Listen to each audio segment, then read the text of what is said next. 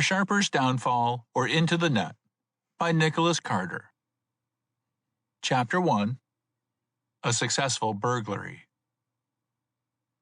In 35th Street, east of Fifth Avenue, there is a house conspicuous among its neighbors in that it differs in construction by being of the variety known as the English basement style. Entrance to the house is secured through a door reached by 1 or 2 steps from the pavement. The dining room of the house is nearly on a level with the street, while the parlors are on the 2nd floor, reached from the lower hall by a flight of stairs. The front parlor is enlarged, and the front of the house ornamented by a bay window extending some 3 feet beyond the line of the house.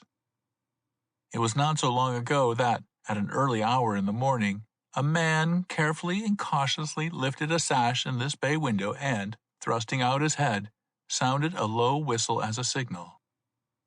Had anyone been present on the opposite side of the street, or looking from the windows of the houses opposite, they might have seen another man cautiously come from a corner of the little courtyard in front and, after a careful look up and down the street, return the signal in the same cautious manner.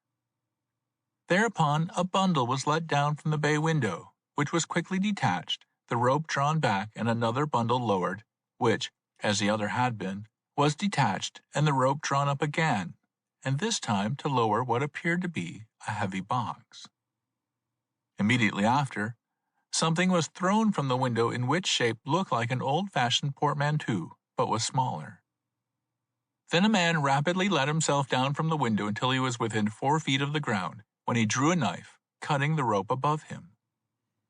This gave him a drop of at least 4 feet, but it left only a short end of the rope dangling from the bay window, at a height not likely to attract the attention of a passer-by, the evident object of cutting the rope.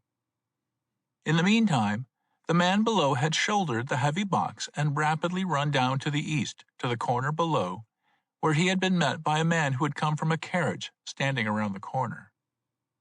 This one took the box from him, and the man rapidly returned to pick up one of the bundles concealed behind the fence, and the article that had been thrown from the window. As rapidly he ran down the street as before, while the other man, who had come from the parlor floor by the rope, stationed himself across the street and anxiously looked up and down as if standing ready to make a signal.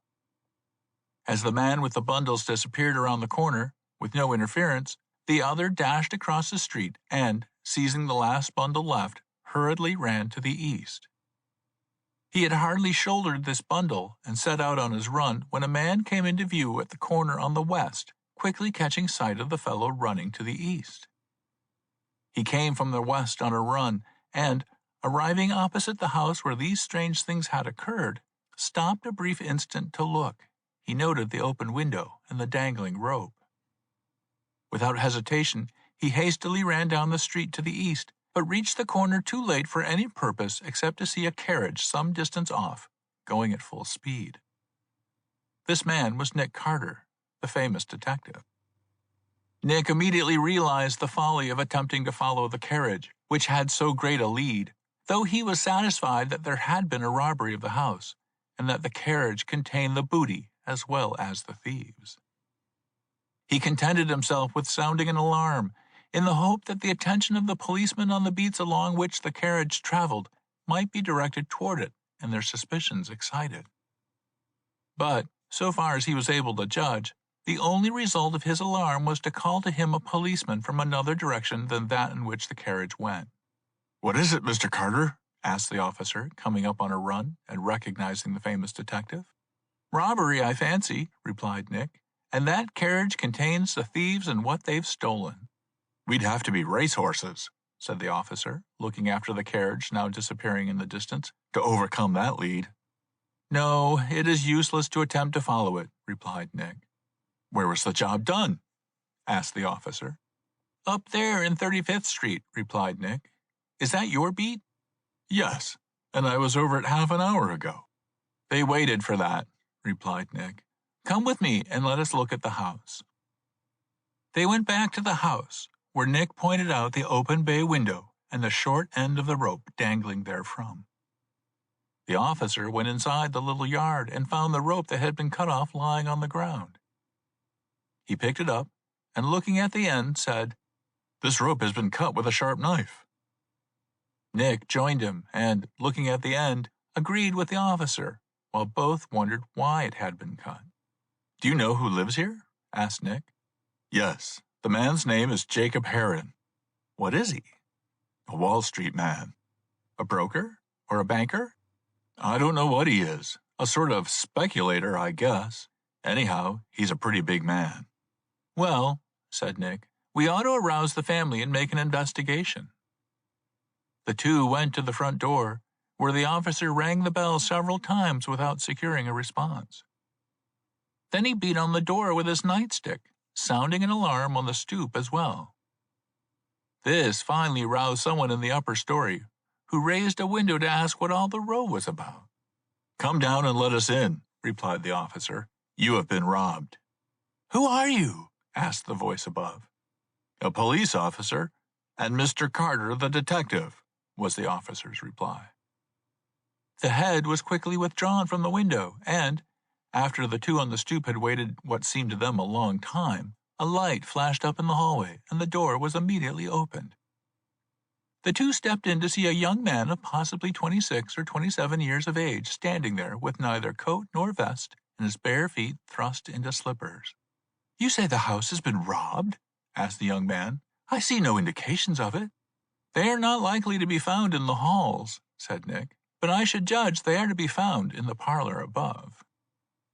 The young man, without a word, led the way up the stairs to a furnished hall room in which the stairs opened. Here he lit one of the lights of the chandelier, and Nick saw in a glance that the parlor in the front communicated with this furnished hall, occupying the whole width of the house. They entered the parlor to discover little that was noteworthy. The window was open in the bay, and they could see in the parlor, what was not observable from the street, that a side window of the bay had been raised sufficiently to permit a rope to pass under the sash, and that the rope had been made fast around the division between the windows. There had been little, if any, disturbance of the furniture. On a sofa in the corner lay a silver mug. Nick pointed to the mug, without making comment upon it, however. "What room is that at the rear of the house?" he asked. "I suppose it might be called the library," replied the young man, "since all the books that are in the house are there. It is the largest room in the house, and is occupied by the family in the evenings when the folks are at home." "Then the family is not at home?" asked Nick. "No, Mr. Heron has gone to Chicago and took his wife and daughter with him as a sort of pleasure trip for them." "Who are you?" "I am George Temple, a nephew of Mr. Heron." "Are you a member of this family?" "In a way," replied the young man Temple. "I am very intimate here, but I'm here now only because the family are away. Uncle Jacob asked me to sleep here and guard their house in his absence." "Well," replied Nick, "it doesn't seem as if you guarded it much." "No," laughed the young man. "I never heard anything until I heard the sound of the officers' club on the door. Take us to that rear room." Temple led the way across the hall to this room, which occupied the whole width of the house, lighting a jet of the chandelier. If there had been no indications of a robbery elsewhere, there were plenty to be seen in this room. Two handsome desks had been forcibly opened and rifled, the contents being scattered on the floor, that is to say, such as had not been carried away. The drawers of the bookcases had been pulled out, their contents hastily pulled over, much having been thrown on the floor.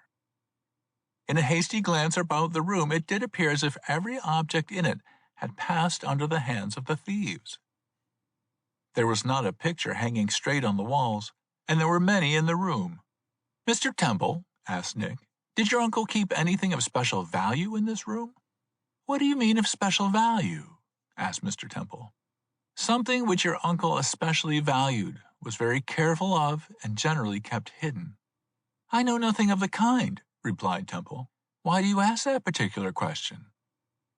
Nick pointed to the picture, saying, "It would look as if the thieves, in hunting for some special things which they did not find, had hunted behind every picture in the room. The inference is that they knew that some object of value, which they were anxious to obtain, was concealed somewhere within this room." The young man, Temple, looked curiously at the detective, as if the remark of Nick indicated a shrewdness not known to him, but he made no reply. "Do you miss anything from this room?" asked Nick. The young man closely examined the room and, completing his investigation, came back to Nick to say, "I missed 2 rather valuable bits of bronze that my uncle picked up abroad.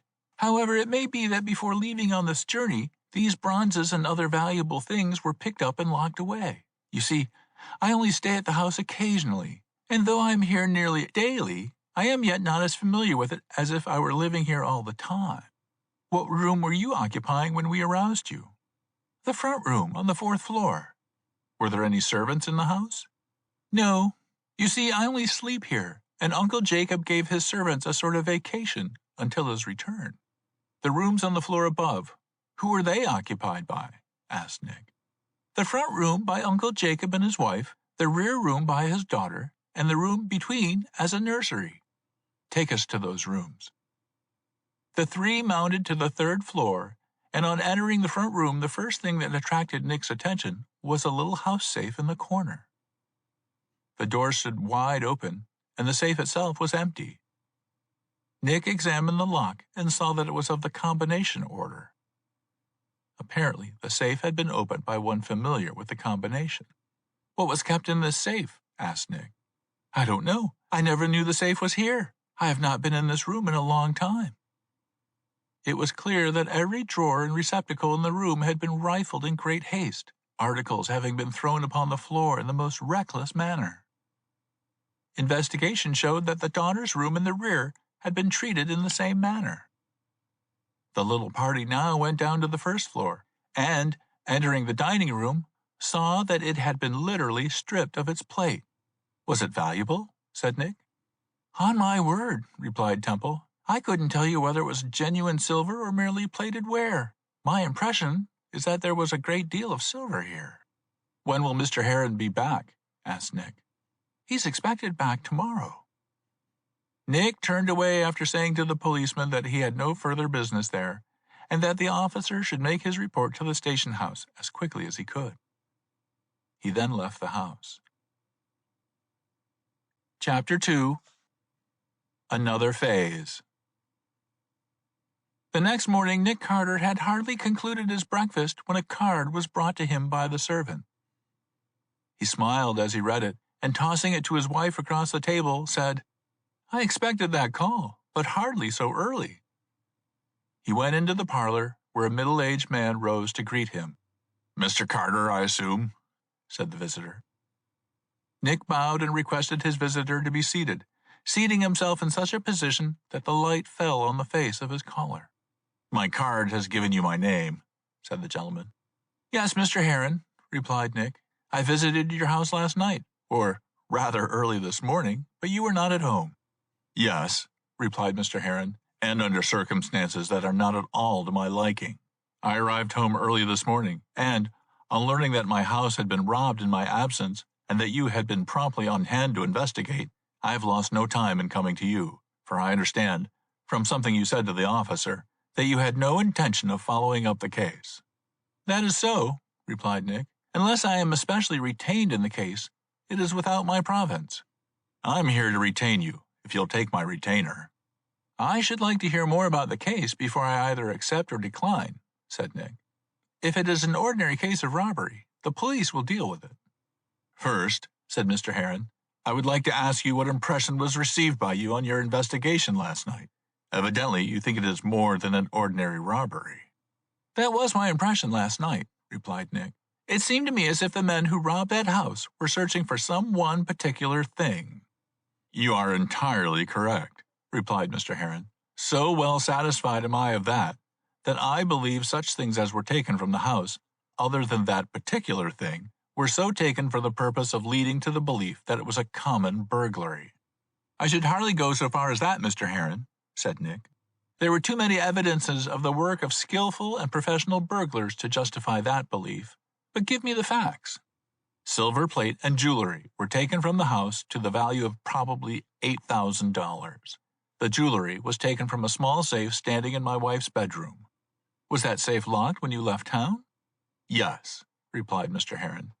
"And the curious thing is that, before leaving town, I changed the combination without informing my wife of the change, a habit of mine always on leaving town." "Did you tell no one of that change?" asked Nick. "I told no one, but, making a memorandum of it, placed it in my pocketbook." "And yet the safe was opened?" asked Nick. "Yes, and without force."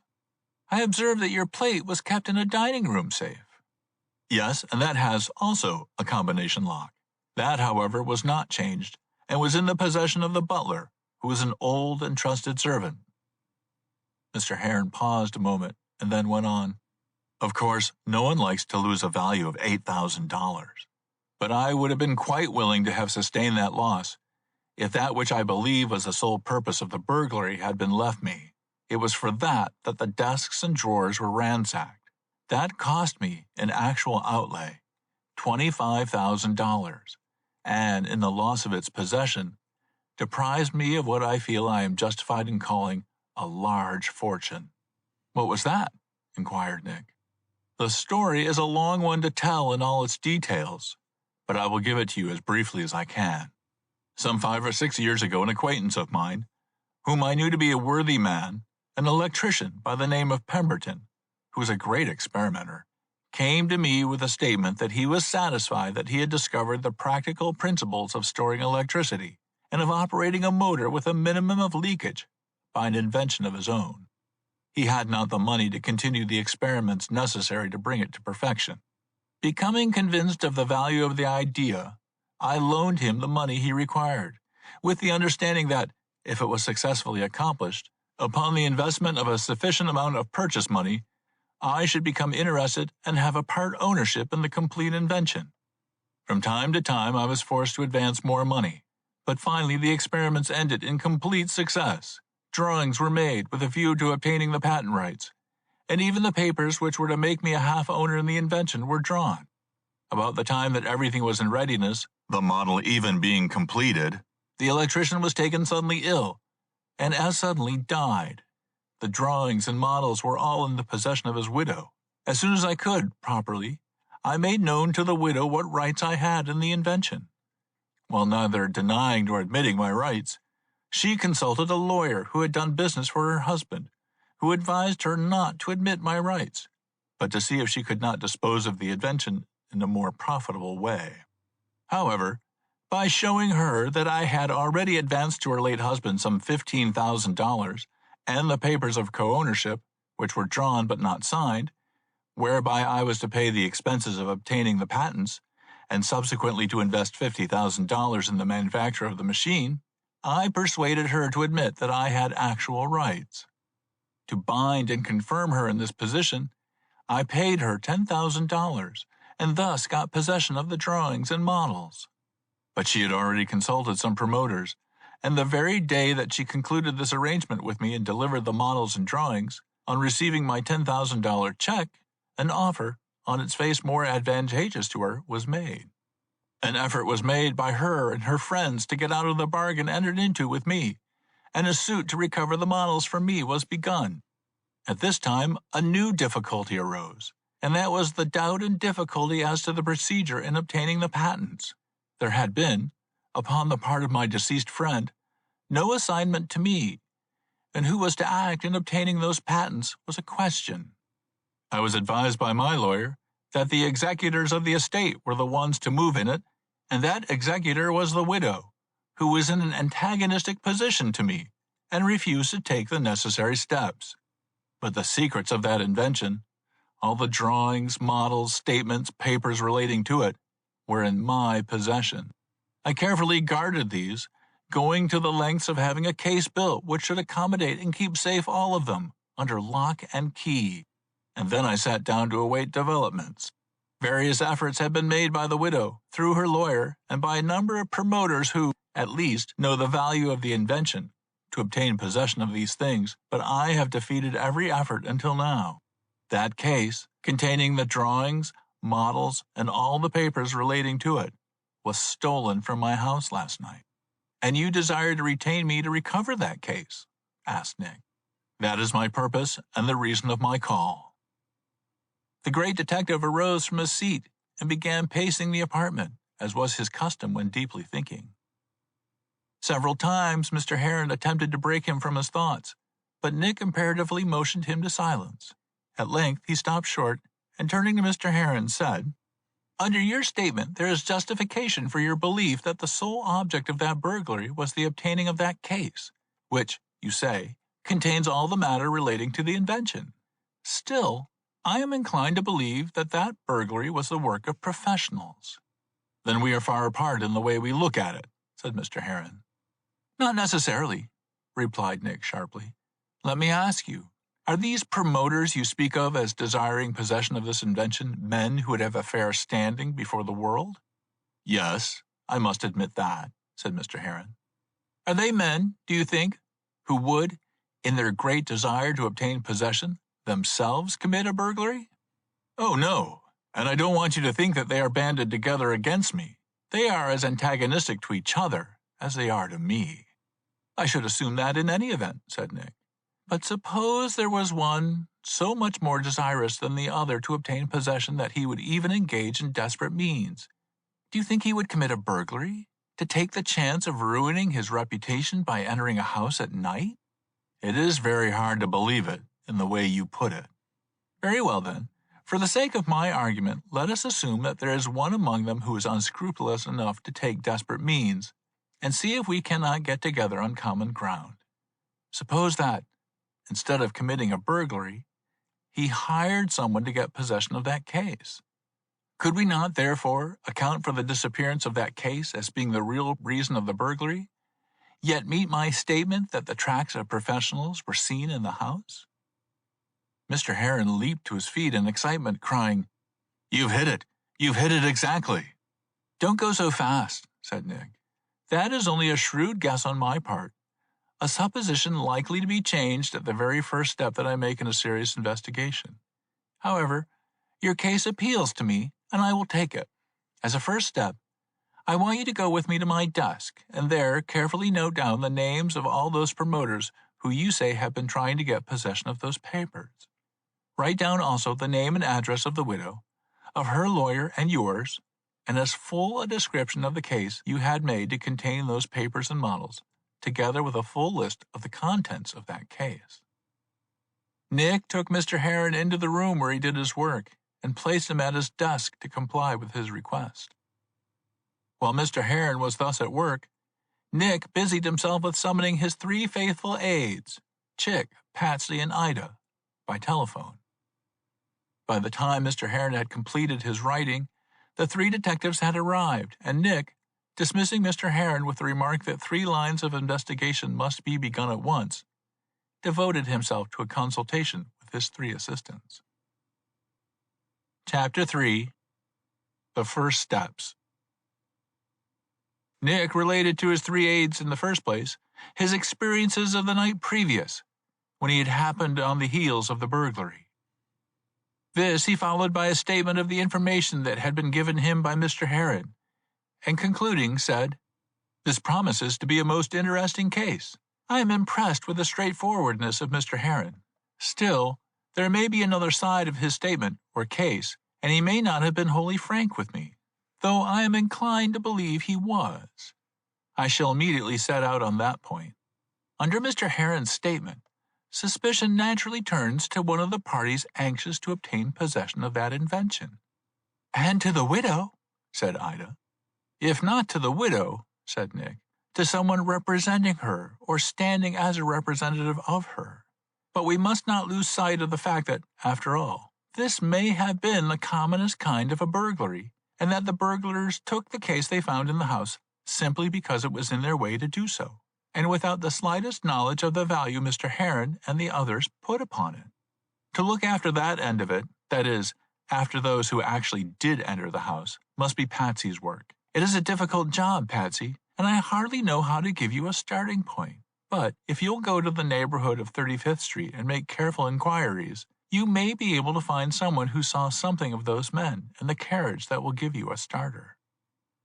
Patsy nodded, but seemed to be thinking of something else.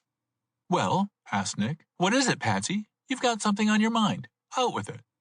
"It's this, Chief," replied Patsy. "Say, didn't you say that his nibs, this Heron, had a case made to hold those papers?" "Yes," replied Nick. "Well then," said Patsy, "the thing is whether anybody, except Heron, knew of this case." You mean, said Nick, whether any of those who are opposing Mr. Heron knew that the models and papers were kept in a case especially made for them by Mr. Heron. That's what I mean, said Patsy.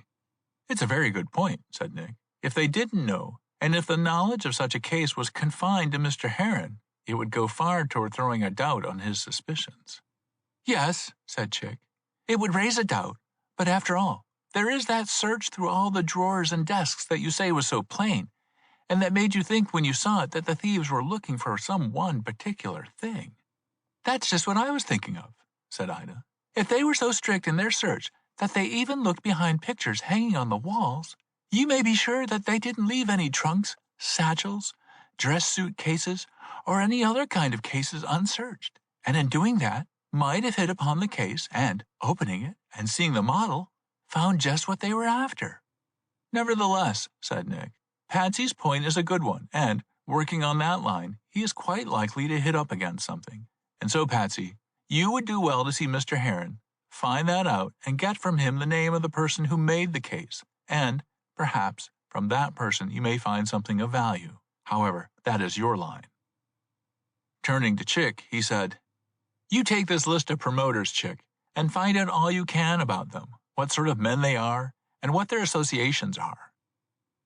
To Ida, he said, I want you to get acquainted with the widow and find out what you can. It is even hard to suggest what it is you are to find out, but if you get her confidence, she may tell you some things as to those who have made her offers that will be valuable in this inquiry. As for myself, I shall go again to the 35th Street house to make a closer investigation, and I will take up the lawyer with whom Mr. Heron has consulted. Now let us scatter and meet later in the day to compare notes and determine upon a plan of action in the light of more knowledge than we have now. Nick Carter's first step was a visit to the house in 35th Street, where he found Mr. Heron awaiting him. Since my return, I have carefully figured the value of the articles taken from the house, he said to Nick. All of the jewelry left in the safe in my wife's room is missing. The value of that is about $5,000. All of the plate that was genuine silver has also been taken. The value of that does not exceed $2,500. Fortunately, Mrs. Heron had deposited in the safety deposit vaults the more valuable part of her jewelry some 2 weeks ago, as not being required for some months to come. Thus, the loss is figured down to about $7,500, apart from the case, concerning which I am so anxious. Then, asked Nick, apart from that case, what was taken was from the safe in Mrs. Heron's room and from the dining room safe. That is all, replied Mr. Heron. Now, I want to say that, with that case out of my hands, there stands me in an actual loss, about $33,000. My anxiety today is to secure the return of that case and its contents. In securing that, I secure what represents to me an outlay of $25,000. I am quite willing to sacrifice the other valuables in order to get that case back again. Indeed, I am willing to spend more money, and, with this statement, I turn the matter over to you to do as you think best, pledging myself to respond to any demand you may make upon me. Nick looked at Mr. Heron very seriously for a moment or two, and then said, I presume you know, Mr. Heron, that there is such an offense in the eyes of the law as compounding a felony.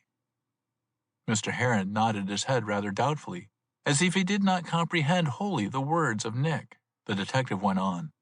Your words might be tortured into the meaning of instructions to me to compound this felony. I do not intend, said Mr. Heron, to do anything wrong. I want to impress you with the idea that my main desire is to recover that case and its contents intact, even if it be at a considerable cost to myself. To this, Nick made no reply, merely bowing, and said, There was a young man in the house last night with whom I talked, Temple by name. Yes, replied Mr. Heron, a nephew of mine, the son of a sister, who, though not living with us, is nevertheless very intimate in the house. He slept here during the absence of the family at my request. Do not think, Mr. Heron, said Nick, that I am pointing to or giving expression to any suspicions in the questions that I shall ask. I am seeking all sorts and every little bit of information in them. Now then, you trust this young man? Utterly. What are his habits? Excellent. He does not dissipate? No, not in any direction. If he is under any criticism as to his course of life, It is that he is too much devoted to athletic sports, and that they have the only interest he has outside of his business relations. What are his business relations? He is the secretary and treasurer of a small manufacturing concern of which I am the chief owner, and he is my representative in that affair. Now, as to his associations, he is a member of an athletic club and spends most of his leisure hours with its members, and, I have inquired to learn, they are a very proper set of young men whose chief aim is to bring their physical powers to as near a point of perfection as possible. What is that organization? The Grecian Athletic Club. Nick made a memorandum of this club and turned his attention to the safe in the dining room. A close investigation satisfied him that, by some means, the combination had been found and the safe opened without force. He also found what had not been observed by Mr. Heron, that the draperies in the parlor had been used to wrap up the plate taken from the safe. Going to the smaller safe in Mrs. Heron's room, there were also indications that that safe had been opened in a like manner. Mr. Heron had stood by silently while the detective was making these investigations, and when Nick turned from them, he asked, "Well?" "I told you this morning," said Nick, "that I believe skillful and professional burglars had been at work here. A second examination satisfies me that I was right in that statement, and I go further and say that a skillful lockman was at work." "Ah!" Mr. Heron made this exclamation, but in a tone that suggested to Nick that he did not comprehend its significance. "You do not take in all my meaning," said Nick. "It means that I can narrow the search for the burglars to a comparatively small circle. There are not so many skilled lockmen among the burglars who are not pretty well known to the authorities." Nothing had been changed in the house since the arrival of Mr. Heron and his wife, and Nick again went over the work done by the burglars in searching the desks, drawers, and other receptacles in the house.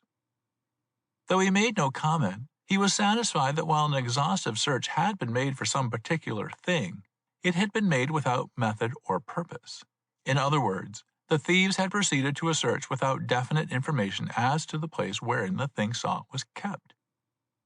Evidently, all that was known was that Mr. Heron kept these drawings and models within his dwelling house, and that information might have come from Mr. Heron himself.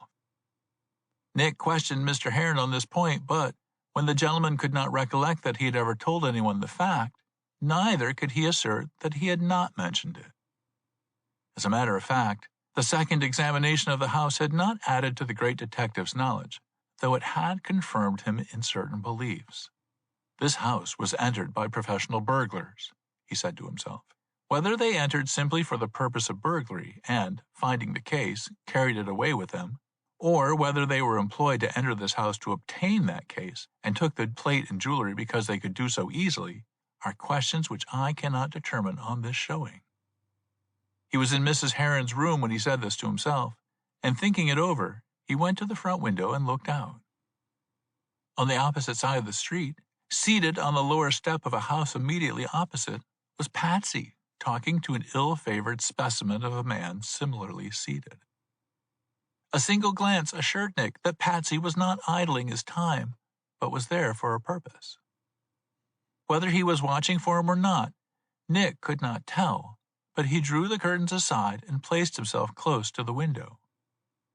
Patsy saw him at once and made a series of rapid signals to Nick. They meant to Nick that Patsy had hit upon a man important in their search, that he wanted the man followed while he, Patsy, could make a change in his appearance. Telling Mr. Heron that he had no more business in the house and would at once begin the search, Nick descended the stairs and, opening the front door, stood a moment within the vestibule, where he signaled to Patsy with his hands that he had understood him. Patsy immediately got up, and after a word or two with the fellow beside him, walked off in the direction of the west without looking behind.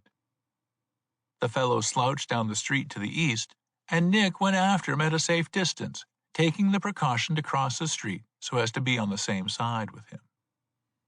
Nick did not know the purpose of the shadow, but he had confidence enough in Patsy to take up the line suggested blindly. The man led Nick to 3rd Avenue, where he turned to the right or toward 34th Street. Here, Nick made a mark in red chalk on the corner, which should indicate to Patsy the direction in which they turned. At the corner of 34th Street, the fellow crossed to 3rd Avenue and stationed himself against a pillar of the elevated railroad, from which point he could keep an eye on each of the 4 corners. He watched each of these corners as if he were waiting for someone. Nick put himself out of sight after he'd made a mark on the pavement with red chalk that would tell Patsy on his return that he was there and waited. But he did not wait long, for Patsy, in an excellent makeup of an East Side tough, slouched up.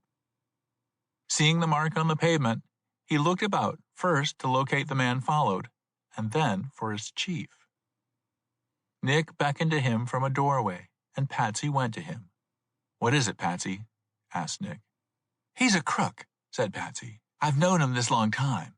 He wasn't in the 35th Street job, but he's on to it and is doing a little fly cop work himself." "I don't catch your meaning," said Nick. "It's this way. The fellow is Spike Thomas. He suspects that 2 men that he has worked with sometimes had a job last night. He suspects that the job was the 35th Street house. He's wanting to get on straight so as to get into the divvy. He tumbled to me as being on your staff, and he tumbled to you at the door. He knows we're working on the case, and he tried to put it over me to find out how much we found out." "What did you tell him?" "That we had found out nothing and suspected nobody, and that was dead right, for we don't yet." "Did you find out whom he suspects?" "Oh, no, he's too fly for that. But I'm certain he's laying for the 2 that he thinks did it." "He probably thinks right," said Nick. "He makes a starter for you, Patsy." "That's what I thought," said Patsy. "Anyhow, I'll stick to him and see who he talks to and how he talks." "That's right," said Nick. "And I'll leave it to you while I go on other lines." Nick went away, and Patsy placed himself for a long watch. Spike Thomas stood still at the corner, keeping a sharp eye on all who passed or appeared on any of the 4 corners. Chapter 4. Overreaching a Sharper. An hour passed, during which Spike Thomas waited as patiently as Patsy, on the opposite corner, patiently watched him. At the end of that time, Spike showed by his action and his vigilance that the person or persons for whom he had watched had come into view. Presently 2 men crossed from the lower side of 34th Street to the corner where Spike was standing, and as they passed him, carelessly nodded to him. Spike spoke to them, and they halted. What passed between them, of course, Patsy could not tell, but it evidently ended in an invitation to drink on the part of one of the 2 strangers, a man who in his outward appearance looked like everything else but a thief and burglar. As Patsy was preparing to follow, he suddenly became aware that a man had stopped on the pavement immediately in front of him and was regarding the group across the street most intently. Looking at this man closely, Patsy quickly recognized a celebrated detective from Chicago. Stepping up to him, Patsy called him by name, revealing himself to the Chicago sleuth. "What do you know of those men over there?" he asked. "Are you after them?" asked the Chicago man in return. "I am after the one who's on the corner that they spoke to. He is Spike Thomas, a New York crook, 2nd-story man." "That dressy man that's talking to him," said the Chicago man, "is Jimmy Lanigan, the swell crackman of Philadelphia. He's the best lockman in the world. I was surprised to see him here, for I supposed he was in St. Louis. He was in Chicago all last winter, and while we suspected him of several jobs, we couldn't fix it on him."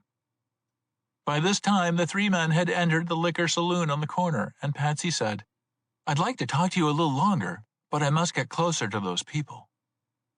He slipped across the avenue, and the Chicago sleuth went his way. Peering into the saloon, Patsy saw the 3 men standing in a little group at the bar. There was no one else in the saloon, and Patsy did not dare to enter lest his appearance should be noted, but he did see that Spike Thomas was urging something strongly on the one the Chicago sleuth had called Lanigan, and he heard the latter say in a rather loud voice, "We can't talk about it here. Let's go to another place." Patsy retired from the door and took such a position on the corner that he could observe both the front and the rear doors. In a few minutes, the 3 men appeared at the front door and, turning the corner, walked down 34th Street in the direction of the East River. Patsy sauntered after them. It was not a difficult matter to keep them in sight, although from time to time both Thomas and Lanigan looked behind them. Patsy thought it was more because of habit than in a belief they were being followed. Their way took them to the last block of the street, and here they turned into a saloon which was well filled with customers, and where they could easily talk without attracting attention. At the rear of the saloon in the corner was a table and some chairs. At it, Spike Thomas, Lanigan, and his companion sat down and immediately entered into a close conversation. In the beginning, the talk was almost entirely conducted by Spike Thomas, Lanigan's replies seemingly being a series of denials. By and by, Patsy drifted to the table next to the party, but which was still some little distance from it, too far away indeed to hear what was being said by the three, as they talked in a low tone. Finally, however, Spike Thomas raised his voice a bit, apparently a little angry, and said, "What are you giving me? I know you was into it, and you had a right to take me in. It's no way to treat a pal. I got something up me sleeve, and if you don't take me in on the level, I'll make trouble for you." Lanigan merely laughed and called for some more drinks, but the third man was evidently inclined to regard seriously the threat conveyed in Spike's words. Speaking to Lanigan in a low tone, he rose from his seat and took Lanigan apart and talked earnestly and vigorously.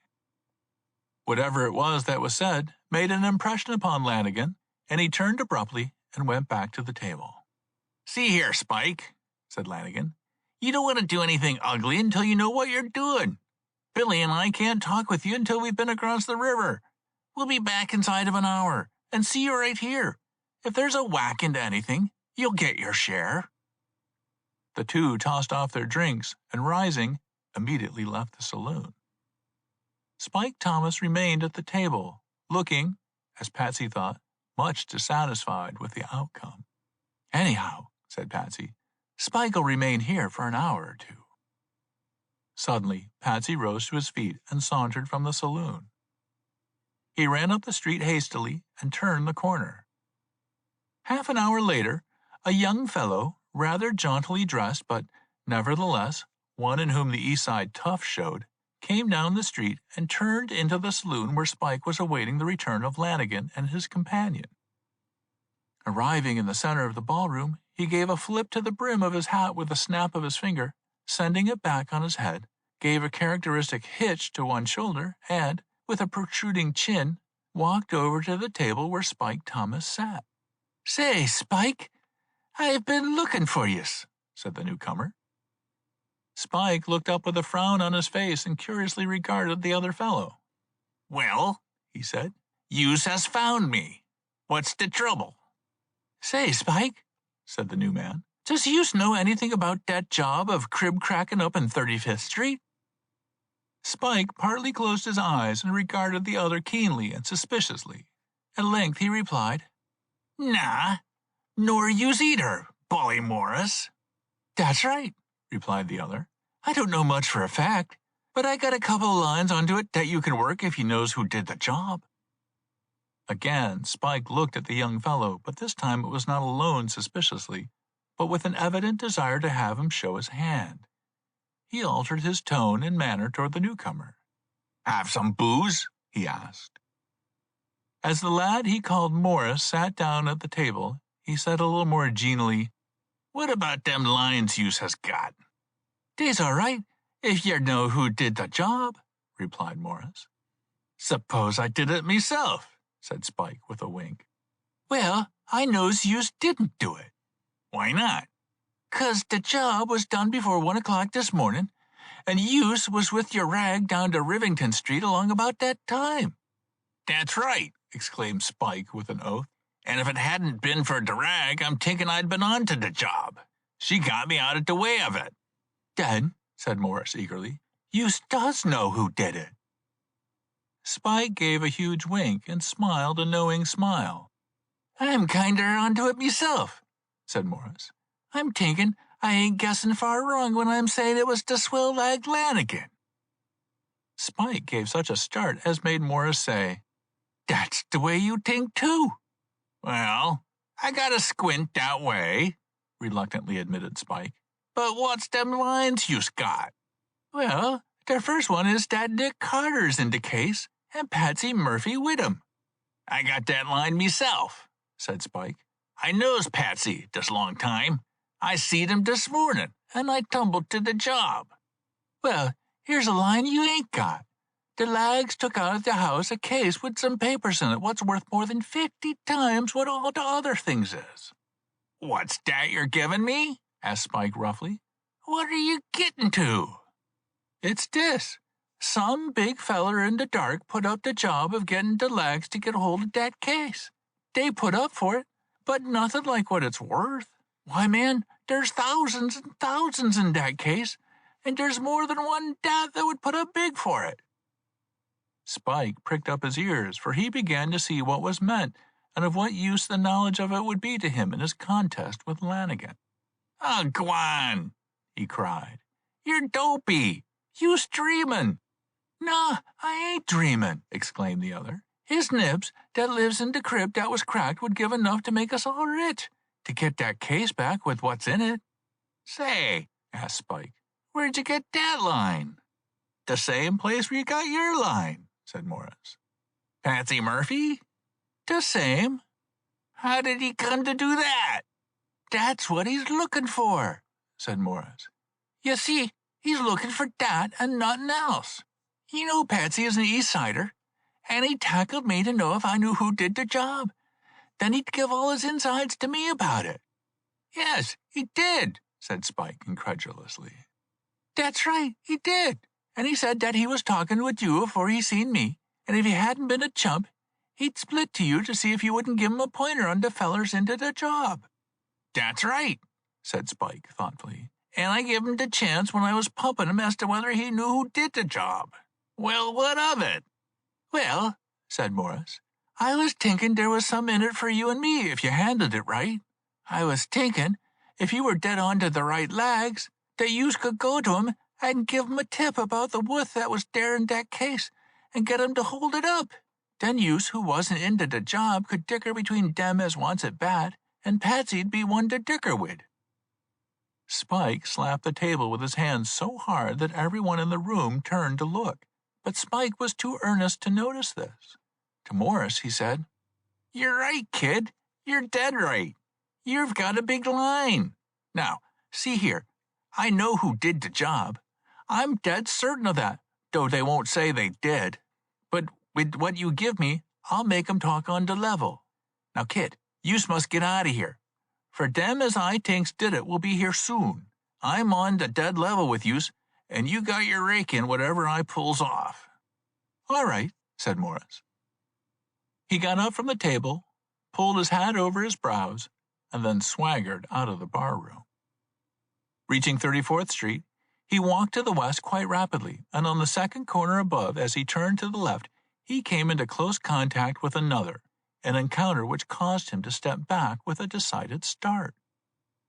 Then he laughed aloud, most heartily, and if at nothing else, at the look of vast astonishment which spread across the face of the other person. Both the laugh and the look of astonishment were justified.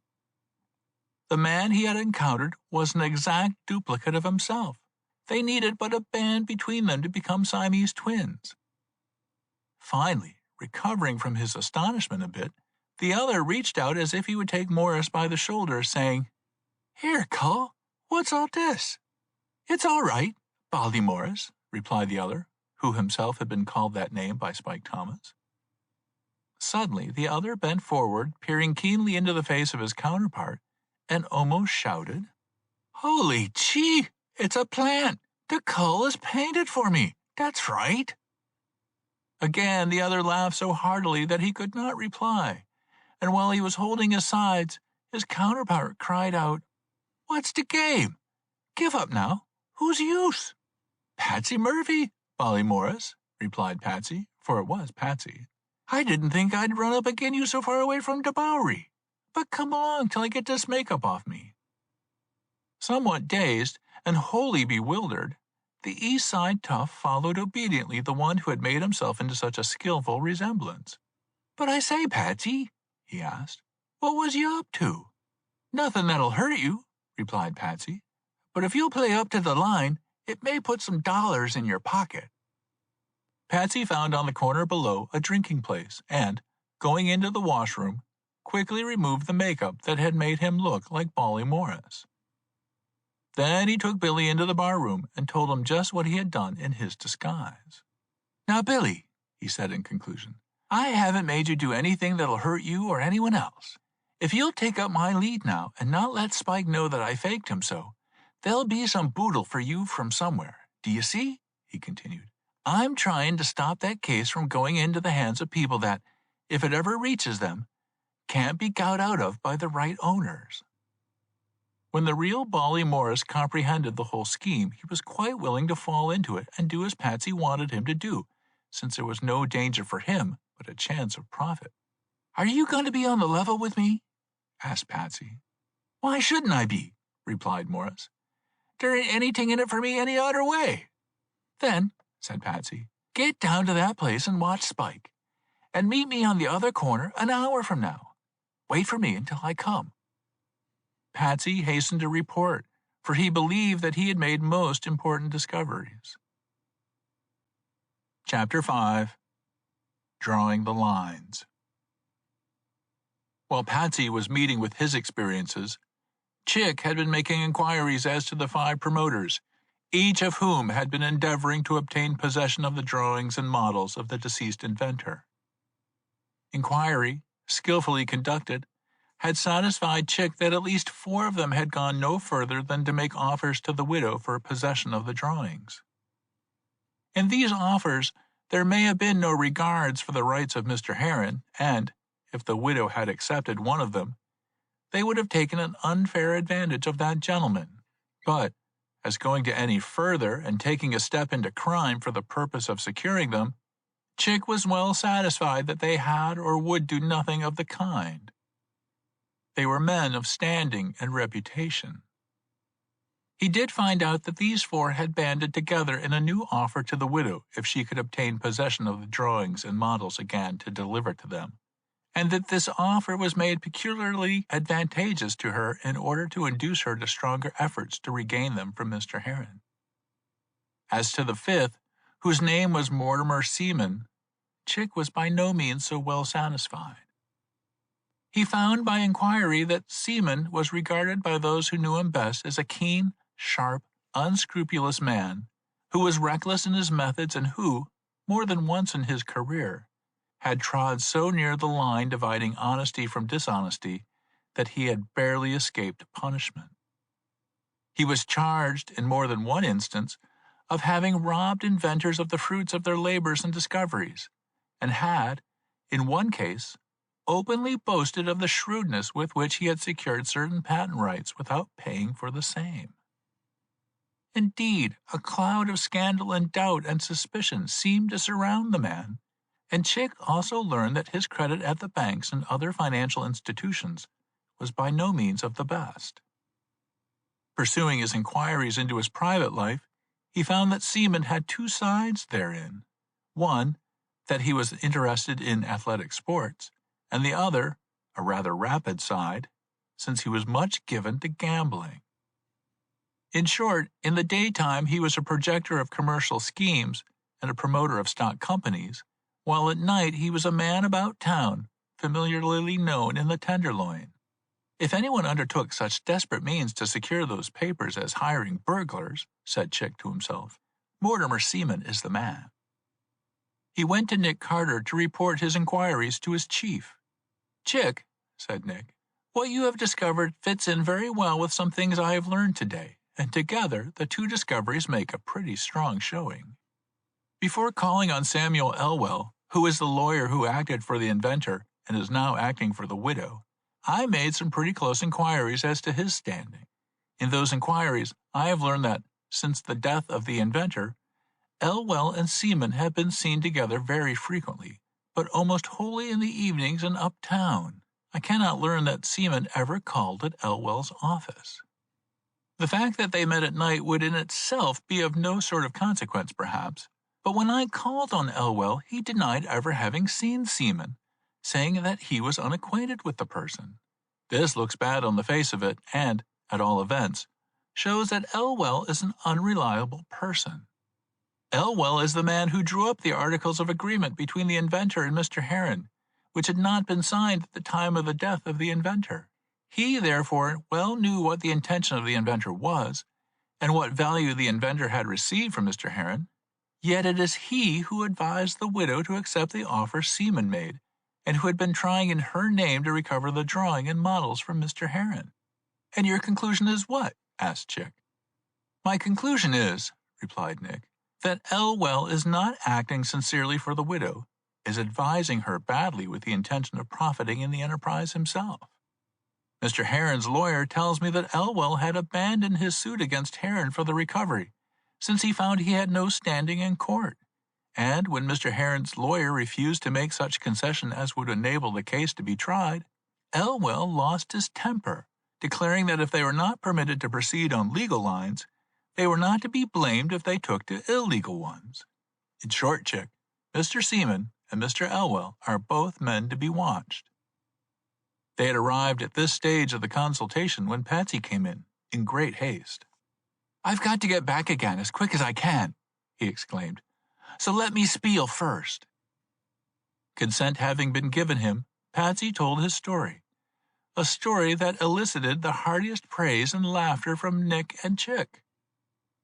That which struck Chick as the most humorous was that Patsy, after having assumed the disguise of an East Side crook, and as he was hastening away with the view of getting rid of it, should run against the original himself.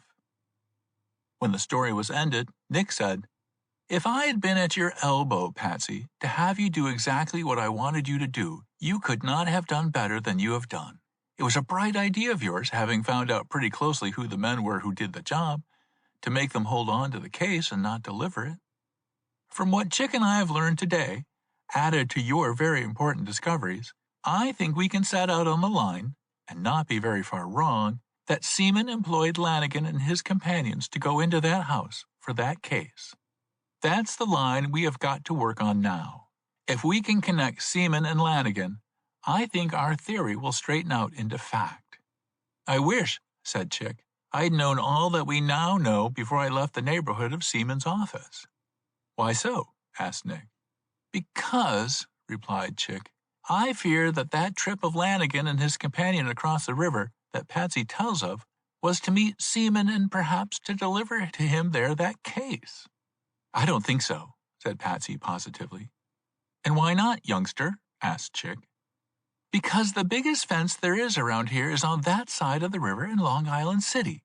I don't know how long it's been there, but a crook told me about it a week ago, and when I heard Lanigan and the other fellow say they were going to the other side of the river, I dropped that they were going to make arrangements for taking the stuff they took out of that house in 35th Street over there." "I think Patsy is right," said Nick. "I hardly think they would cross the water to meet Seaman, but I do fear that case has already been delivered to Seaman, was delivered before day broke." Chick looked up quickly at Nick and said, "Then it is your plan to make the fight on the Seaman line?" "Yes," said Nick.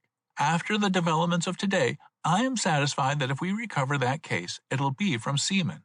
However, we are hardly in deep enough to be positive about anything. I have great hopes from what Patsy may learn this afternoon, and, Chick, I think the thing for you to do now is put yourself on Seaman's trail and follow him up to see where he leads you." "If that is so," replied Chick, "I'd better get to him as soon as I can." "And I must get back to my assistants," laughed Patsy. Without further delay, both Chick and Patsy left the room and hurried off in their different directions. The two young detectives were hardly out of sight when Ida made her appearance to report the results of her labor during the day. As she entered, Nick said, "I hardly expected to see you today, Ida, but your coming now would indicate that you have something to say." "I have," replied Ida. "I have seen and had a talk with the widow, Mrs. Pemberton." "So soon?" said Nick, highly pleased. "That is very quick work, Ida." Ida laughed and replied, "I had unusual good luck. Finding out where Mrs. Pemberton lived, I saw at once that her next-door neighbor was a friend of mine. Going there, to that friend, I found out that the two, my friend and Mrs. Pemberton, were quite intimate friends. At all events, very neighborly, frequently exchanging calls. That is how I came to meet her so quickly. When I was in the rooms of my friend, Mrs. Pemberton ran in, and it was not a difficult matter to get Mrs. Pemberton to talk of that which is nearest to her heart. That was indeed unusual luck, said Nick. Nick Carter's luck, said Ida with a laugh. No, replied Nick. If it was anybody's luck, it was your luck. But I don't think luck had anything to do with it after all. It is hard work and quick seizure of opportunities when they present themselves. And your luck was in seizing quickly the opportunity you saw. But what did you learn? The chief thing I learned, said Ida, is that Mrs. Pemberton is beginning to believe she has been badly advised, and that she believes it would have been better for her had she followed the intentions of her husband and stuck to Mr. Heron. She is poor and without money.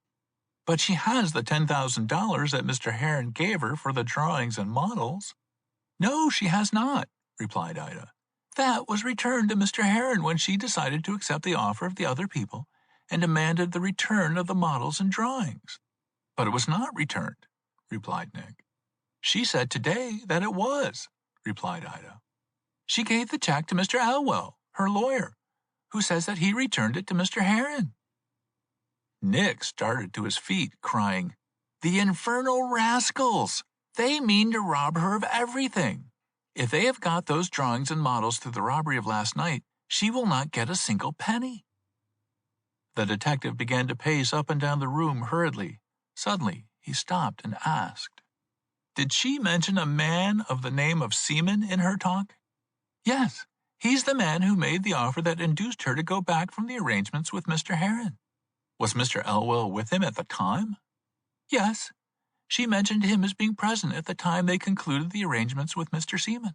Mrs. Pemberton said that Mr. Elwell wrote a paper in her rooms at the time, binding her to let Seaman have the drawings and models, and Seaman to the payment of certain sums of money at certain periods, which they both signed." "They are a pack of rascals!" again exclaimed Nick. Elwell knew that Mrs. Pemberton was in honor bound to let those drawings and models go to Mr. Heron, and that, in accepting the check of $10,000, she was legally bound. But he has stolen that check and left her without a cent. I must prevent him from realizing on that check if it is not too late. Follow up on your acquaintance with Mrs. Pemberton, Ida." Nick hurried to the office of Mr. Heron and learned from him that up to 12 o'clock that day, the check for $10,000 which he had given to Mrs. Pemberton had neither been received nor tendered to him, and that it had not been presented for payment. Under Nick's advice, he hurried to the bank to stop its payment unless it was presented by the one in whose favor it was drawn. Chapter 6. A Strange Meeting. When Patsy returned to the place he had appointed to meet Bawley Morris, he was surprised to see that person waiting for him with Spike Thomas. So warm was their greeting of him that Patsy began to think that they regarded him as one of their pals. As the proper way to open up the business of such importance, Spike asked Patsy to join him in a drink, and when they were ranged at the bar, Spike said, "I say, Patsy, was yous on the dead level, or was yous giving Bawley a stiff about that case?" "No," said Patsy soberly. "I was on the dead level about it. Say, I'm giving it to you straight when I'm telling you me boss is only in the case for to get that leather case with the papers in it. He's got to get it some way, and he's sizing it up that it's got to be got by coming down with the dust." "That's straight talk," said Spike. "Of course it's straight," said Patsy. "It's one of the cases where you play your cards with the faces up. Somebody swiped the papers. The man from whom the papers was swiped wants 'em bad, and they're worth more to him than to anybody else. To get 'em back, he'd forget in a minute that his crib was cracked. Now that's all there is in it." "Does yous know for sure that that leather case was swiped?" asked Spike earnestly. "Sure." "Does yous know who did the swiping?" asked Spike. "No, I don't know anything about it," said Patsy. "But you do." "I think I do, but I don't know for sure." "Oh, come off," said Patsy. "You know that Lanigan and another fellow did the job." "That's just what I think," said Spike earnestly. "I'm dead certain of it, but not knowing it for sure. They won't say so." "Say," asked Patsy, "didn't they come back as they agreed to from the other side of the river?" "Yep, they come back all right, but they wouldn't talk. What did they go across the river for? I'm blessed if I know. Then I'll tell you what for, said Patsy. They went across there to stow the sparklers in the tin. The fence, you know. Spike started up with great interest. Oh, come now, said Patsy. You don't want me to think, Spike, that you're so far behind that you don't know that the safest fence around here is across the river. Oh, I heard so, said Spike humbly. But honest, Patsy, I ain't never been there, for there ain't been nothing doing with me for so long that I'm parched back to the roots of me tongue. Well, said Patsy, that's what they went across the river for. But I ain't got nothing to do about that. My peepers are on that leather case. Well, anyhow, said Spike, when they come back, they wouldn't talk any more than before they went. You mean, said Patsy, that they wouldn't say whether they were in that job on 35th Street or not? That's what I mean, said Spike. But say, said Bolly Morris, speaking for the first time, Spike put 'em at him anyhow. Put what at him? Asked Patsy. Oh, I put up the story as to that case and what there was into it if they held on, said Spike. How'd they take it? Asked Patsy. That's just it, said Spike. They took it all in, and they swallowed it for gospel truth. Then the two culls looked at each other, and I see they meant to freeze on it, but was going to freeze me out. Say, Patsy, it was a clean throwdown. They's going to play their own hands on the tip I give them and freeze us out. Are you going to let 'em? Asked Patsy. Not on your solid nut, said Spike. You stand by and see what the next shuffle of cards turns up for trumps. Spike and Bolly Morris winked at each other and laughed. We ought to take Patsy in, said Bolly Morris. No, said Spike.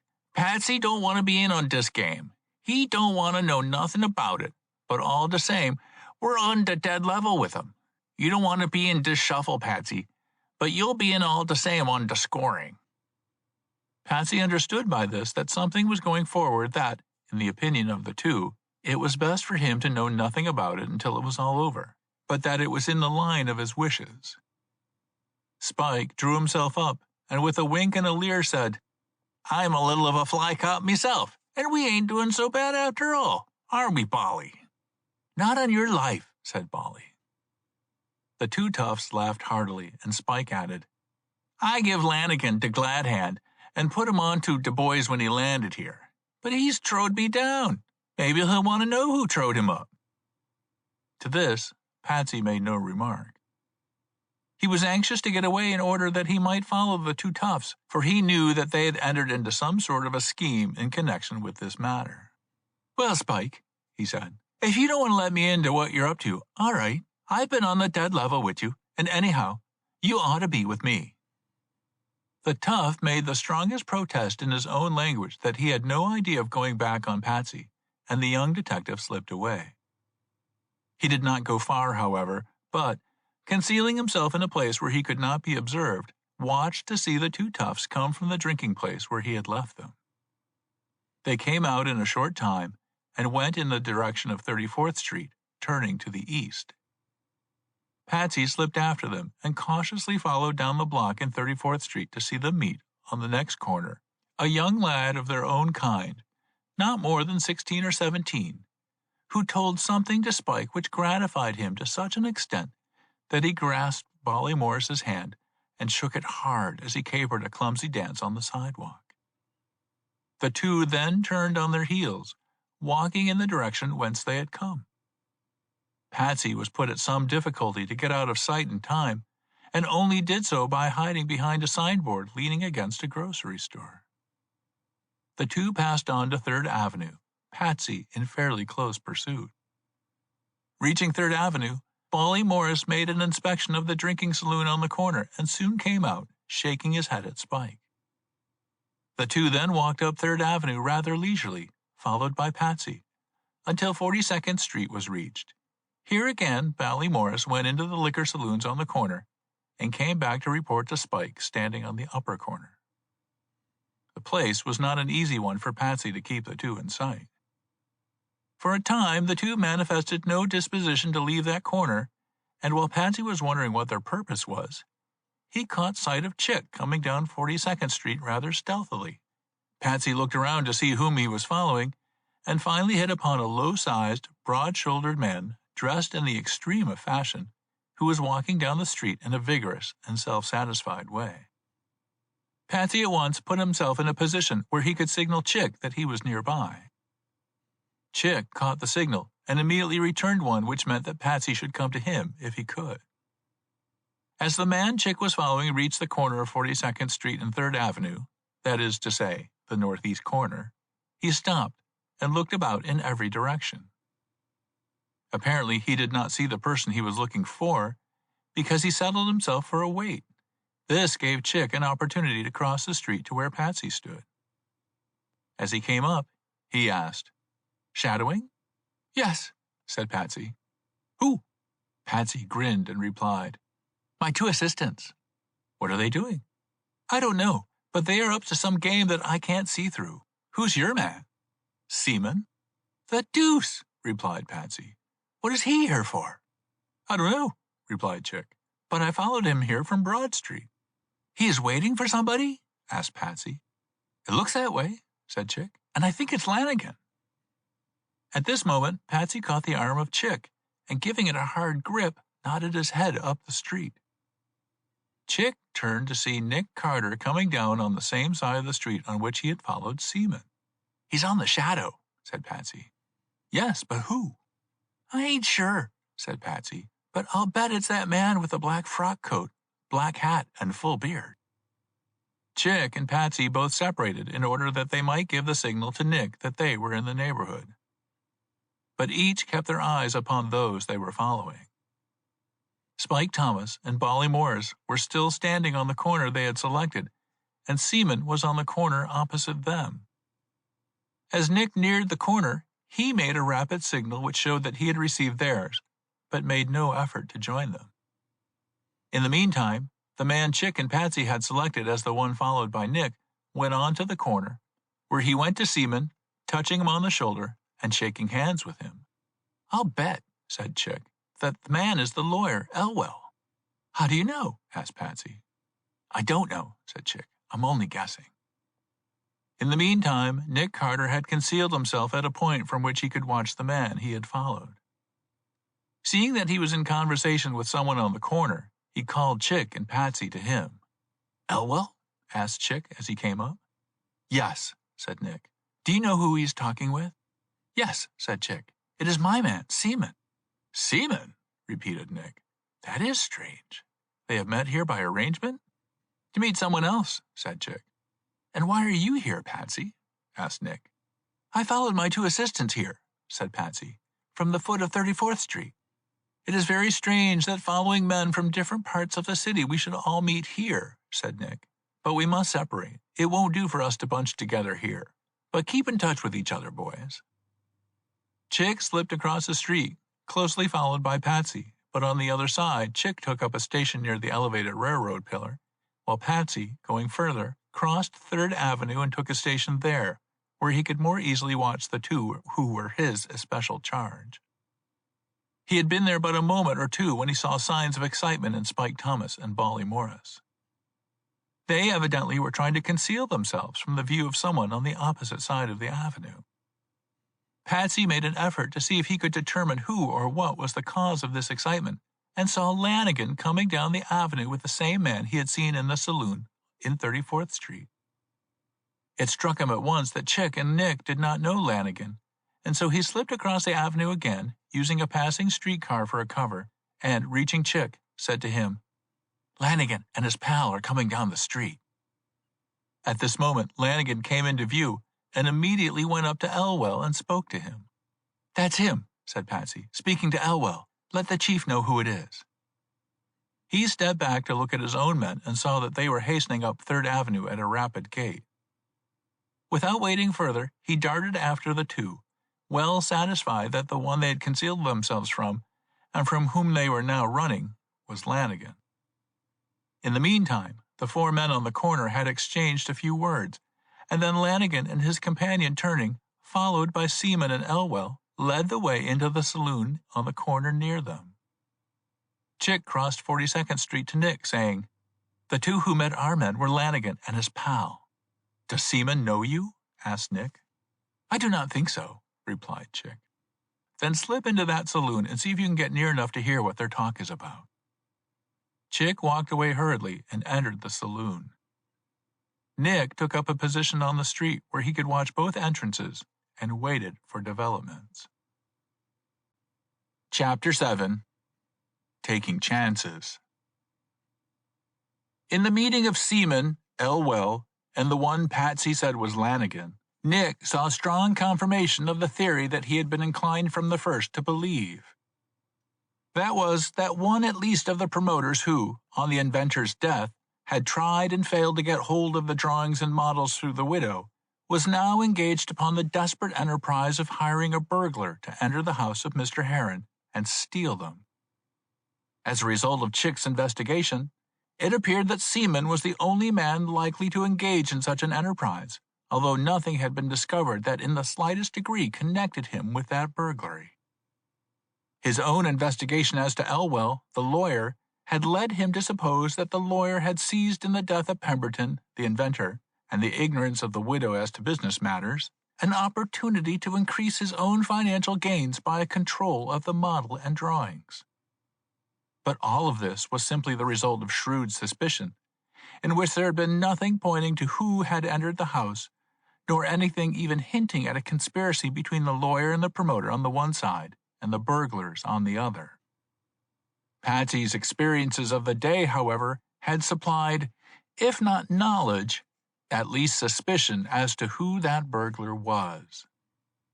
Now, the meeting of the three in a part of the city so remote from the haunts of at least two indicated that they were on the right track, and what had been mere suspicion was rapidly getting into the shape of fact. Lanigan was a new hand in New York. That he had even come to the city had been unknown to Nick. He had never seen him nor come in contact with him, but he had heard of him as a most skillful thief whose line of work was principally that of opening safes, as some of the Philadelphians knew to their cost, for it was in that city he was suspected of making his headquarters. Nick had heard that he had learned the trade of safe lock making and had become an expert in opening safes where the combination had been lost.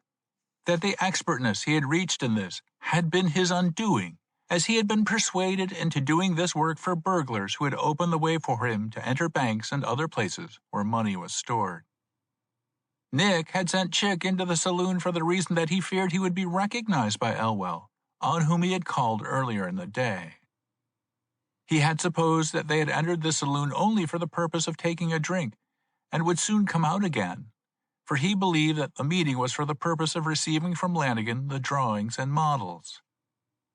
But as the time was prolonged, he began to believe that matters were taking a shape quite different from what he had supposed.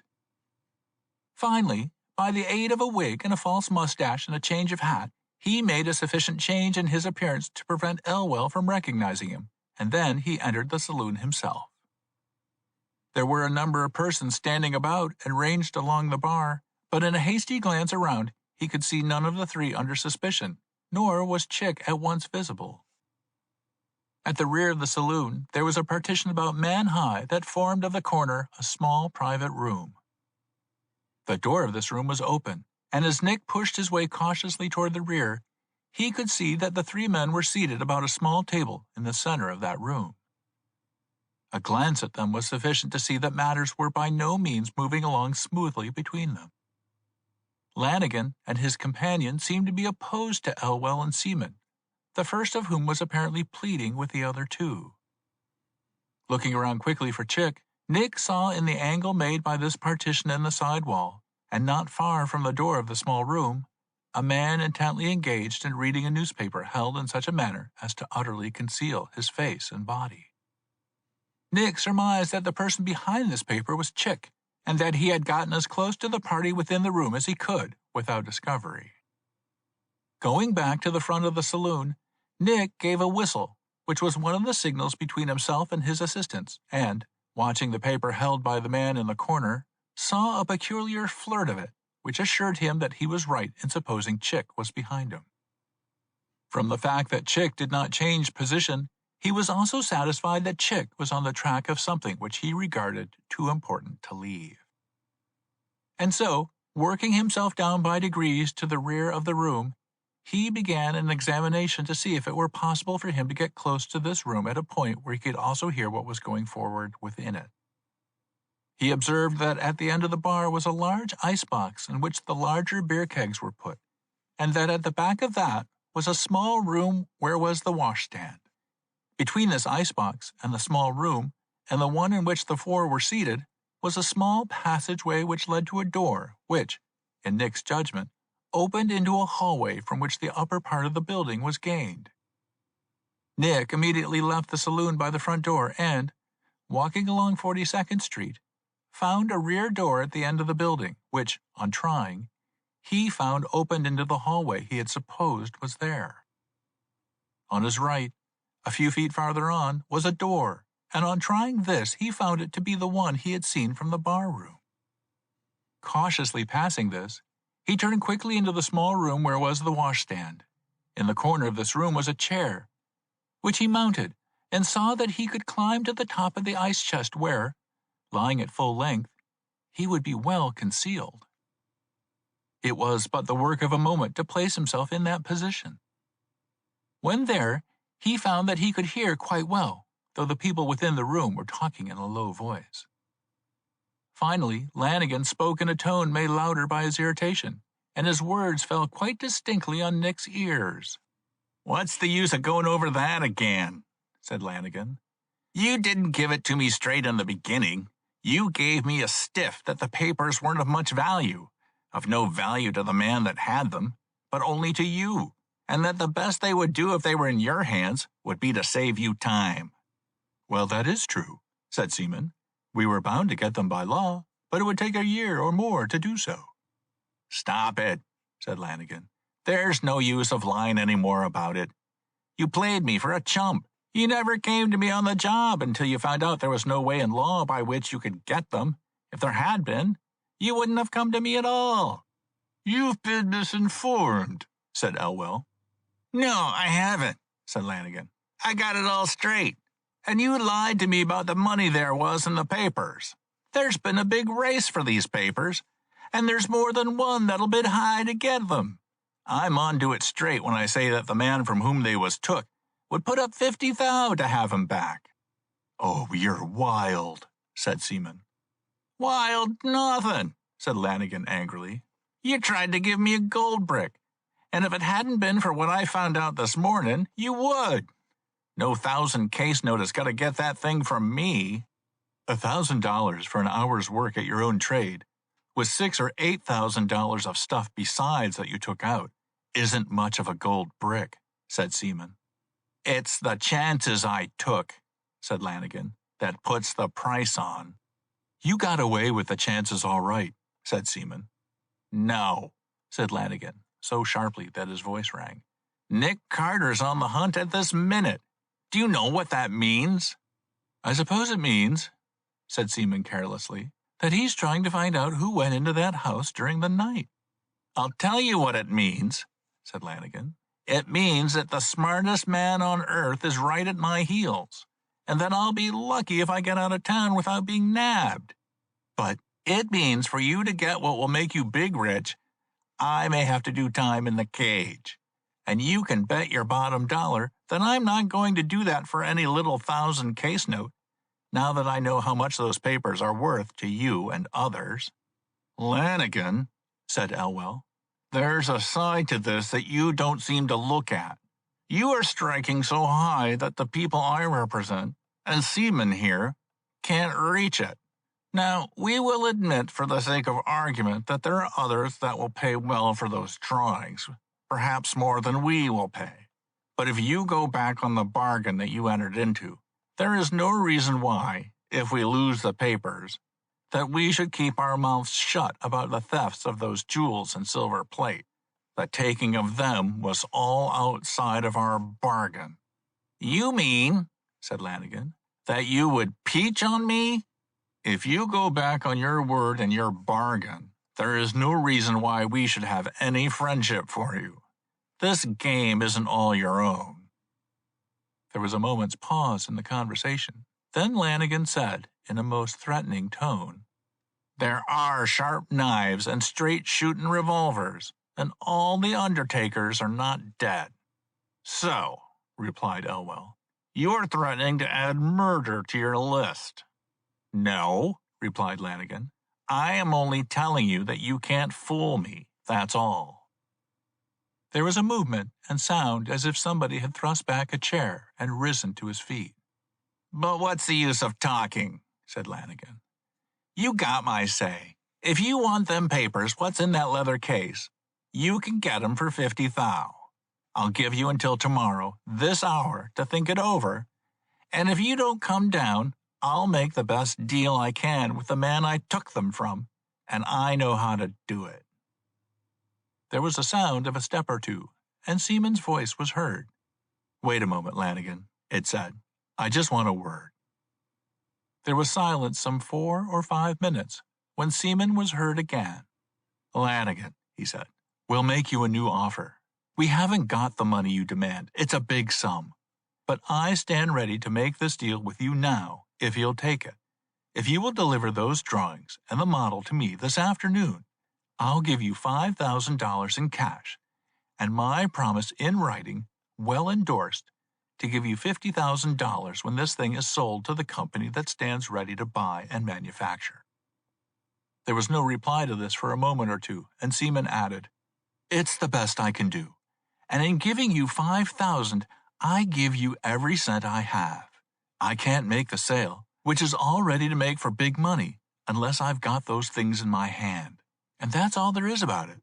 If you don't take this offer, we've got to throw up our hands, and we won't owe you a cent." There was silence following this, which lasted a long time, and it seemed to Nick that Lanigan and his companion must have been consulting over this last offer. Finally, there was a step or two heard, and then Lanigan's voice saying, "Is that 5 thou to be laid down today?" "On the delivery of that leather case, with all that's in it." "How soon can you do it?" asked Lanigan. "As soon as you can deliver the goods." "That's now." "And I have the funds with me now." "Well then, if you close up the first part of the bargain right away, we'll do it." Everybody apparently rose from their feet, and amid the scuffle and movement was heard Seaman's voice. "Let's get about it at once." "Come with me then," said Lanigan. "Where to?" asked Elwell. "You will know when you get there," replied Lanigan gruffly. Nick slipped off the icebox and regained the floor of the little washroom quickly.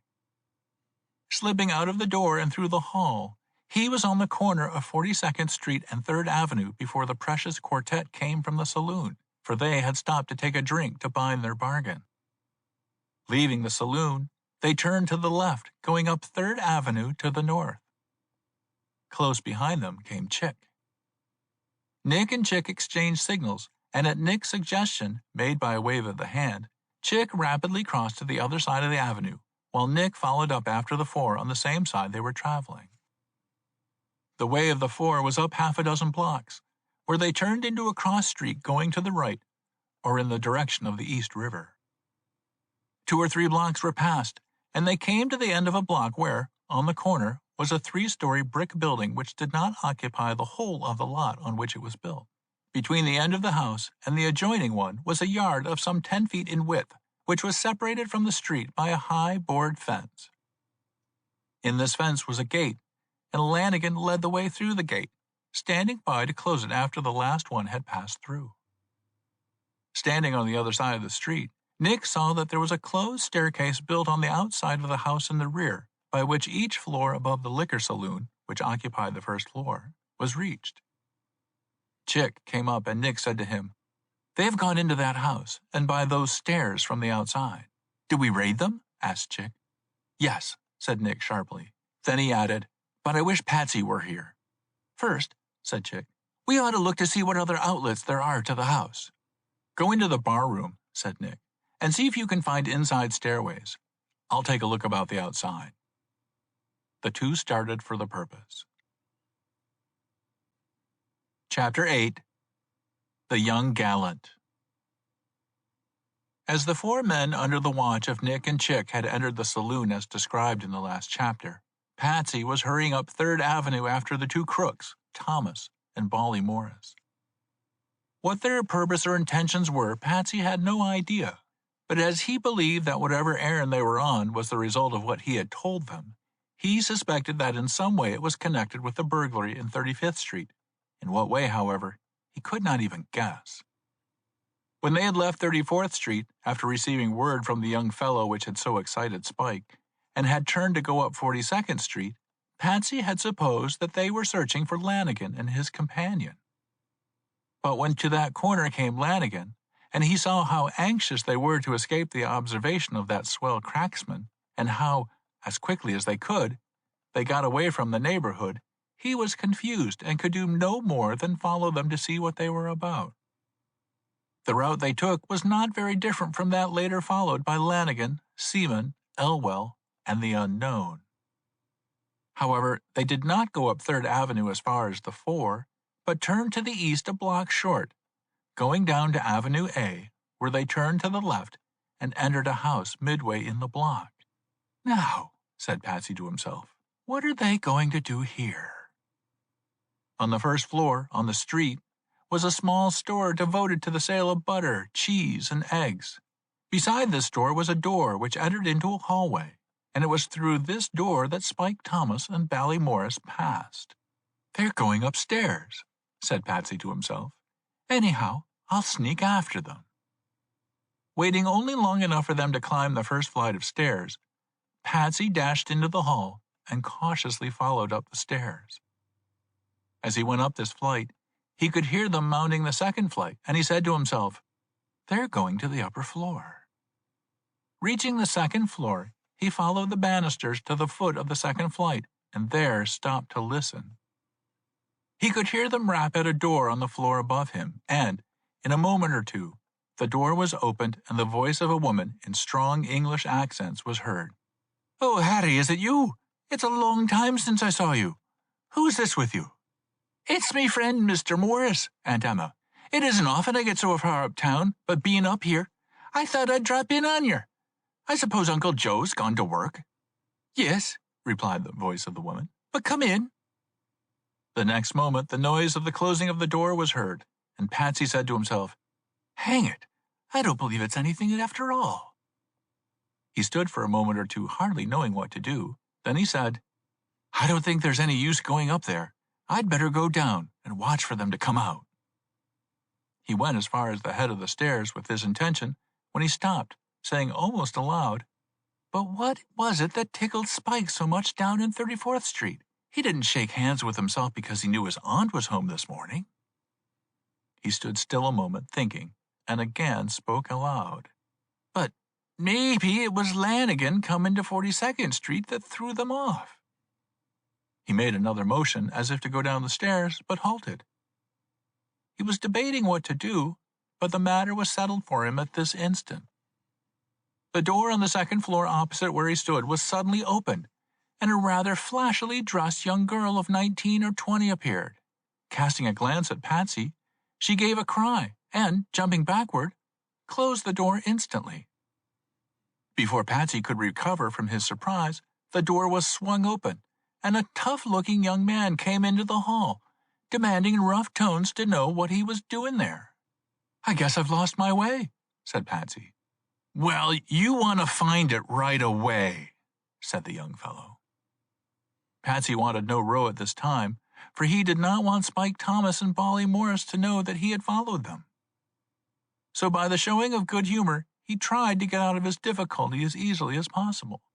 "Then I'll make my way down the stairs," he said laughingly. At that moment the door opened again, and the young girl appeared for a second time. As she did so, she said to the young fellow, "He's Patsy Murphy, Nick Carter's kid." "What are you doing here, then?" asked the young fellow of Patsy. "Nothing you need to get hot over," said Patsy. "You ain't gonna get off so easy as all that," said the young fellow. "You can't take anybody out of this house, not while I'm here." "I don't want to take anybody out," said Patsy. "Then what are you here for?" Patsy looked at the girl and made a bluff. "Well," he said laughing, A feller can follow a pretty girl even if he's one of Nick Carter's squad. If Patsy squared himself with his left-handed compliment with the girl, he certainly did not with the young fellow.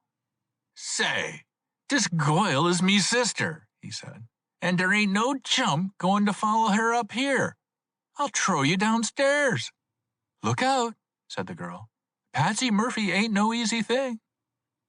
While this was going on, Patsy was trying hard to figure out how it was that he was known to this girl, whom he did not recollect ever having seen before. Though the young man was threatening in his manner, he had as yet made no move to attack Patsy. On his part, though, he was quite anxious to leave the house before any outbreak could occur, yet he saw that such was the position of the young man that if he were to attempt to go downstairs, he could be easily attacked from above and behind. "Oh, say," he said, assuming the East Side dialect, "what you chewing about? All there is of it is I saw this Goyle on the street, got mashed, and was trying to get the glad hand from her. Well, I'm up against it, that's all there is of it." "No, it ain't," said the young fellow. "You're up here after something else." "Honest?" said Patsy. "Don't lie." Patsy turned on the young fellow shortly and said, "I've given it to you straight. Now don't come back with me with that, or I'll wipe that ugly mug of yours off your face." The young fellow staggered back a step, and Patsy went on. "I don't believe this Goyle is any sister of yours. She's too pretty, and you're too ugly." Patsy was playing to get into such position that he might slip down the stairs without further trouble, all the more as he saw that he had made a point with the girl. But the unexpected happened. The young man made a queer sort of a call, which was immediately responded to from several rooms on that floor, and in a moment 2 men and 3 women were in the hall, immediately roused by the young fellow's declaration that they must smash one of Nick Carter's kids. One man, without waiting further, made a rush at Patsy, who, in self-defense, was compelled to strike out, which he did with such accuracy that the fellow was knocked backward against one of the women, and together they fell to the floor. The woman thus thrown down began to scream at the top of her voice, in which she was joined by the others, while the 2 men left, both closed up in an endeavor to rush Patsy at the head of the stairs. The very thing Patsy had hoped to escape had occurred. He wanted to get out of the house without it being known to Spike Thomas and Ballymorris that he had followed them in. He now believed that all this noise on the 2nd floor must attract the attention of those on the 3rd floor, and that all he had hoped to gain had been lost. He thought this rapidly, and also that there was no use of further trying to quiet the people, and that he must defend himself. So he squared himself to meet the rush of the 2 young men, but, as they began it, the girl, who had first given the alarm that he was Patsy Murphy, threw herself in front of him in an effort to stop the rush of the fellow who said he was her brother and his companion. Patsy instantly saw that she was likely to be hurt, and catching her with his right arm about her waist, he quickly put her to one side and, springing forward, struck out with both fists, hitting the brother squarely in the face with his right fist and warding off a blow from the other with his left. The brother fell to the ground. The other one made a second dash at Patsy. In the meantime, the 2 women who had come at the call attempted to take a hand, but were opposed by the young girl. Patsy did not wait for the second attack, but went at the second man hammer and tongs, and soon beat him back to the wall. Evidently, the brother had gotten all he desired in his first knockdown, for he made no effort to get up from the floor. The girl swung herself in front of Patsy and said in a low voice, "Now's your chance. Get down the stairs." Patsy turned and went down the stairs, not hurriedly, but watchfully. He was trying to see if Spike Thomas and Ballymorris had been attracted by the rumpus. He could see nothing of them, but he could not believe that they had not heard the noise and had not seen him. However, he reached the street without further interference, and, placing himself in a position where he could watch the door without being seen himself, waited to see the 2 crooks come from the house. He had waited for some time when the girl who had first given the alarm as to himself, and then seemed to act as his friend, came to the door and stood looking about as if for someone. Patsy laughed to himself as he said, "Hang me if I don't think she's looking for me. I must have jollied her for fair." After waiting a few minutes, the girl went up the street slowly a few doors, when she stopped and again looked around. Patsy stepped out of his concealment, and going towards the girl saw her brighten up and nod at him. "I guess you got me out of a bad scrape," he said as he came up to her. "Oh," she replied with a smile, "it wasn't so bad. There are only chumps there. You was too much for them. Say, what was you in there for anyway?" "To see you," said Patsy. "Ah, go on," cried the girl with a laugh. "That was only a guy of yours. I saw that, and it was a good one. What was you in there for, honest?" "I'll give it to you straight," said Patsy, "but I don't want to stand here, for someone might see me that I don't want to know me." "Come into the candy store, then," said the girl, leading the way into a little store where candies, cheap toys, newspapers, and cigars were sold. Patsy stood near the door where he could watch, and said to the girl, "Yes, I'll give it to you straight. I have followed two fellows into that house who went up to the third floor, and when you came out of the door, I was thinking whether I would go up or go down." "What have they been doing?" asked the girl. "Nothing that I know of," replied Patsy with a laugh. "I was wanting to know what they were going to do." "Crooks, were they?" asked the girl. "Friends of mine," replied Patsy, "and I thought they were going to do something about a thing I told them of, leaving me out. I was just following up there to see what they were going to do." "Oh, and I interfered," said the girl. "Oh, I don't know. I was going away when you opened the door. What I was afraid of was that the row would let them know I was after them." "I don't think it did," said the girl. "Didn't anyone come from the third floor?" asked Patsy. "No," said the girl. "Who lives up there?" asked Patsy. "An old woman and her husband. They have the whole floor. They are very quiet people, but they say when the old woman was young that she was a crook, a shoplifter. But I don't know." All this time, Patsy had been keeping a sharp watch on the door of the house in question to see if Spike Thomas and Morris would come from it. But now, to his astonishment, there suddenly appeared before the door of the store the two men, Spike Thomas and Morris. They were coming from an entirely different direction, that is to say, from the corner above, and were walking at a gait that was almost a run in their hurry. Turning to the girl, Patsy said hurriedly, "These are my men now, and they're coming from another way. I'll see you again soon." He dashed out into the street and followed after the two. The way pursued by the two young men, Thomas and Morris, was straight down the avenue until they reached 42nd Street, when they hurried up that street to 3rd Avenue, where, Patsy was certain, they meant to board a car. On reaching the avenue, he put himself in such a position that he could board the same car the two young crooks did.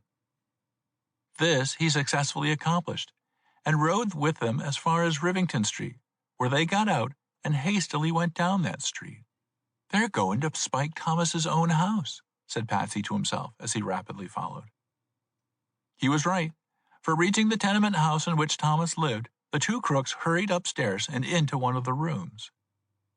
Patsy had fairly followed them to the door unknown to them, and seeing them safely in, he turned and went down the stairs into the street, saying to himself, "Now what was it all about?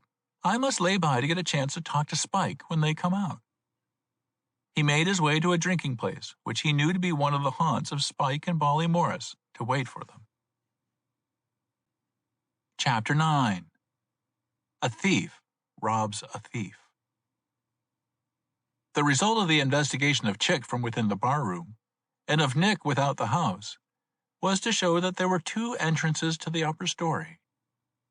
One was by the outside staircase at the rear, which had evidently been used by the four, and the other by a hallway, the door of which was on the avenue. Nick had tried and found that the door at the front of the house was locked and bolted on the other side. Chick had found that there was a door on the rear of the barroom which opened into this hall from which a flight of stairs ran up to the 2nd floor. Chick joined Nick in the cross street near the rear door that led from the street into the barroom.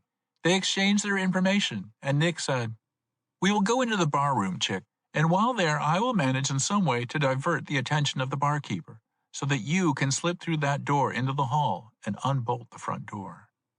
Our plan shall be that I will enter from the rear and climb those outside stairs, while you shall enter the front door, bolt it behind you, and bolt the door leading into the bar room. Then, going up the stairs from the front, we will take them front and rear." Entering the saloon, it did not take Nick long to get the barkeeper so engrossed in conversation that Chick slipped through the door into the hall unseen, unbolted the front door, turning the key he found there so as to unlock it, and was back again in the bar room beside Nick before his absence had been noticed. Having tipped the wink to Nick that it was all arranged, the two passed out and separated at the door, after having agreed upon a signal that should inform each that they were in their proper places. Seizing a favorable opportunity when no one was looking, Nick passed the door in the fence and went to the rear of the outside staircase. He met with a temporary check. The staircase was closed at the bottom by a door bolted from within. Having no tools with him, and seeing nothing by which he could open the door or force it, he took the chances of being heard and, placing his shoulder against the part where he thought the bolt was, that is to say, just above the lock, he gradually applied his strength until he forced it in. The door was not strong, and as a matter of fact, gave way quite easily under the pressure he could apply. Waiting a brief instant to see whether he had attracted attention, and becoming satisfied that he had not, he swung the door back to see that the stairway was covered with a cheap carpet. Cautiously ascending the steps, he found himself on a landing which was below a door closed and, as he quickly found, locked.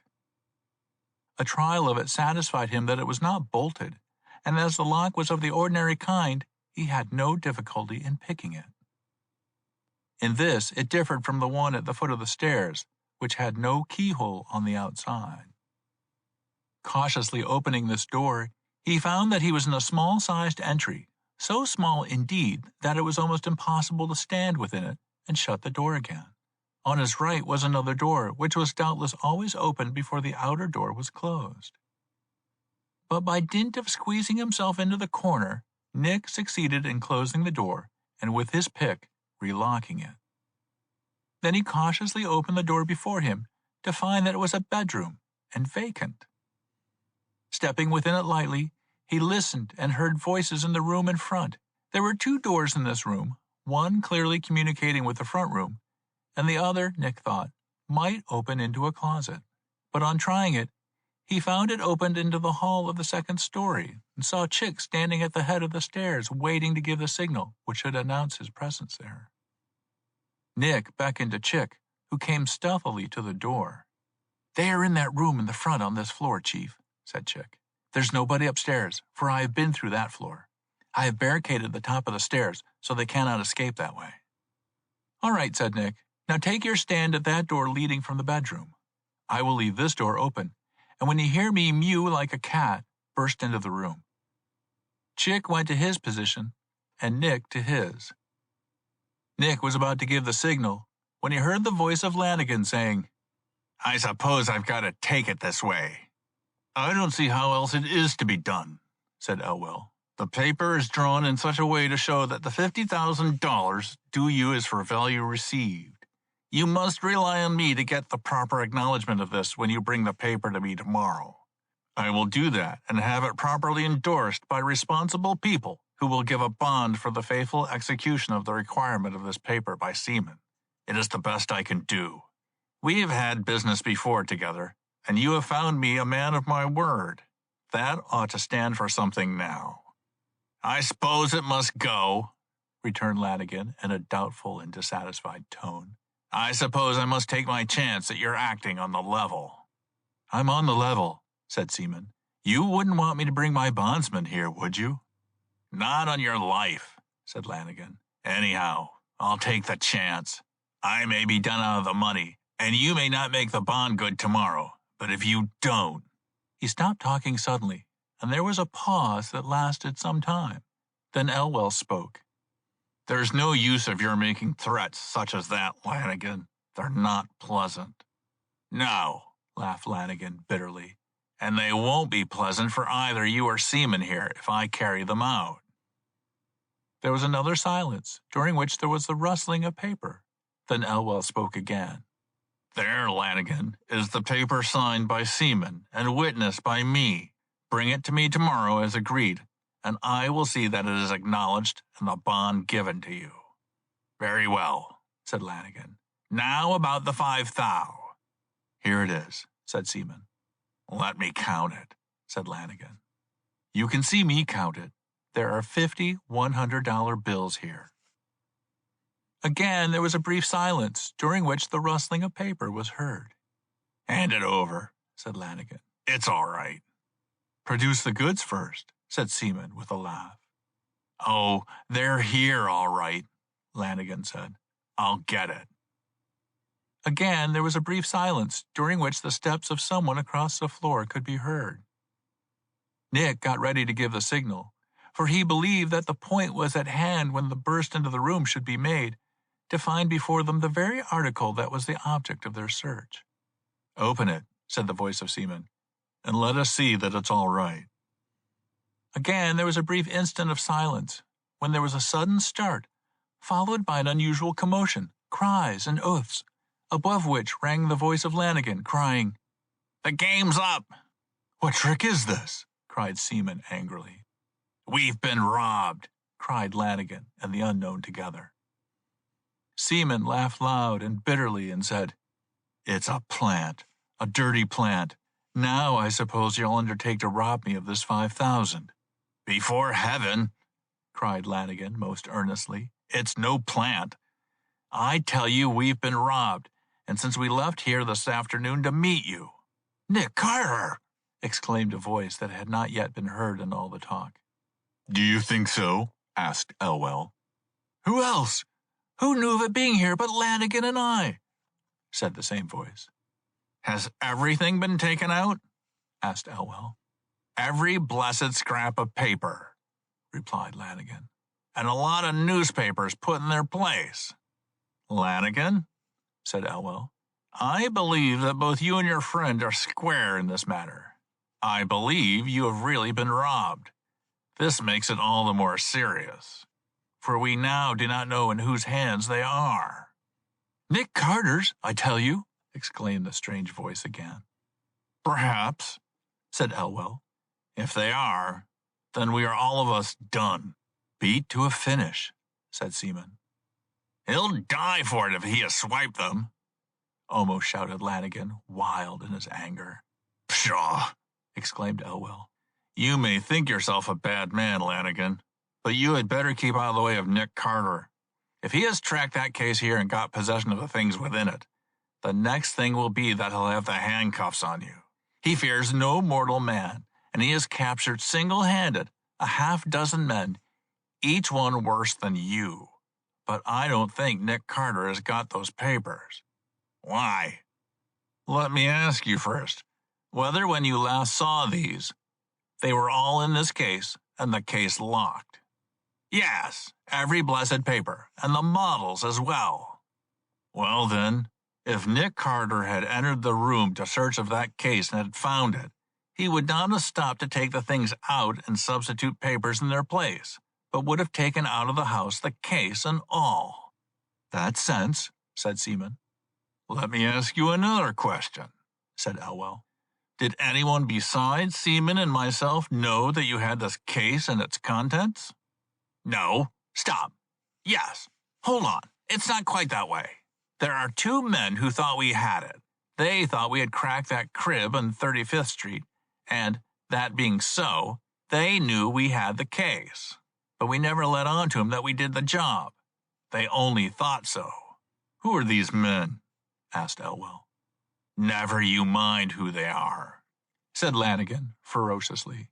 "Before the lights go out tonight, I'll know whether they've got that case or what was in it, or I'll have their lives."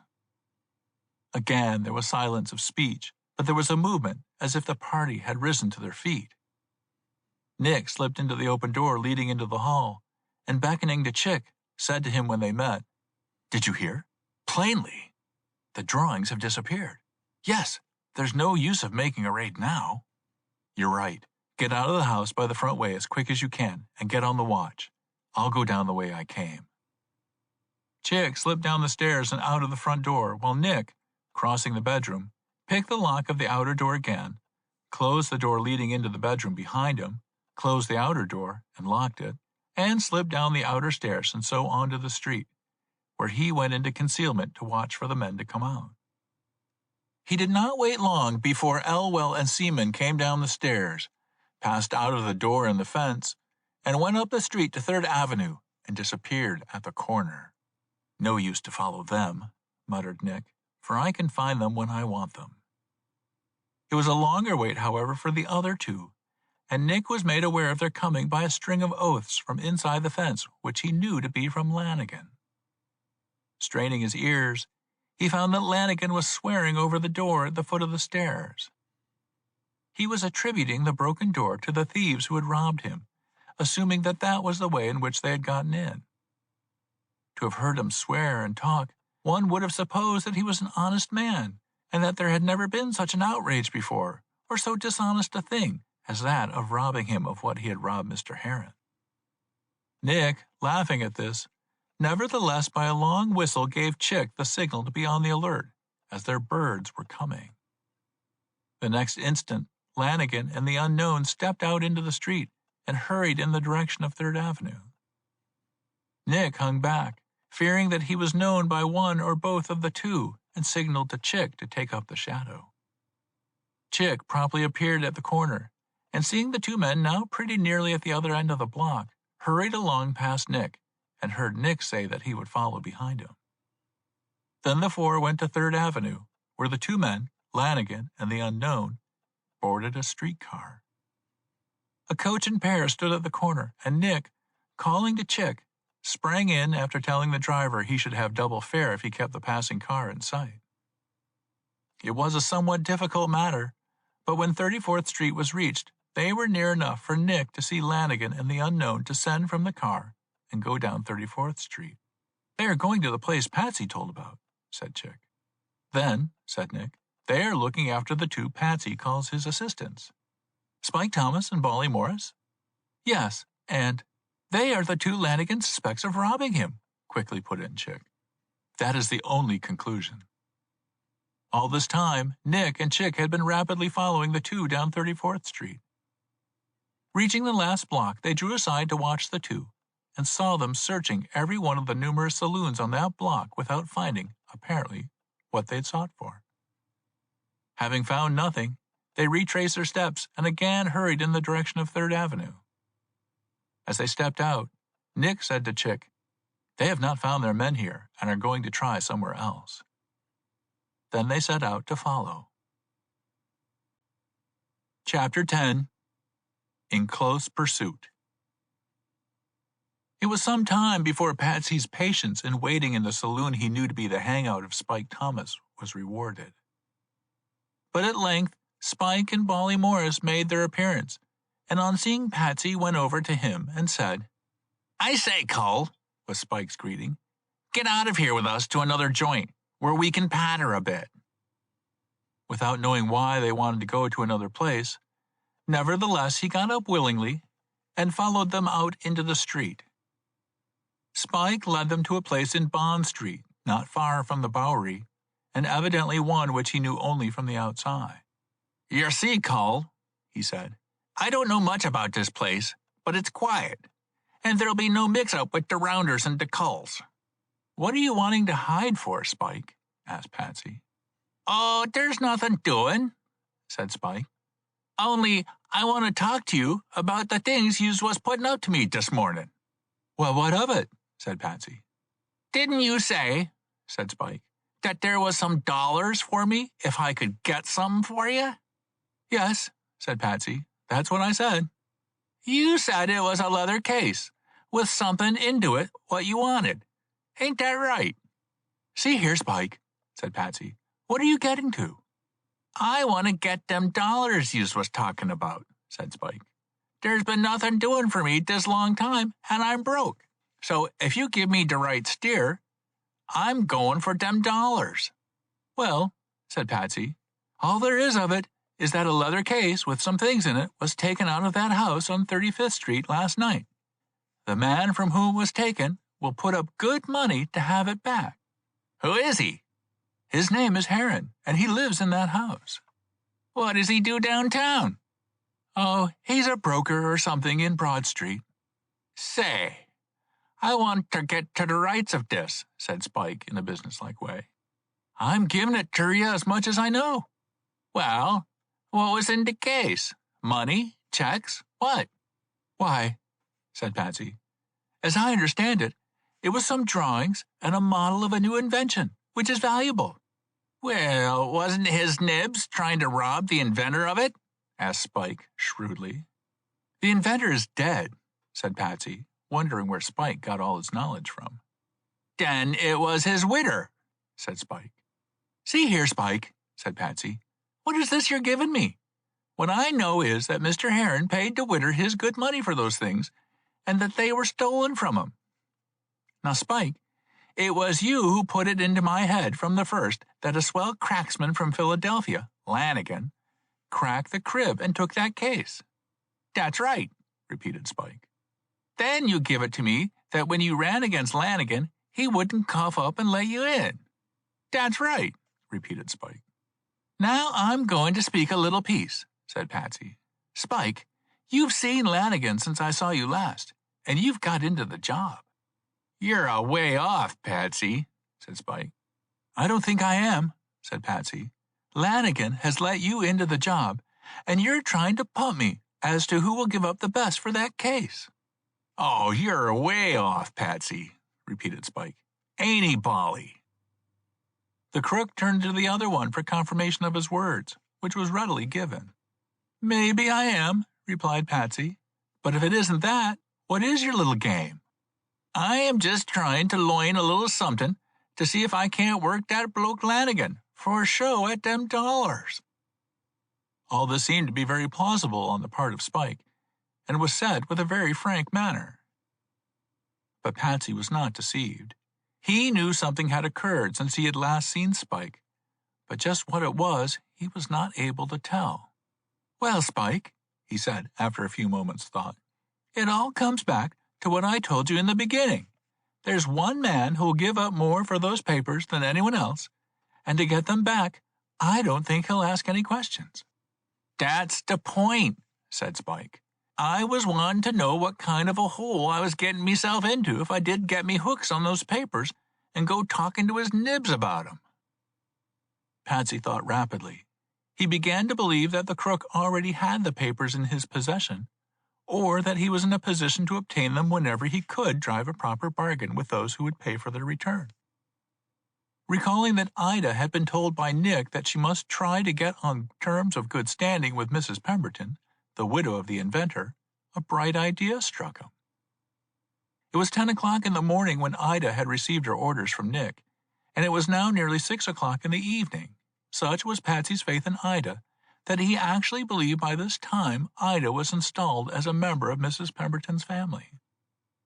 Seeing that Spike was reluctant to go to Mr. Heron, it occurred to Patsy that, having possession of the papers, as he believed, or knowing how he could get possession of them, something Spike would not admit to Patsy, Spike could be more easily persuaded to go to the widow with them.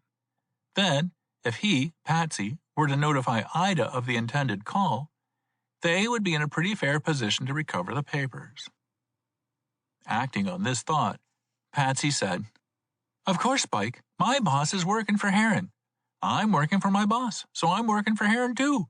Now, if you can get your hooks on that case, or what's in it, and you don't want to tackle Heron, why not tackle my boss?" "What?" cried Spike in horror. "Tackle Nick Carter? Nit, Pauline." "Well then, if that don't suit you," said Patsy, "I'll give you another steer. The widder will put up for them papers, and put up big." "Now you're shouting," said Spike. "That's delay. Now where is she?"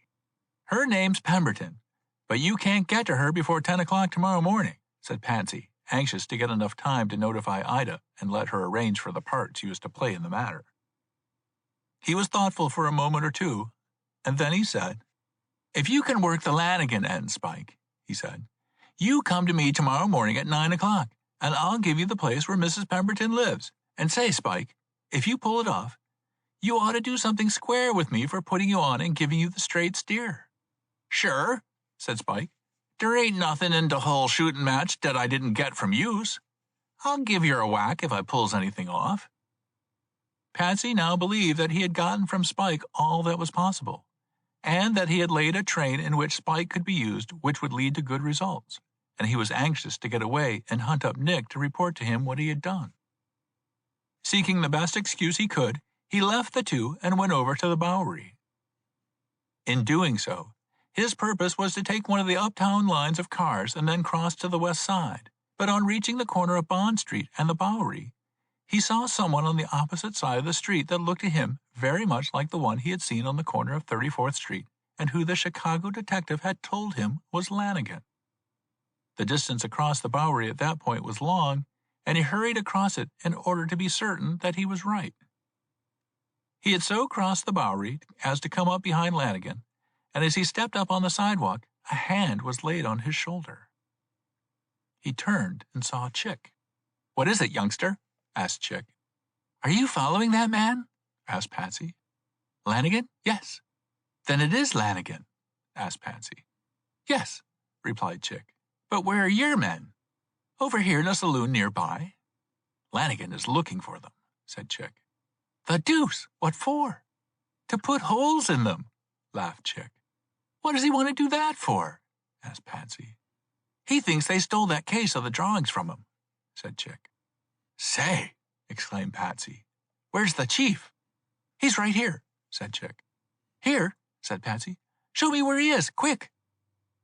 Seeing that Patsy was unusually earnest, Chick gave the signal, which brought Nick into sight in an instant. As he came up, Chick said, "Patsy's got something on his mind and wants to talk." "Chick, you keep your eye on Lanigan, and I'll see what Patsy has to say," returned Nick. He then turned to Patsy, asking what had excited him.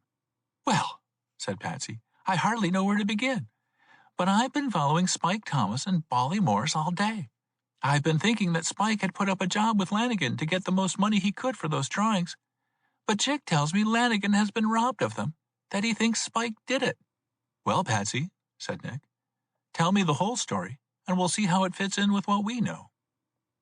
Patsy then recited to Nick all that had occurred between himself, Spike, and Bally Morris, from the time they had met in 34th Street up to the time they had been traced by him to Avenue A, their brief disappearance, the row he had had in the house in Avenue A, the surprising appearance of the two men from a direction he least expected them, his tracing them to Spike's home, with the subsequent interview which he had just had with Spike in the saloon in Bond Street. Patsy told us rapidly but clearly, and Nick was an attentive listener. On his part, Nick related to Patsy all that had occurred from the time they had parted on the corner of 42nd Street and 3rd Avenue, including, of course, the astonishing theft from Lanigan of the contents of the leather case, concluding with the statement that Chick and he had followed Lanigan in the belief that the cracksman was hunting for Spike Thomas and Bally Morris.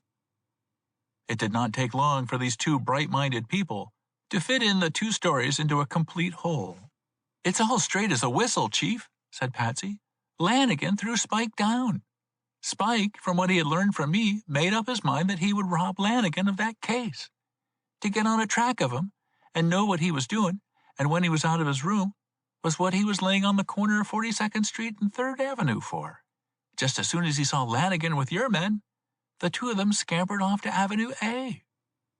Here Nick stopped Patsy to make sure by inquiry that there was no mistake as to the locality that both had tracked their people to on Avenue A. That being settled to the satisfaction of both as being the same, Patsy went on. "Between the time I saw them go into the house where I had that row, and when I saw them coming down in such a hurry, they had gotten into Lanigan's apartments and swiped those papers. I'll bet my stockings, Chief, that all those things are in Spike's rooms now, down here in Rivington Street." "I think that's about the size of it," said Nick. "But that is a good job that you have put up to send Spike with the things to Mrs. Pemberton. Mrs. Pemberton has recently got some sense, and believes that Elwell is trying to do her. Ida's in a position to get close to her, and I think, after all, that is the best way to handle it." "Yet we might get them quicker by making a raid on Spike's rooms," said Patsy. "And we might lose them all, too. The first thing we've got to do, Patsy, is to take care of Spike, for if Lanigan meets him, there will be trouble to pay if there's not a dead Spike." "Then," said Patsy, "I'd better hunt up Spike and warn him to keep out of Lanigan's way, although I think that's what he's doing now." He turned across the Bowery, but in doing so, saw both Spike and Bolly Morris crossing diagonally toward the drinking saloon which was Spike's hangout. Without saying a word to Nick, he darted off to intercept Spike, while Nick hurried along toward the corner. As Nick approached the corner, he saw Lanigan rush across the sidewalk in the direction from which Spike Thomas and Bolly Morris were approaching. Chick was in close pursuit, and Lanigan seemed to be pulling at his pocket as if trying to draw a revolver. Nick also sprang in pursuit, and so it was that as Spike and Bolly approached, all unconscious of the danger they were in, 3 from different points were approaching to their rescue. It was no part of Nick's plans to have Spike put out of the way at a time when he could be most useful to him. As Lanigan left the sidewalk, reaching the roadway, he brought his revolver out, being then not more than 20 feet from Spike. But as he lifted his revolver to fire, Chick sprang on his back, and at the same instant Nick was beside Lanigan, seizing his revolver arm. In the meantime, Patsy had reached the 2 young crooks and in the most energetic manner had ordered them to stop. However, the danger was over, for Lanigan was in the hands of 2 men and was a child in strength compared with either one of them. By the time Nick had taken the revolver from Lanigan and forced him back to the sidewalk, Spike and Bolly had taken to their heels, closely followed by Patsy. Nick now had no doubt, as a result of the investigations of the day, that Lanigan and the one they had come to call the Unknown were the ones who had robbed Mr. Heron's house. But it was not in his plans yet to make an arrest, not, at all events, until after the papers and drawings Nick had been retained to recover were in their hands. Nor was it in his plans to let Lanigan know that he had been interfered with by Nick Carter if he did not then know it. So he said, "You must be a fool to try to shoot a man in daylight like this. You want to thank your stars that there was somebody here to stop you. Now get away quick before a policeman comes, or you'll be nipped as it is." Lanigan looked at him with a malignant glance, but, making no reply, turned and walked up the Bowery. Nick signaled Chick not to lose sight of him, and he himself went off to find Ida and post her as to the part she was to play when Spike opened up his negotiations with the widow for the return of the precious drawings. Chapter 11. A Chimney Clue. Patsy followed Spike Thomas and Bolly Morris in their mad run from the vengeance of Lanigan. His purpose was not so much to protect them as it was to get an explanation of a matter which puzzled him.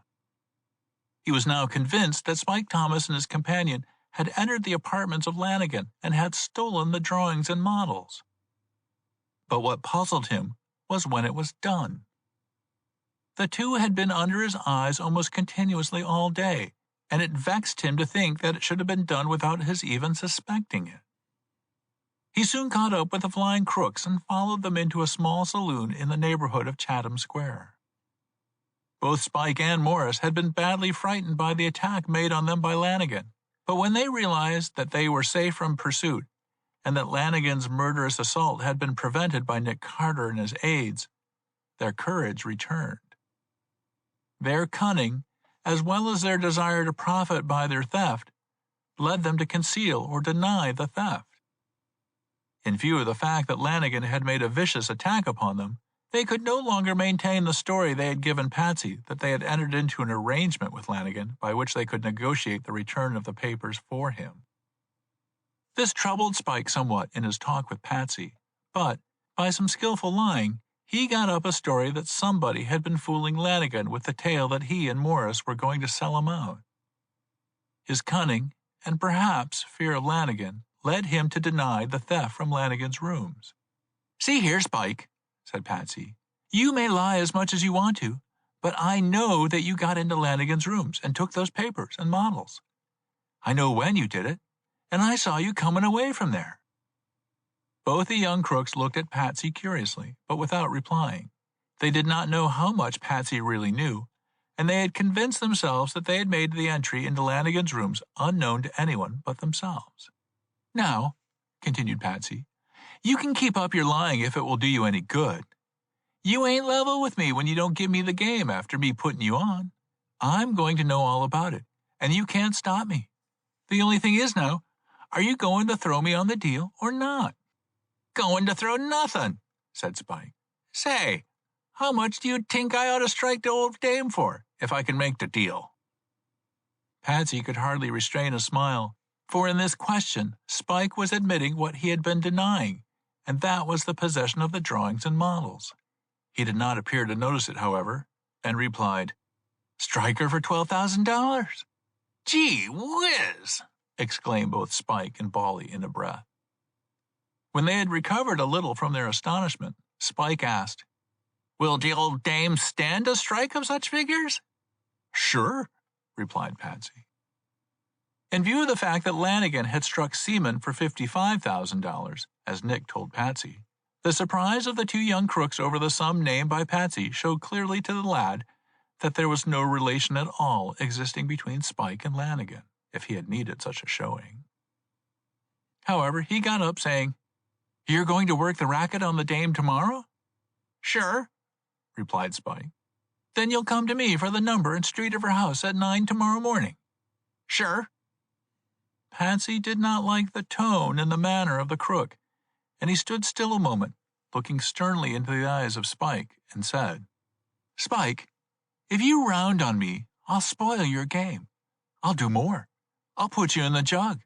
You have got no right to throw me down, for I put you next in this game, and I saved your life this afternoon. If you throw me down, it'll be the worst day's work you ever did for yourself." He turned from the table at which the two crooks were sitting, and walked out of the saloon without another word, or turning to see the effects of his words. Patsy was intent on filling up the gap in the story of the day, which was complete and connected, except as to the taking of the drawings and the models from Lanigan's rooms. That this had been done by Spike Thomas and Bolly Morris, there was no doubt in the minds of anyone having knowledge of the affair, but, after all, it was, at best, suspicion. Leaving the saloon in which the two young crooks had hidden themselves from Lanigan, Patsy took the elevated railroad train to 42nd Street. Leaving the train here, he went immediately to Avenue A and to the block where he had his row, as he called it. His intention was, if possible, to find or to account for the disappearance of the two crooks from the house into which he had followed them. It was his good fortune that as he passed the door of that house, that he should see in the doorway the girl whose alarm had been the cause of the row in the house. She recognized him as quickly, and stepped forward to greet him. "Say," she said, "was them two fellows that you trotted after this afternoon, when you was chinning with me, the two you followed into our house?" "Yes," said Patsy. "It gave me the jumps when I saw 'em coming down from the corner, when I thought they were in the house yet." "Are they crooks?" asked the girl. "That's what they are," replied Patsy. "Well, say," said the girl, "I can give you a steer. Dem fellers was upstairs on the floor above us when we had dat scrap in de hall. But they climbed the ladder to the roof when the scrap was going on and got away." "How do you know that?" asked Patsy eagerly. "Me little sister, who was up there on dat floor, seeing 'em do it. She told me just after you run away so sudden." The whole thing then burst upon Patsy. Everything was explained to him. The two crooks, having taken advantage of the row going on the floor below, had climbed to the roof, and making their way over the other houses to the corner, had descended into the apartments of Lanigan through the scuttle of the corner house. What had been mysterious to him was now plain as day.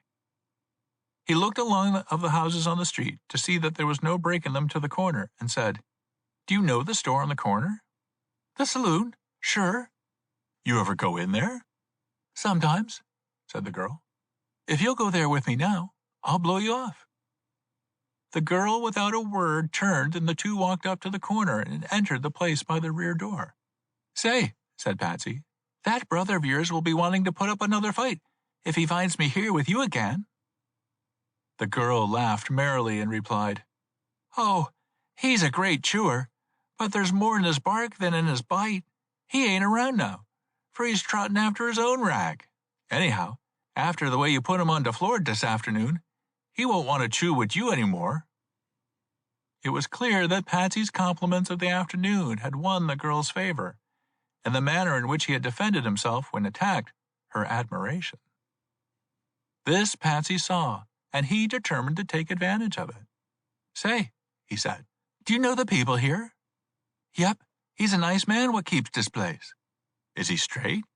"Straight as a die." "Then this isn't a hangout for crooks?" asked Patsy. "Nah, he won't have them around. There's lots of 'em on these corners, but he won't have them here."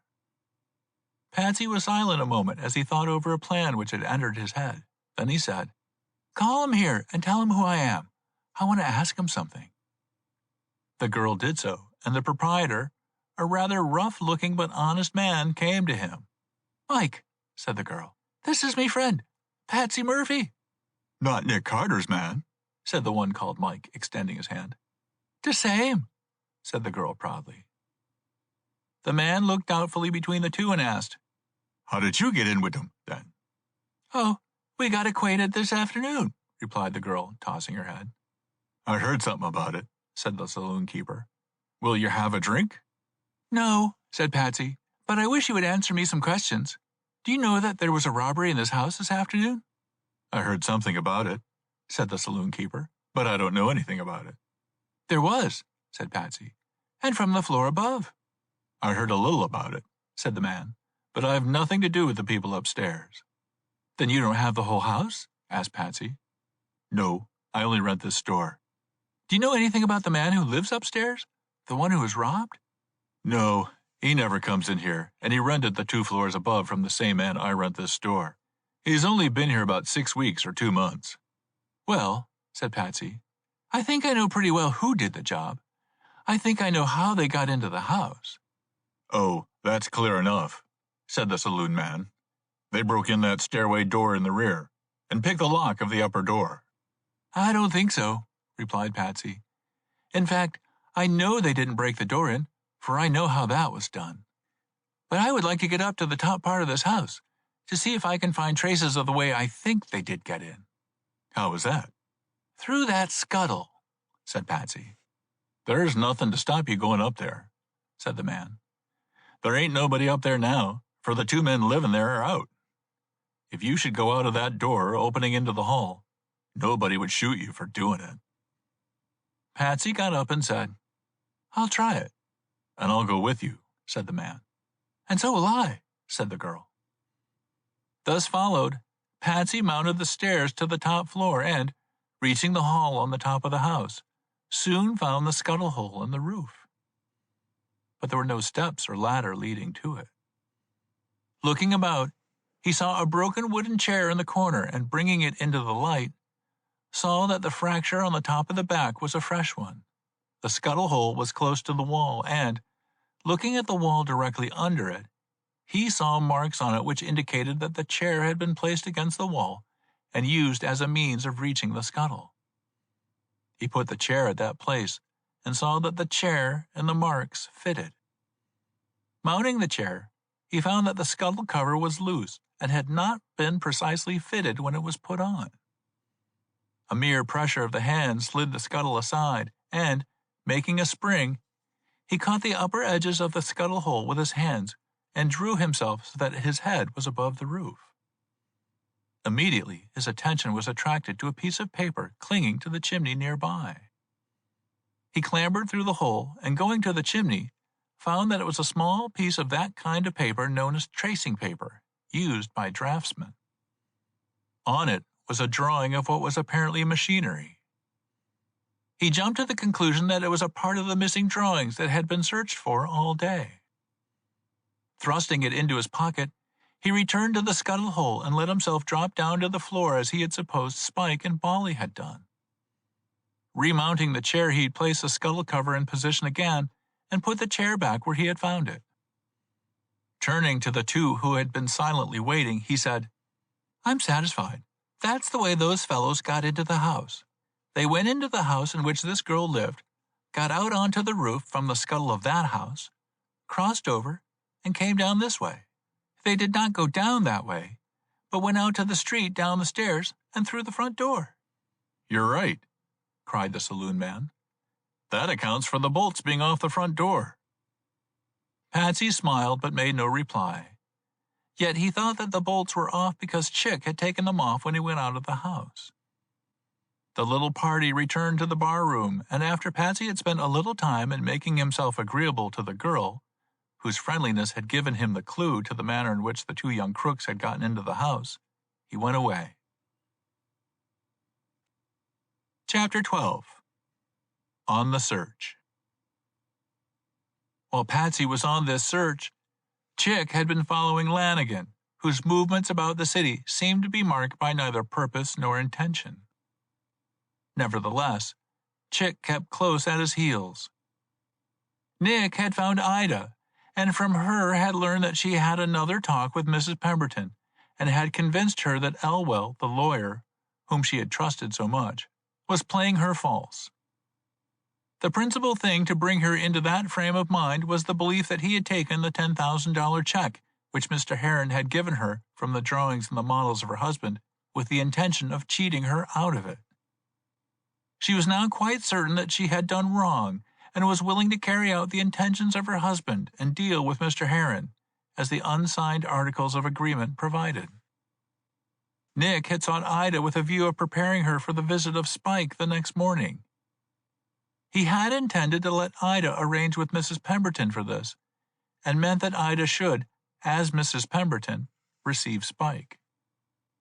That was in accordance with the job Patsy had put up, and finding that Mrs. Pemberton had changed her position entirely in regard to Mr. Heron, he proposed to Ida that he should go with her to Mrs. Pemberton at once, and tell her all that had occurred during the day, and thus show to her the kind of people into whose hands she had fallen. This was done, and Mrs. Pemberton, under the showing of Nick, saw clearly that her only hope of receiving any profit from her late husband's work was first in the recovery of the papers of Mr. Heron, and secondly through Mr. Heron. Becoming convinced of this, she was not only willing but eager to assist in carrying out the plans which Patsy had formed and which had been approved and adopted by Nick. So it was arranged that when Spike called, Ida, made up for and pretending to be Mrs. Pemberton, should receive and dicker with Spike. That there should be no hitch in this program, Ida remained in Mrs. Pemberton's house overnight. It was Nick's purpose to be in the house also in the morning, so that if, as a consequence of those negotiations, Spike brought the drawings, he could seize them. The matter thus being arranged, Nick returned to his home. The next morning, before Patsy was fairly dressed, Spike Thomas, followed by Bolly Morris, burst into his room in a state of wild excitement and rage. A glance of Patsy's was sufficient to assure him that both Spike and Bolly were more than half drunk. They were so excited that for a moment neither could speak, but stood gasping in an effort. Finally, Spike blurted out, "We've been robbed!" Patsy turned sharply on him and said, "Not of the drawings and models?" "Yes, the same." Patsy's disappointment was great, but checking himself, he said with forced calmness, "Tell me all about it." It was not so easy for the two crooks, and they begun such a mixture of oaths, assertions, and contradictions of each other that Patsy was forced to stop them, and telling Morris to be quiet and not say a word, instructed Spike to tell the tale. Under his statement, it appeared that, being afraid of Lanigan, they had kept away all night, not alone from their usual haunts, but from their homes. They had spent the night in obscure, and to them, strange places drinking. When daylight had come, and they had thought it safe to venture into the part of the city where they lived, they had gone to Spike's rooms to get the drawings and models here hidden away, with the intention of carrying them to a place where they could easily get them if the bargaining with Mrs. Pemberton turned out as Patsy had assured them it would. But on reaching that room, the drawings and models were not in the place where they had been deposited. They had made a most exhaustive search of the room without a discovery or trace of them, and having roused up everybody in the house, had pushed their inquiries without receiving any information as to the disappearance of the drawings. But they had learned that one of the tenants in the house, at a late hour in the previous night, had seen two men enter Spike Thomas's rooms, supposing one of them to be Spike Thomas. As neither Spike Thomas nor Bolly Morris had been near the rooms during the night, the conclusion was that somebody had entered for the purpose of stealing those drawings and models and had obtained them. That was the whole story, although it was garnished with oaths and guesses and charges. Patsy at once formed an idea as to who those thieves were, but he made no remark to Bolly Morris or Spike. Sending them away, with instructions to hold themselves in readiness to obey any call that he might make on them, he hurriedly finished his dressing and went to the room of Chick, who had quarters in the same house. Rapping on Chick's door, he received, however, no response. The door was locked, and as Chick was a light sleeper, Patsy felt that Chick was not within his room. In his own room there was a key to Chick's, as there was in Chick's a key to his, that each might enter the other's room when necessity required. Obtaining that key and entering the room, Patsy saw at a glance that Chick had not occupied it during the night.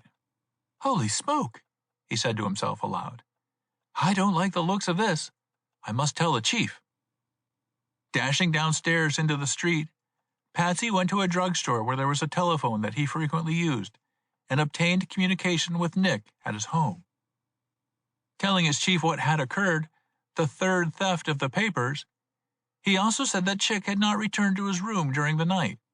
"Chief," said Patsy over the wire, "I'm going to try and pick up track of Chick." "Where?" asked Nick. "I shall strike Rivington and the Bowery first, then 34th Street, and then 42nd Street." "Right," replied Nick.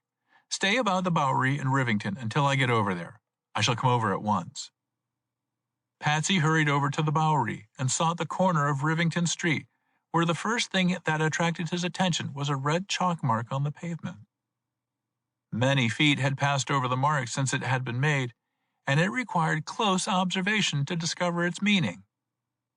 Finally, Patsy determined that it had been made the evening before, and that it was a notice to himself and the chief that Chick was on the shadow and going up the Bowery. He crossed to the upper side of the street, and there found another mark, so dim, however, that he could not tell what its meaning was, but the indication seemed to be still pointing up the Bowery.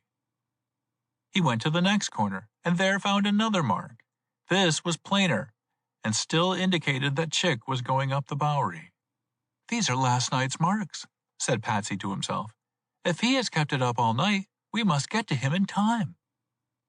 He pursued his inquiries up the Bowery as far as the old armory, and there, seeing that the marks still tended to the north, returned to Rivington Street to meet the chief. Arriving on that corner, he found Nick awaiting him. It did not take the two long to exchange the additional information that had been gained by each since they had parted. "You have been right from the beginning in this matter, Patsy," said Nick. "The two men who stole those papers from Lanigan's room were Spike Thomas and Bolly Morris. They carried them to Spike's rooms and hid them away there. Still, I yet think we followed the proper course." "But the question now is," said Patsy, "who has got the papers now? And who were the third thieves?" "Who does Spike think were the thieves?" asked Nick. "He thinks they are two young toughs who live in the same house, and who saw them stowing away these things." "Do you believe that?" said Nick. "Not hardly," said Patsy emphatically. "Neither do I," replied Nick quietly. "But our business now is to find Chick and learn what he has been doing all night." Patsy laughed as he looked up at Nick, saying, "I think that's the straight road to the papers." The two now hurried up the Bowery to its end to pick up the trail Chick had left behind him. Arriving at the last mark Patsy had observed, they soon discovered that the next one led them up 3rd Avenue, and following them, which grew plainer as they proceeded, they were carried to 34th Street, where the marks indicated that Chick had passed to the east.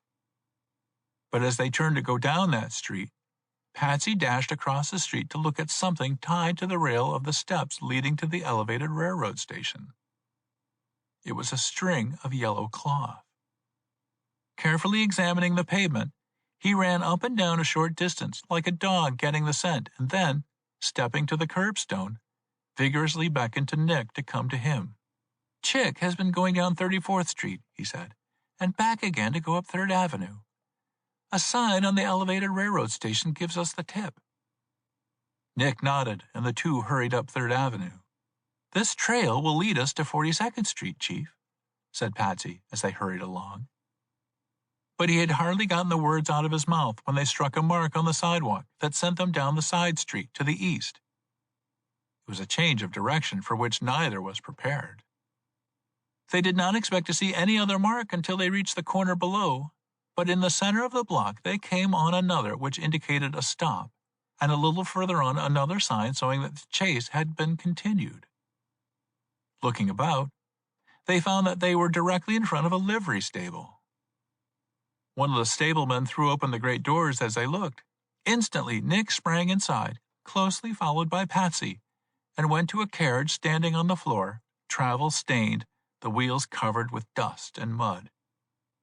On the hind axle was a loosely tied bit of yellow cotton cloth, to which he directed Patsy's attention.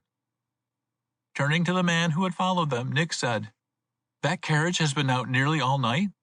"Well, is it any business of yours?" replied the stableman in a surly tone. "Answer my question," sternly demanded Nick. "Didn't know you asked the question," replied the man. "Has that carriage been out overnight?" asked Nick in a calm, icy voice. The man was overawed and replied that it had been out all night, not getting back until after daylight. "Did you drive the coach?" asked Nick. "No, the man who drove it has just gone to lie down." "Go call him." "What for?" "Because I tell you, I'm Nick Carter." The man started on hearing this and went to the rear of the floor, where a man was lying on some carriage cushions which he had piled up in the corner. Nick and Patsy had followed, and Nick said to the man, "Don't get up, but answer a few questions of mine. You had a party out last night. How many were there of that party?" "2. What did they look like?" The man laughed and replied, "Hard to tell. They changed their looks 2 or 3 times." "Where'd they go?" "One man came here first and hired the coach," said the man, "and he was a black-haired, black-eyed man. Then he drove up to 42nd Street and Avenue A, where he took in another man. Then they drove down to the Bowery and into 4th Street, where they left the coach and told me to wait for them. They staked me to wait until they came back. It was near daylight when the second one came to me and, getting in the coach, went down to the corner of Rivington Street. Waiting there 10 minutes, the first one came up running, jumped into his coach with something in his hands, and told me to drive like the devil up 4th Avenue. When we got as far as 23rd Street, they stopped me, gave me a $20 bill, and went off down 23rd Street to 3rd Avenue. I drove home." "Were you followed by anybody?" "Yes," replied the man with a look of surprise. "There was a coach that stuck close to us all night." "Did the men you were riding know it?" "No," replied the man. "A fellow came out of the other coach when I was in 4th Street, and told me he'd break my head if I let the other fellows know that he was following. And he meant it, too." Patsy laughed. "It wasn't anything to laugh about," said the man. "If you had seen him, you wouldn't have laughed." Nick was satisfied the man had nothing more to tell, and he turned away, followed by Patsy, to whom he said as he walked across the floor of the carriage room, "Chick tied that cloth on the axle in a chance that we might run up against it during the night." "No doubt of that," said Patsy. "Where now?" "To 23rd Street and 4th Avenue," replied Nick. "Chick has been on the track of these people, whoever they are, and it's dollars to cents that when they left their coach at 23rd Street, he left his in pursuit." Nick and Patsy hurried to the point indicated, and as Nick had foreseen, they found on the corner one of the red chalk marks that gave them the direction. The signs were fresh, easily seen, showing that they had been made within a recent time. The signs led them over a crooked way, in which there were many stops, nearly all being in front of liquor stores, but finally ended in Avenue A, on the block below that on which Patsy had twice been in the 24 hours previously. Here the signs ended, nor were there any indications of anything but a stop. "Surely," said Nick, "after giving us such a good trail for so many hours, Chick can't have thrown it up at a late hour. Unless, said Patsy, something has happened to him. He suddenly darted forward and bent down to look on the sidewalk near the curb. He picked something up and looked at it, then ran along a few steps, looking in the curb or gutter. Nick followed after him, and when he reached him, Patsy said, "Here's the trail. Little pieces of this yellow cloth. Chick was on the sneak here, and not in the open." Hurriedly, they followed this new trail, and it led them to the middle of the block on which was the house in which Patsy had his row, as he called it. Indeed, when they came to a stop, they were almost opposite the door of that house. Here, carefully placed against the bottom of a lamppost, was a ball of yellow cloth, about the size of a baseball. "The end of the trail," said Patsy. "And Chick is somewhere about," added Nick. "I'll give a signal that Chick will know if he's here," said Patsy. "Hide yourself." Nick went into a neighboring doorway, and Patsy, slipping into the street, got between two covered wagons that stood there, backed up to the curb, without horses in front of them. Suddenly there sounded on the air the sharp, yelping bark of a frightened dog, ending in a prolonged howl. Patsy slipped back to the pavement and to the cover of some boxes that were piled nearby. The two waited but a moment when Chick came down the street, looking in every direction. Nick gave a low signal, and Chick darted into the hallway where Nick was, Patsy quickly joining him. Chapter 13. A Desperate Struggle.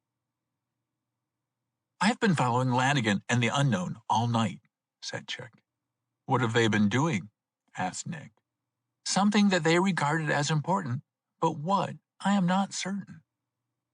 He rapidly told his experiences of the night, the important feature of which, to Nick, was Lanigan's visit to Rivington Street and his entrance to a house there with the unknown, his long stay, and finally the hurried departure of the unknown and his running up to 4th Street for the coach, which was brought down to Rivington Street. It was there that Chick had sneaked up behind it and tied the yellow cloth to the hind axle, on the chance that Patsy or Nick, or both, might see it and know that it was one followed by Chick. He had hardly done this when Lanigan hurried up to the Bowery with something in his arms and under his coat, jumped into the coach, and was driven rapidly away. After that, it seemed to be merely an effort to get back to Lanigan's apartments in Avenue A in a way that could not be tracked. Patsy, by questions, soon settled that the house which Lanigan entered was the tenement house in which Spike had his rooms, and said so positively. "Then," said Nick, "it is settled. Lanigan entered that house to steal from Spike Thomas what Spike Thomas in the afternoon stole from Lanigan." The two then told the Chick that which had been learned from Spike Thomas and Bolly Morris, and together the two stories made a complete one. "Are you satisfied," asked Nick, "that Lanigan carried those drawings and the model to his rooms?" "Yes," said Chick. "Now, with what you tell me, I know that they are in Lanigan's rooms at this moment. What has bothered me all night, and why I clung to him so, giving you the trail, was that I knew he was up to some game that was important, but I couldn't tell what. You see, I never knew that Lanigan suspected Spike Thomas of that theft, nor that you did. You sent me off on the trail of Lanigan before I had learned that. I was beginning to fear you would not pick up my trail, and when I heard Patsy's signal, was going to chance a rush into Lanigan's rooms." "We'll make the rush now," said Nick. "Where's the unknown?" asked Patsy. Chick laughed. "He's lying under the stairs at the rear of that house on the corner, bound and gagged." "Why?" asked Patsy and Nick together. "You see, it's like this," said Chick, laughing. "After I had tracked them to that corner and saw them both go into the house, I sneaked into that backyard and was going to try the stairs when I struck the unknown coming down. It was him or me right on the jump. I was afraid he would give the alarm, and I gave him the garrote so he couldn't holler. I went through him to see if he had anything we wanted, and finding nothing, I tied him up and put a gag on him and threw him under the stairs, where he couldn't make any trouble for a while." "Come on, boys," said Nick. "We've got no time to lose." The three detectives hurried to the corner and entered the bar room, stopping only long enough for Nick to say to the barkeeper, I am Nick Carter. These are my two aides, Chick and Patsy. We're going upstairs, and if you give so much as a whistle of alarm, it will be all day with you. Do nothing, say nothing, and stay right here." The three then rapidly passed through the door into the hall, and so upstairs to the second floor. Here, Nick said, "Go to that front door in the hall. When I whistle, break it in. Patsy, follow me." Chick did as he was directed, and Nick, followed by Patsy, went to that door which led from the hall into the bedroom. Together, both placed their shoulders to the door, and exerting their united strength, burst it open with a crash. They sprang into the room with a loud whistle from Nick, and had hardly landed on their feet when they heard the crash of the door burst in by Chick. Lanigan was in bed, and he sprang up into a sitting position with an oath. He seemed to take in the situation instantly, for he reached under his pillow with both hands and drew forth 2 revolvers, both of which he leveled at the 2 intruders, discharging them at once. The balls went wide of the mark, doing no damage to either Nick or Patsy. Lanigan immediately sprang out of bed to his feet in another effort, but as he raised his arms to level his revolvers again, Chick burst through the door leading into the front room and, springing forward, struck Lanigan in the head with the butt end of his revolver. He did not prevent Lanigan from discharging his revolvers again, but he did prevent him from taking true aim, and thus, for a second time, the balls went wide of the mark. Chick attempted to take the revolvers from Lanigan and succeeded in wrenching one from him. The other one, however, Lanigan was desperately endeavoring to use, and this time on Chick. The bed was between Chick and Lanigan on the one side, and Nick and Patsy on the other. Patsy sprang on the bed to cross it to go to Chick's assistance, while Nick attempted to pass around the foot of the bed. Grappled by one, with 2 approaching him from different directions, Lanigan, for a brief instant, seemed to hesitate on which he should use his revolver. The hesitation was fatal to him, for as a matter of fact, in his doubt, he aimed nowhere, discharging it between Nick and Patsy. The next moment, Patsy had seized his arm that held the revolver, and, with a quick wrench, he took it from his hand. Without weapons, Lanigan made even then a desperate effort at a fight. He was a powerful man, with muscles like steel, wiry and active, but he was not a match in strength or skill for even Chick, and when Patsy's strength was added, he was as a child between them. The 2 threw him over on the bed, where they held him down. "You'd better give up," said Nick. "You're done, and you can't make any fight. You've lost the game. It's all up with you." "Who are you?" panted Lanigan. "What do you want?" "Those drawings and the model that you stole from Mr. Heron's house night before last, which were stolen from you by Spike Thomas yesterday afternoon, and which you stole from Spike Thomas this morning." Lanigan stared at Nick, leaning carelessly over the foot of the bed, and breathed rather than said, "You must be Nick Carter." "You're quite right, Lanigan," replied Nick with a smile. "Where are those papers?" "They're not here," replied Lanigan. "and you're vastly mistaken if you think I will tell you where they are." "Roll him over, Chick," said Patsy. The 2 rolled Lanigan over to the other side of the bed, and Patsy, thrusting his hand under the sheet, pulled out a flat bundle of papers he had felt when they had thrown Lanigan on the bed. He handed them over to Nick, who laughed as he said, "Here they are." But Lanigan swore like a trooper. Nick looked them over carefully, comparing them with the list Mr. Heron had given him, and said, "The drawings are all here, except one." "And here's that one," said Patsy, taking it from his pocket. "I found it on the roof of this house yesterday afternoon." Nick took it, remarking that it made the set complete, and added, "Now for the model." He began a search of the rooms, and finally turning to the 2 who were holding Lanigan, said, "Handcuff that man and tie his ankles while we search for that model." This was done, and the 3 began an exhaustive search of the rooms, which ended in finding the model, badly broken, in a pasteboard hat box in the bottom of a closet, covered with clothes. "I think this can be patched up by a skillful man," said Nick after examining the model. "At all events, We have got all that we started out to get. Now then, loose that man's feet, and we will take him around to the station house and lodge a complaint against him." By this time, Lanigan seemed to realize that the game was up as far as he was concerned, and he tamely submitted. "Chick," said Nick when they were on the sidewalk, "you'd better get your man that you laid away on the stairway."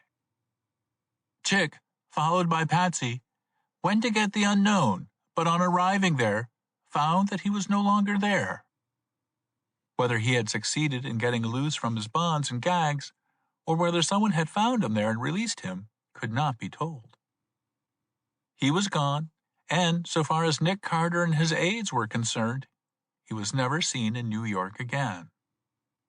The three detectives then went to Mr. Heron's house and delivered to him the drawing and the model. That same day, both Seaman and Elwell were arrested for complicity in the burglary. They easily obtained bail, and when the trial came off, escaped punishment for the want of sufficient evidence to connect them directly with the crime.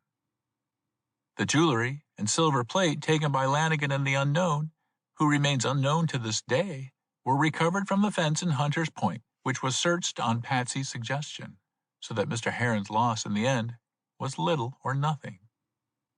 Ida was not compelled to play the part set for her, but Mrs. Pemberton allied herself to Mr. Heron's interest on receiving another check for $10,000, the payment of the one Elwell had stolen being stopped at the bank.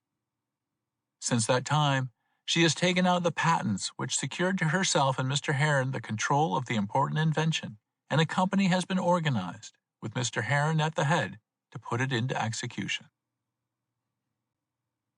Chapter 14. A Mysterious Warning.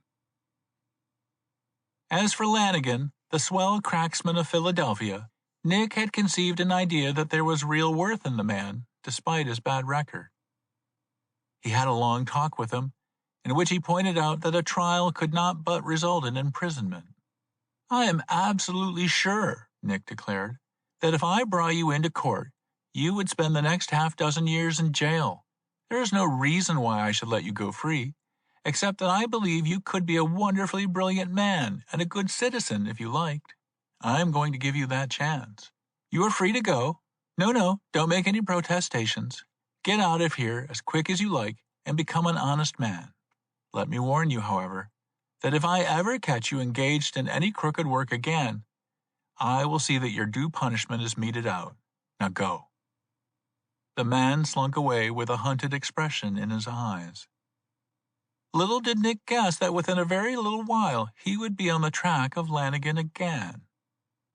He was sitting at breakfast one morning when the first mail arrived, bringing with it the following singular letter, unsigned. "You are a friend of Sanborn. I'll give you a tip. His daughter is to be married. The presents will be many and of value, and, on the day of the wedding, the house will be raided. A word to you is sufficient." Nick carefully read the letter, even studied it and the paper on which it was written, but he gained nothing from such an examination. A close inspection of the envelope showed that it had been deposited in the General Post before 6 o'clock on the previous evening. While the letter did not specify which Sanborn it was, and while 100 of that name perhaps were to be found in the directory, Nick had no doubt that Harmon Sanborn was the one meant. Harmon Sanborn was a very rich man, worth many millions, and a very active business life. The relations between this multimillionaire and the famous detective were close, having been begun several years before, when Nick was retained to trace a peculiar defalcation occurring in one of the many business enterprises of Sanborn. Nick knew that Mr. Sanborn had more than one daughter unmarried, but he had not heard that the wedding of one was about to take place, as his anonymous letter indicated. Chick was sitting nearby, wondering whether Lanigan would ever cross his path again, and inwardly chafing because of his chief's generosity in not pressing charges against the fellow. He was aroused from his reverie by Nick's asking, "Chick, you know Harmon Sanborn, of course. Have you heard that one of his daughters is to be married?" "Why, yes," replied Chick. "There's been a great deal in the newspapers about it." "Which daughter is it?" "The eldest." "Whom is she to marry?" "A young Englishman who's been in this country for some years, and who is said to be related to some of the noble families on the other side." Has there been much said about presents? Yes, half the millionaires of the country are giving diamonds and emeralds and whatnot to the bride. Nick handed the anonymous note that had reached him in that morning's mail to Chick, asking, "What's your idea about that, Chick?" Chick read the note carefully and said, "No name. It's queer. I hardly know what to say about it, yet I think I'd act on it." "As a matter of prudence?" asked Nick. "When does his wedding take place?" "At noon today." Nick looked at his watch. "It is 9 now," he said. "There is plenty of time to take measures, if such are necessary. I wonder where Sanborn is at this time." "At his house, probably, on such a day," replied Chick. "Probably." Nick went to the telephone and, calling up Mr. Sanborn at his home address, finally got into communication with him. Asking Mr. Sanborn whether he would remain at his home for a short time, he received the answer that the millionaire would remain at his house until noon, when he would leave it only to go to the church to be present at the marriage ceremony of his daughter. Nick told him that he had a matter of some possible interest to Mr. Sanborn, of which he could not speak over the wire, but that he would call upon him at once. Asking Chick to accompany him, the famous detective immediately set out for the palatial residence of the rich man, which fronted on Central Park. Reaching the house, the two detectives were immediately taken to a room on the first floor, which Mr. Sanborn used as his working room when at home. "I don't know," said Nick to the millionaire, "but that I am bringing a mare's nest to you. This came to me in the morning's mail. I know no more than that." He passed the letter he received to Mr. Sanborn. That gentleman, after reading it carefully, laid it down, saying, "Well, it tells some truths. That I'm a friend of yours, Mr. Carter, is one truth, and the other is that the presents are many and, in the main, pretty valuable. My little girl has been greatly favored by my friends and associates in business. What is your opinion about it?" "It seems to be a note of warning," replied Nick, "and I suppose prudence suggests that you should take measures, at all events, to protect the presents." "Well," said the millionaire, "these newspapers have been advertising the number and kind of presents in the most annoying manner. Those who would do such a thing as steal them have had all the knowledge they could want of them reading those papers. And there's this thing. A very great number of invitations for the reception, after the wedding in the church, have been issued. I presume the house will be thronged this very afternoon, even overcrowded." "Under such circumstances," said Chick, "it would be easy for swell crooks to push their way into the house. Many of the best who do this kind of work are women who can make a front, so far as dress goes, with the best ladies in the land." "What arrangements have you made, Mr. Sanborn," asked Chick, "to guard your house during this pressure?" Mr. Sanborn looked up, a little surprised, and said, "I must confess I have made none. Indeed, I gave it no thought." He laughed a little as he continued, "All this is new business to me, and I have done nothing but blunder in it from the start. I can run a railroad, 2 or 3 of them perhaps, but a wedding seems to be a little too much for me." The two detectives laughed not a little over this confession, and Nick said, "It is not too late for you to make arrangements yet, Mr. Sanborn, and you should do so without delay." "Yes," put in Chick. "Don't make any mistake about thinking that the gang don't know of this wedding and the valuable presents, nor to the other thing, that you've made no provision to protect them." "Do you mean," asked Mr. Sanborn, "that thieves would know that I have not done so?" "Sure," said Chick. Nick nodded his head emphatically in support of his assistant's statement. Mr. Sanborn was visibly annoyed and perplexed. Finally, he turned sharply to Nick and said, "I say, why can't you take charge of this thing and do what is proper?" Nick smiled a little as he replied, "We could do so, but it is hardly in our line. This work, as a rule, is done by the officers of the Central Detective Office. What surprises me is that they have waited there for you to ask them. Usually on such occasions, they come to ask what provisions you desire to have made."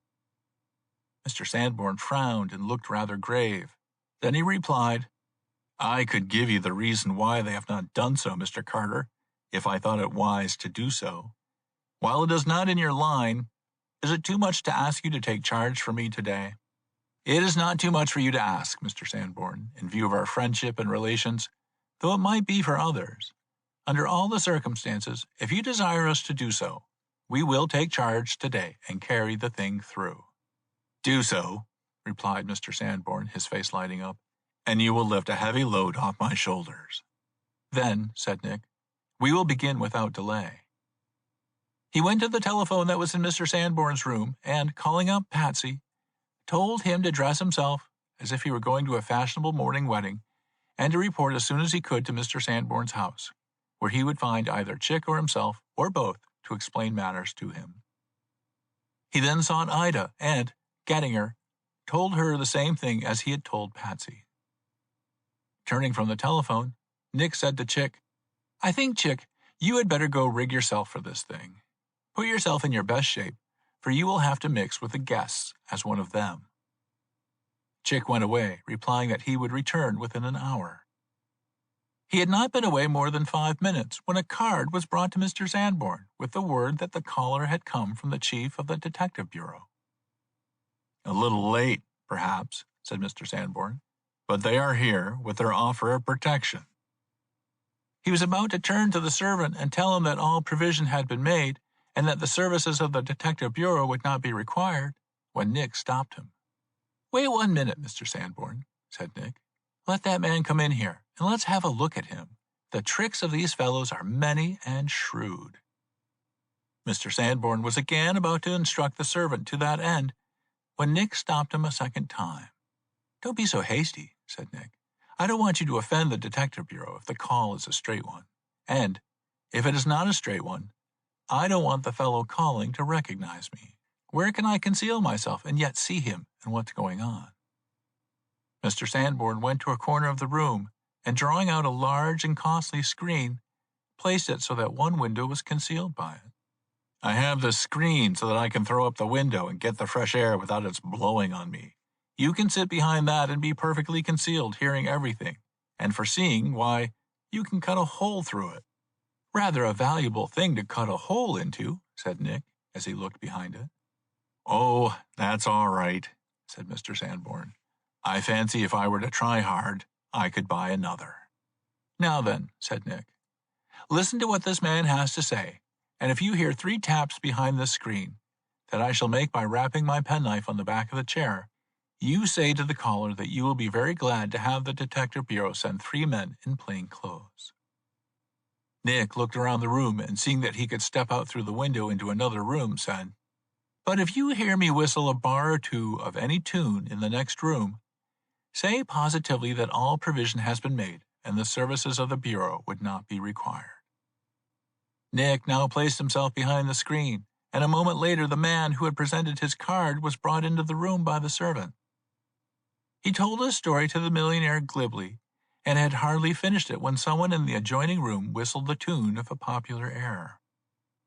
Whereupon Mr. Sanborn very sharply said that the Bureau's services were not required, and he imagined that none of his guests were going to rob him on such an occasion.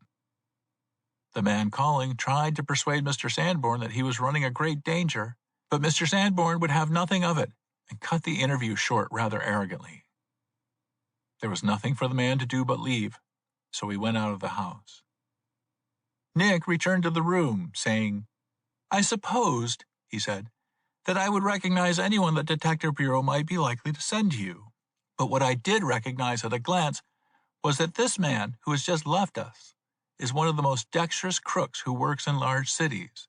He is a Philadelphia man, and I am sure he is the one who conducted those robberies at the great receptions last winter in Washington."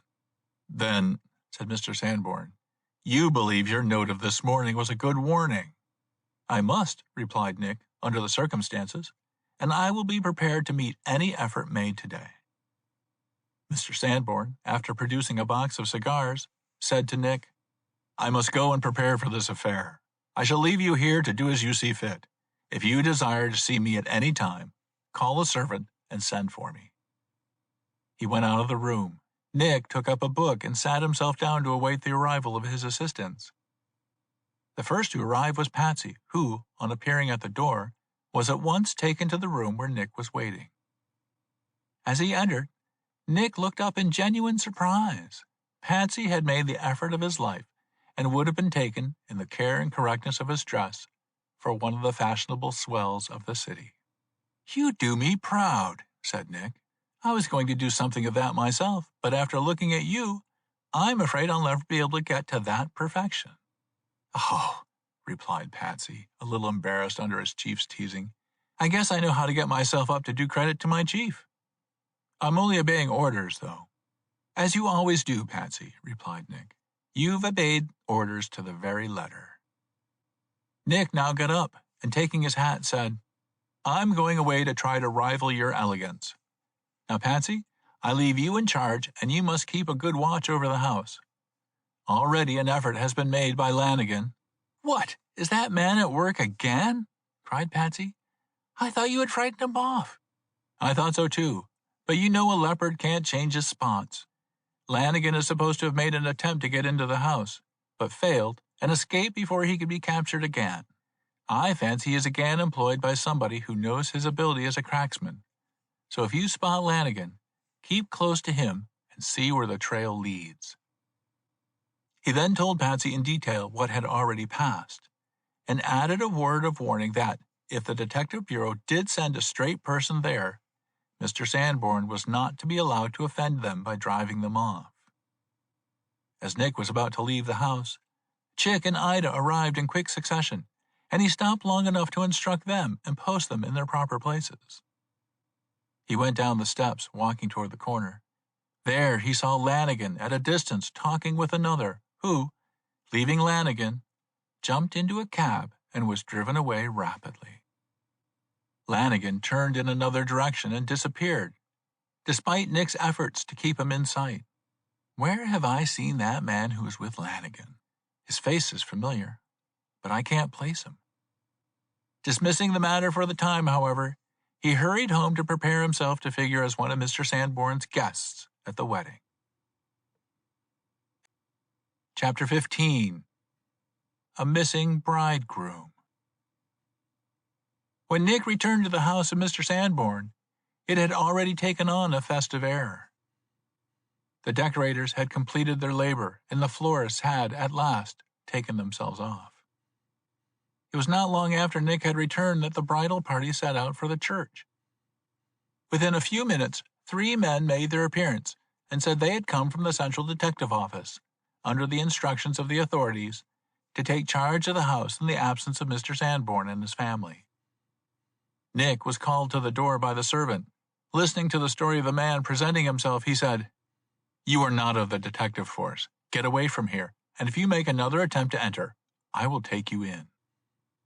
The men, evidently astonished, hurried away with such haste as to show that their reception was unexpected. After they had gone, Nick said to Chick, "That is the second attempt that has been made to enter the house, the same means being used, the pretense they are police detectives." "They will make another attempt," said Chick. "Yes," replied Nick, "but it will be in a different way. They will hardly try the same thing again." "They seem to be pretty determined," replied Chick. "The hall is a big one if they can make it," replied Nick. "We must post Patsy at this door, and I will instruct the servants on no account to allow anyone to pass the doors until the return of the wedding party, unless one of us is called." "There's a good deal of going in and out of the basement door in the rear of the house," said Chick. "I fancy that I'd better post myself down there for the present." "It is a good plan," said Nick. "Where are the presents displayed?" "On the second floor, in a rear room," replied Chick. "Finding that out while you were gone, I put Ida in that room to maintain a close watch." "It could not have been better," replied Nick. Then they waited, but not for long, before there was another diversion. A florist wagon drove up rapidly to the door with 2 men in it. Hardly had they stopped and gotten down from it, than a third man rushed up in great haste. Throwing open the rear doors of the wagon, the 3 took out a variety of flowers and ascended to the top of the steps, ringing the bell hurriedly. The doorman threw open the door, and one man, rushing through with his arms full of flowers, said, "These are for the rear room on the second floor. Come along, men. Bring those other flowers quick." Patsy stepped forward and said, "What is this?" "We are very late, we know," replied the man, "but Mr. Sanborn did not order these flowers until this morning." "Mr. Sanborn never ordered them," cried Patsy.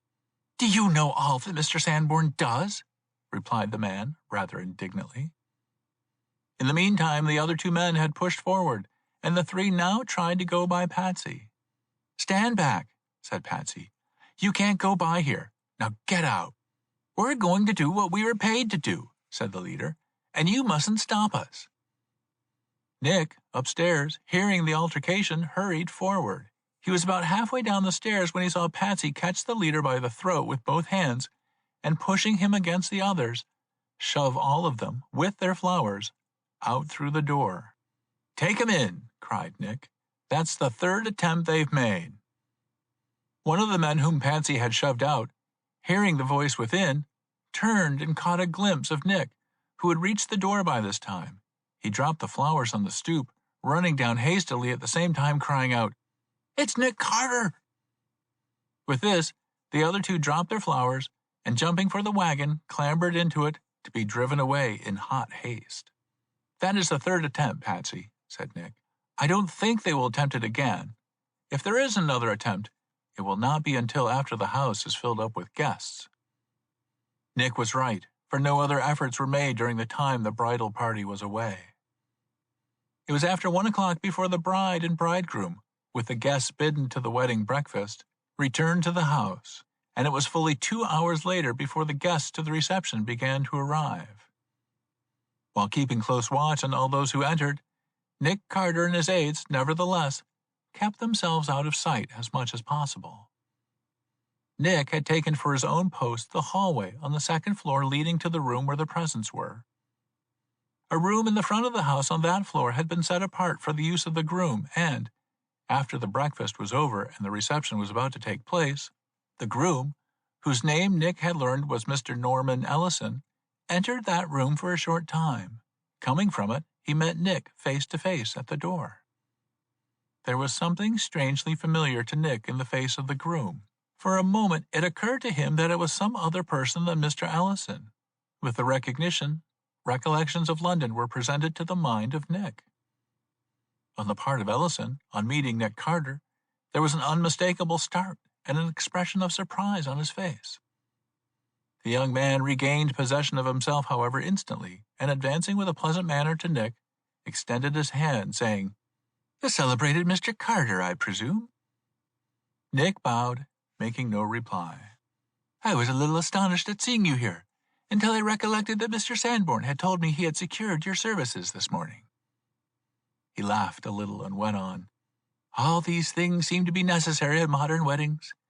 Mrs. Ellison tells me that her father forgot all about making the provision until this morning." This was all so true that Nick laughed with the groom and answered that Mr. Sanborn had even neglected to take the proper precautions until after he, Nick Carter, had warned him that an attempt would be made to steal the jewels, of which he, Nick Carter, had had intimation. The groom looked keenly into the eyes of Carter as he said these things, but merely remarked, "That is serious." Then hastily saying, "But I must not linger here and keep the bride waiting," he ran down the stairs. Nick turned away, his mind busy with recollections of London. The face of the young man, Ellison, was familiar to him. It was one of Nick's characteristics that he never forgot a face that he had once regarded earnestly. In fact, his memory in this respect was actually an embarrassment to him, for in his travels in many parts of the world he had met faces that had attracted him, or, under circumstances, had impressed them on his mind which were by no means associated with his business. Something of this he expressed in the words he muttered to himself. "This habit of suspicion is all very well, but I am letting it run away with me. Because I've seen this young fellow's face before, is no reason why I should suspect him of anything." He walked off toward the room over which Ida was on guard. In the meantime, Ellison had descended the stairs, and at the foot of it was met by a servant, who stopped him, speaking in a low tone of voice. This was observed by Patsy, who, standing near the doorman, asked what servant it was, since he had not seen him before. The reply was that it was Mr. Ellison's own servant, his valet. Whatever was communicated by the servant to the young man, at least it gave no little concern to him. He knitted his brows, bit his lip, and looked down on the floor and thought for a moment. Then he said to the servant, "Take him into some room where I can see him alone. I will excuse myself to the bride for a moment or two." The two turned away, the servant to run downstairs into the basement, and the young man to push his way through the hall to a rear room on the first floor. All this time, the guests were arriving in increasing numbers for the reception, but the bride and groom, however, had not yet taken their places in the great parlor, where Mr. and Mrs. Sanborn were already in place. Patsy, watching, saw the servant of Ellison come up the stairs from the basement, leading a man who was carrying his hat with him and who wore a long cape overcoat. This man was ushered by the valet into a small room at the extreme end of the hall. Then the servant returned to the bridegroom. Together the two entered this small room, as Patsy could very well see. Only a moment or two elapsed before the stranger, who had called on the bridegroom at such an inopportune time, came out of the room, accompanied by the valet, who led him downstairs into the basement again, and of course, out of sight. Something occurring at the door attracted Patsy's attention for a moment, so that he did not see Mr. Ellison emerge from that room. The house was gradually becoming filled, and the way of the stairs and the hall much crowded. By and by, Patsy became conscious that something extraordinary had occurred. In a few moments, he saw Nick Carter hurriedly descend the stairs and push his way through the hall into the parlor. While wondering what had occurred, he saw Chick push his way through the hall toward him. Reaching him, Chick bent over and said, "The work has begun, Patsy. Get into that room, the third down on the right." "They haven't nipped some of those jewels, have they?" asked Patsy eagerly. "Oh, no," said Chick, moving off. "It's worse than that." Patsy threaded his way through the throng and entered the room spoken of by Chick. There he found the bride in hysterics, being cared for by her bridesmaids and an elderly woman, whom he recognized to be Mrs. Sanborn. Nick was already there in close conversation with Mr. Sanborn, and, a moment later, Chick entered. Patsy looked around for some explanation of the singular scene, but could find none. Presently Nick beckoned to him, and as he approached, said, "Perhaps Patsy can tell us something, Mr. Sanborn. This is one of my valued aides, Patsy Murphy." Mr. Sanborn, extending his hand, took that of Patsy's, and the young detective felt it was trembling with agitation. "Patsy," said Nick, "the bridegroom has mysteriously disappeared. The house has been searched, and he cannot be found. Did you see him pass out of the door you were guarding?" "No," replied Patsy. "He did not pass out of that door." "Nor did he go out through the door that Chick was guarding," said Nick. "Say," said Patsy, "who made the search of the house?" "Some of Mr. Sanborn's people," replied Nick, "and a nephew of Mr. Sanborn." "Say, Chief," said Patsy, "I saw something. Where's Mr. Ellison's valet?" "What was it you saw?" asked Nick. "I saw Mr. Ellison come down the stairs. His valet met him at the bottom of the steps and whispered something to him. Then Mr. Ellison told him to take a man into a room where he could see him alone, while he himself came into this room to excuse himself to the bride." "Yes," said Mr. Sanborn. "That's what he did, saying that he would not delay the bride but a minute." "Then," said Patsy, "I saw the valet come to the door of this room for him and take him to meet the stranger." "A stranger?" said Nick sharply. "Anyhow," said Patsy, "he didn't look like a guest, for he wasn't rigged for it, and he had on a long cape coat. But anyhow, it wasn't a minute after they went in before the man in the big cape coat came out and was taken downstairs by the valet." "Did you see Mr. Ellison come out of that room?" asked Nick. "No," replied Patsy, "I did not." Chick, who had been standing within hearing, now said, "I saw such a man go out of the door below." "Mr. Ellison said," put in Mr. Sanborn, "when he came into this room to ask my daughter to wait a moment, that he was called to a matter of immense personal importance."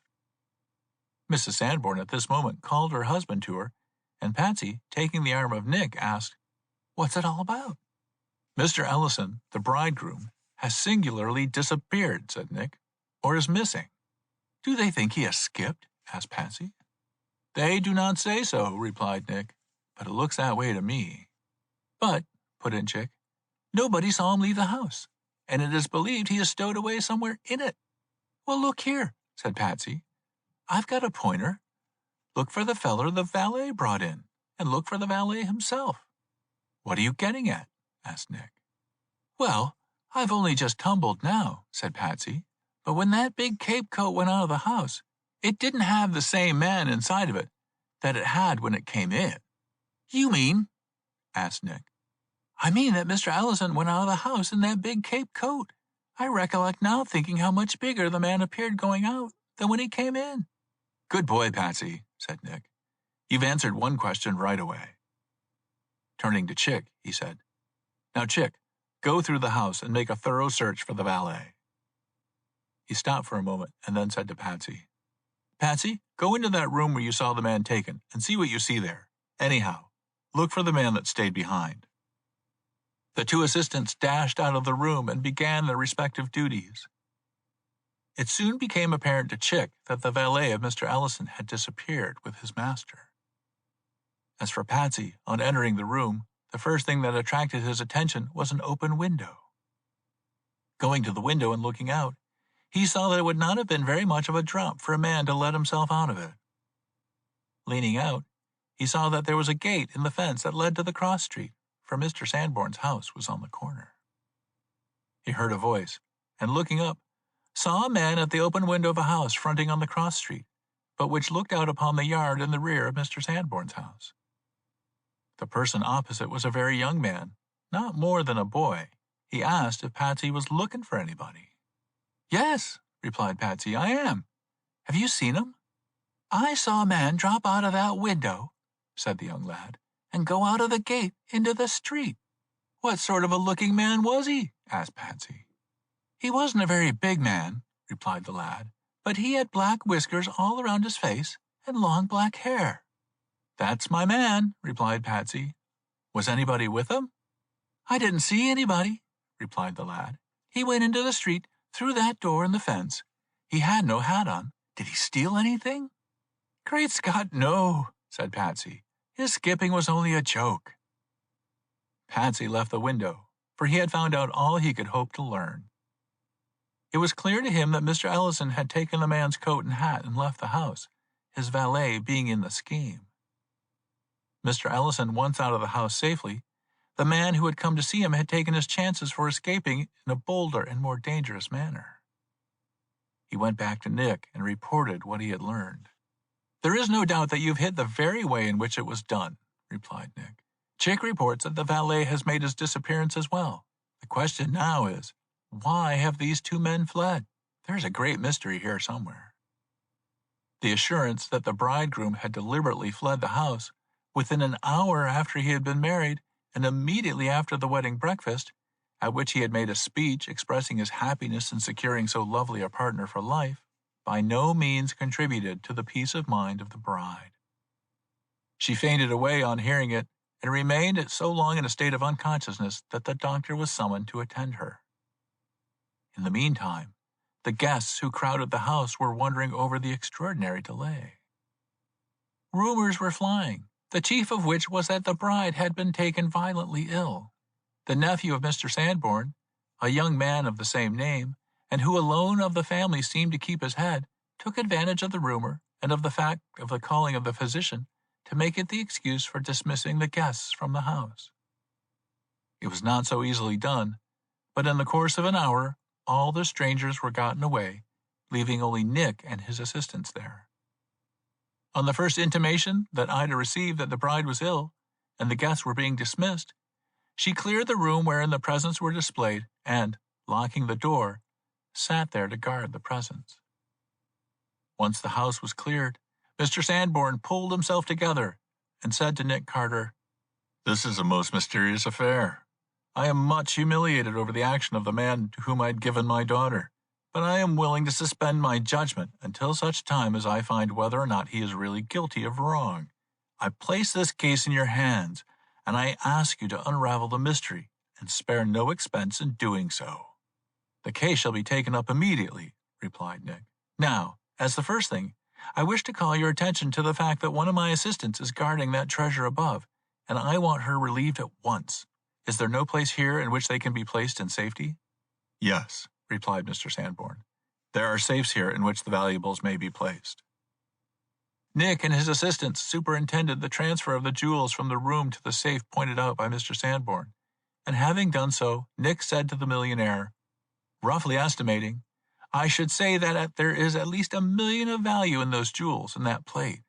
Your safes are not a sufficient guard for so much value. Let me urge you to take immediate measures toward a better care of them."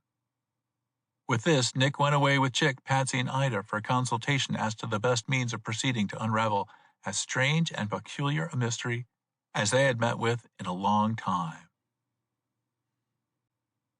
Chapter 16. Mr. Ellison's Past. Nick and his assistants had returned to Nick's apartments, which were not far distant from Mr. Sanborn's house. There, settling themselves down to look over the new case on which they were engaged, the first thing that they were confronted with was a want of knowledge as to the antecedents of Norman Ellison, who had so mysteriously disappeared. "Although Mr. Sanborn," said Nick, "confided this thing to our hands immediately, it was no time, when he was so agitated and so anxious over the condition of his daughter, to ask him the questions which immediately leaped into my mind. But what is apparent is that we cannot even make a place of beginning until we know more about this man, Norman Ellison." He got up and paced up and down his room for a while, and finally, stopping at the table, he said, "His face haunts me. I have seen it somewhere before. Where, I cannot determine, but it is associated with London, and not only with London, but with a Criterion restaurant in Piccadilly. It is all so vague that I can fix nothing." "Well," said Chick, "Ellison is an Englishman and a Londoner. The Criterion is one of the chief restaurants of London, and its bar a great gathering place for the young bloods at night." "Yes," replied Nick, "and I have been there many times. It was there that I caught Comerville, who would run to England after that big forgery of his. But I have seen, perhaps, 1,000 faces in that place, first and last, and why should Ellison's face stick out more prominently than any of the others, if there was nothing wrong in it?" Further conversation on this head was stopped by the coming of young Mr. Sanborn, the nephew of the millionaire. He was immediately admitted, and told Nick that his cousin, the young lady who had been married that day, had recovered consciousness, and though weak and much agitated, was yet very desirous of seeing him. Her father had told her that he had committed a search into the hands of the famous detective, and had assured her that nothing that brains, skill, energy, and money could accomplish would be left undone to solve the mystery of the disappearance of her newly made husband. Learning this, the young lady was anxious to have a talk with Nick Carter as soon as she could. To take the famous detective to her was the reason of young Mr. Sanborn's call. "Mr. Carter," said the young man, "this match between my cousin and Ellison was a love match. At all events, it was so on the part of Elsie." "Would you have us understand," asked Nick, "that it was not so on the part of Ellison?" "Oh, no," quickly responded the young man. "I did not mean to give you that impression. I have always thought that Ellison was very keen about this matter from the first time that he met Elsie, which is 2 years ago. But he is the typical Englishman, one of the kind that is never enthusiastic about anything, and who would take his time to turn around and see what the matter was if a pound of dynamite was exploded at his heels." "Was this match approved from the beginning by the parents?" asked Nick. "By Mrs. Sanborn, always," replied young Sanborn. "But my uncle never liked it. His objection was only that Ellison was an Englishman, and, if not a nobleman himself, was very closely related to those moving in such circles. Indeed," continued young Sanborn, "a few deaths, 3 or 4, and Ellison would come into a title and an estate. That he was a man of only small property did not weigh so much with Uncle as the fact that Elsie would be taken to England and into a life for which she had not been trained." He laughed a little, then went on. "But the objection was not serious, for Uncle has never denied Elsie anything she wanted, and she wanted Ellison very badly. So she married him. Of course, if Mrs. Ellison wishes to see me," said Nick, "I will go to her. But before I do, I should like to ask you some questions as to things I must know, if I am to undertake this search.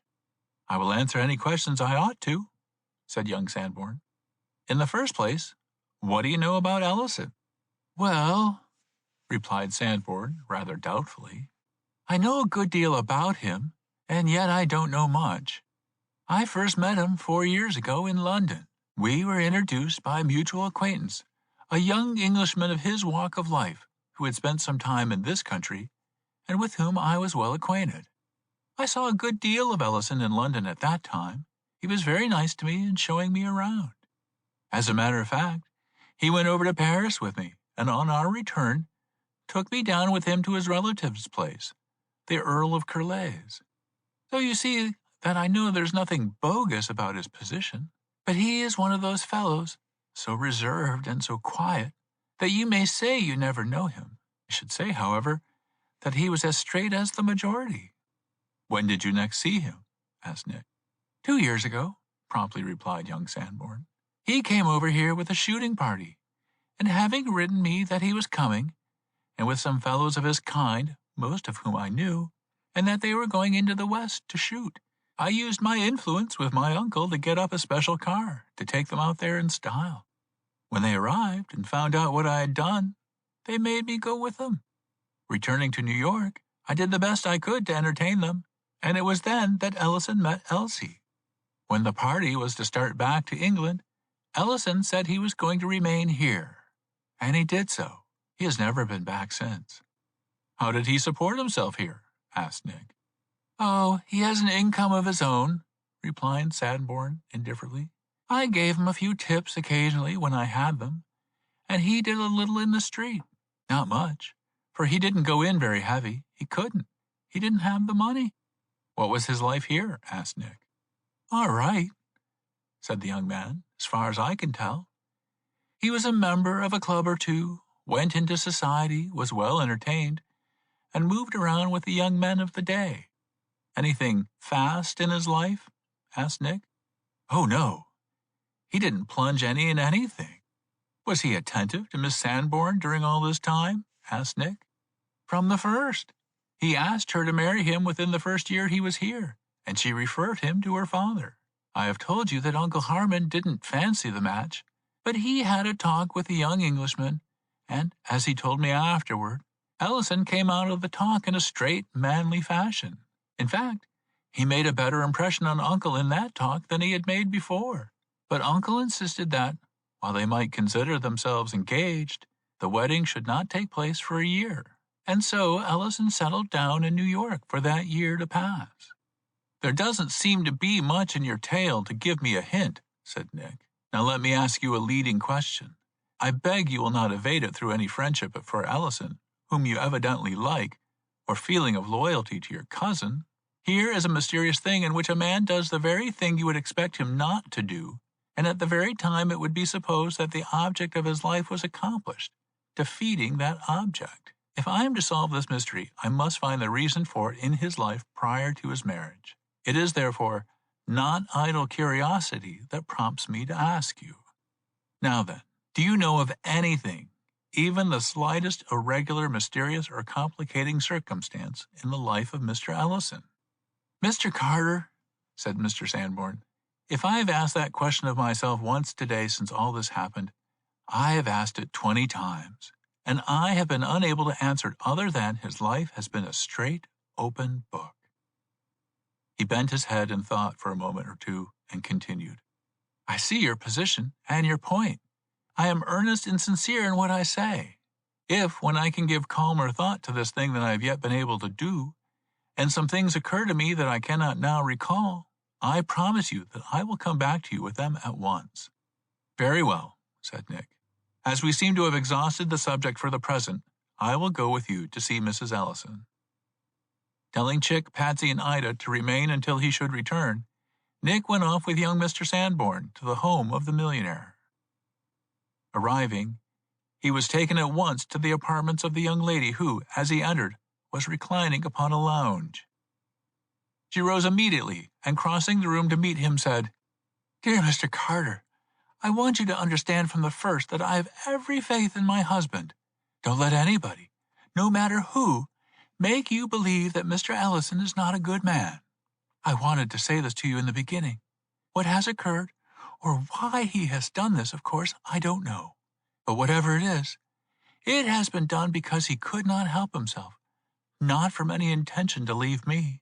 He loves me, I know, and I know it as well as I know that I love him. I can tell you nothing to help you in your search, but I did want you to know my faith in him, and I wanted to see and talk with the man who has my faith and future in his hands. That is you. Whether life will be of any value to me will depend entirely on what you do and what you discover. And having seen you, I know I can trust you to do all that can be done. The young lady had been so earnest and had worked herself up to such a degree of agitation that, at the conclusion of her words, she swooned again. But she soon recovered, and Nick, perceiving that she was again herself, went downstairs to Mr. Sanborn's room to have an interview with him. Chapter 17. Patsy's Pointer. Nick returned to his assistants after his interview with Mr. Sanborn. He was thoughtful and perplexed. Mr. Sanborn had been unable to contribute a single idea or additional bit of information that would help Nick to a starting place. In all my experience, said Nick, I have never met with just such a case. All that we have is that a man has mysteriously disappeared at a most unexpected moment, and when his disappearance is likely to lose him all he had been striving for 2 years. Those who know the man best, who for 2 years have been his intimate associates, cannot even suggest a notion as to what might be the cause of it. It's a great big stone wall, said Patsy, and we're up agin it with our noses scratching against the rough edges. Patsy's terse description caused them all to laugh. Chief, asked Chick, do you think that you know the whole of the life of this man Ellison here in New York for the past 2 years? Perhaps not so well, answered Nick, as I might know if we had made a careful search into it. But before Mr. Sanborn consented to his daughter's marriage, and subsequent thereto, he had inquiries made as to the young man and how he was living, what he was doing, and he became satisfied that there was nothing wrong in it. Well, said Chick, it goes that a man don't disappear as Ellison did without a reason. That is true, said Ida. Had he left at any other time, or any other place, there would have been not so much in it. What is your point? Said Nick, stopping in his pacing up and down and standing before Ida. What I mean, said Ida, is this. If Mr. Ellison had been in his room, say, 3 months ago, reading or smoking, or passing his time away until bedtime, and had been called upon by someone who came to see him, and, going out with him, had not returned, it might have been said that he had allowed himself to drift away without strong reasons. But to leave a house under the circumstances Mr. Ellison did, within 2 hours after his marriage, and just as he was prepared to take his place at the reception, to receive his many wedding guests, shows that there must have been reasons so strong that he dared not pass them by. Nick nodded his head as if agreeing with this, and Chick said, and crime of some kind is at the bottom of those reasons. Nick turned sharply on Chick and asked, What do you suspect? I suspect nothing, replied Chick. I am trying to say that nothing but a crime, or a wrong, would make a man like Ellison leave as he did. The reasoning is good, said Nick. Let us see. The most important thing that could occur to Ellison, as we know it, is the possible succession to the title and estate of his family. Now, the Earl of Curlay is alive, and there are 3 lives between him and Ellison. Suppose, for instance, that all of those 4 men were on a yacht and were drowned at one and the same time. That would make Ellison the Earl of Curlay, and change him from an unimportant person to a very important person in England. In other words, changing the whole course of his life. It is hard to conceive anything more important to occur to Ellison. Suppose that the big Cape man Patsy saw brought him that information. While it would shock and excite him, there could be no reason why he should not tell his newly made bride and her family, even if it were necessary for him to leave on the minute. And that, said Ida, forces us to believe that there was some wrong or some crime back of this hasty departure.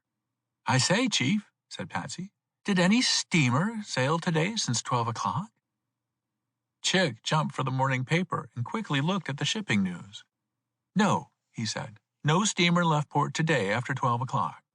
"What time does the next steamer go out?" asked Nick. "Everyone that leaves tomorrow," replied Chick, "must sail before 9 in the morning." "You have made a good suggestion," said Nick. "I wish, Patsy, you would take care of that end of it and see that every steamer is properly watched tomorrow morning." Patsy smiled with pleasure. The chief had acknowledged that he had made the first practical suggestion in the work. "It comes down to this," said Nick. "We must set out upon the theory that something wrong, some crime, some misfortune, or some complication exists in the life of Ellison that is unknown to his best friends." "Chief," said Ida, "I believe that is to be found not here in this country, but in England."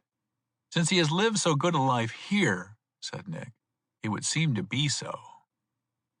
The famous detective stood still a moment and said, "I must appeal to my friend, Inspector Mostyn of Scotland Yard again. Chick, write a cable to Mostyn and ask him to send all information that is queer about Ellison. Tell Mostyn what family he belongs to." He turned to Ida and said, "I don't suppose there is a man in England who knows as much about the noble families and their concealed histories as Mostyn does."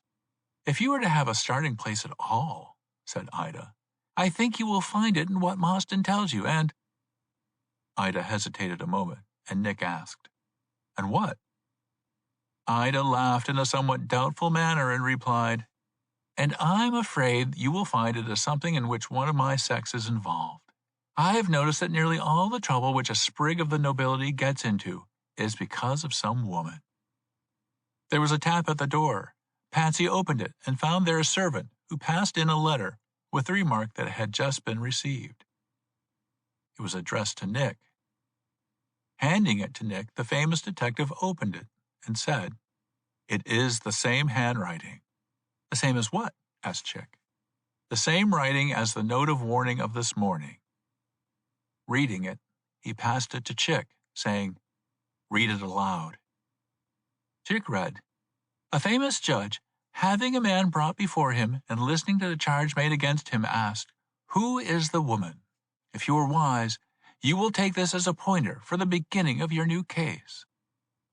The four detectives looked at each other, and then Nick took from his pocket the letter of warning of the morning, and together they compared the handwriting of the two letters. "It is the same," said Nick positively. "It was written by the same man," said Chick. "It is not the handwriting of a man, but of a woman," said Ida. Nick caught the two letters, and carrying them to the window where the light was strong upon them, carefully examined them. "You are right, Ida," he said as he returned to the table.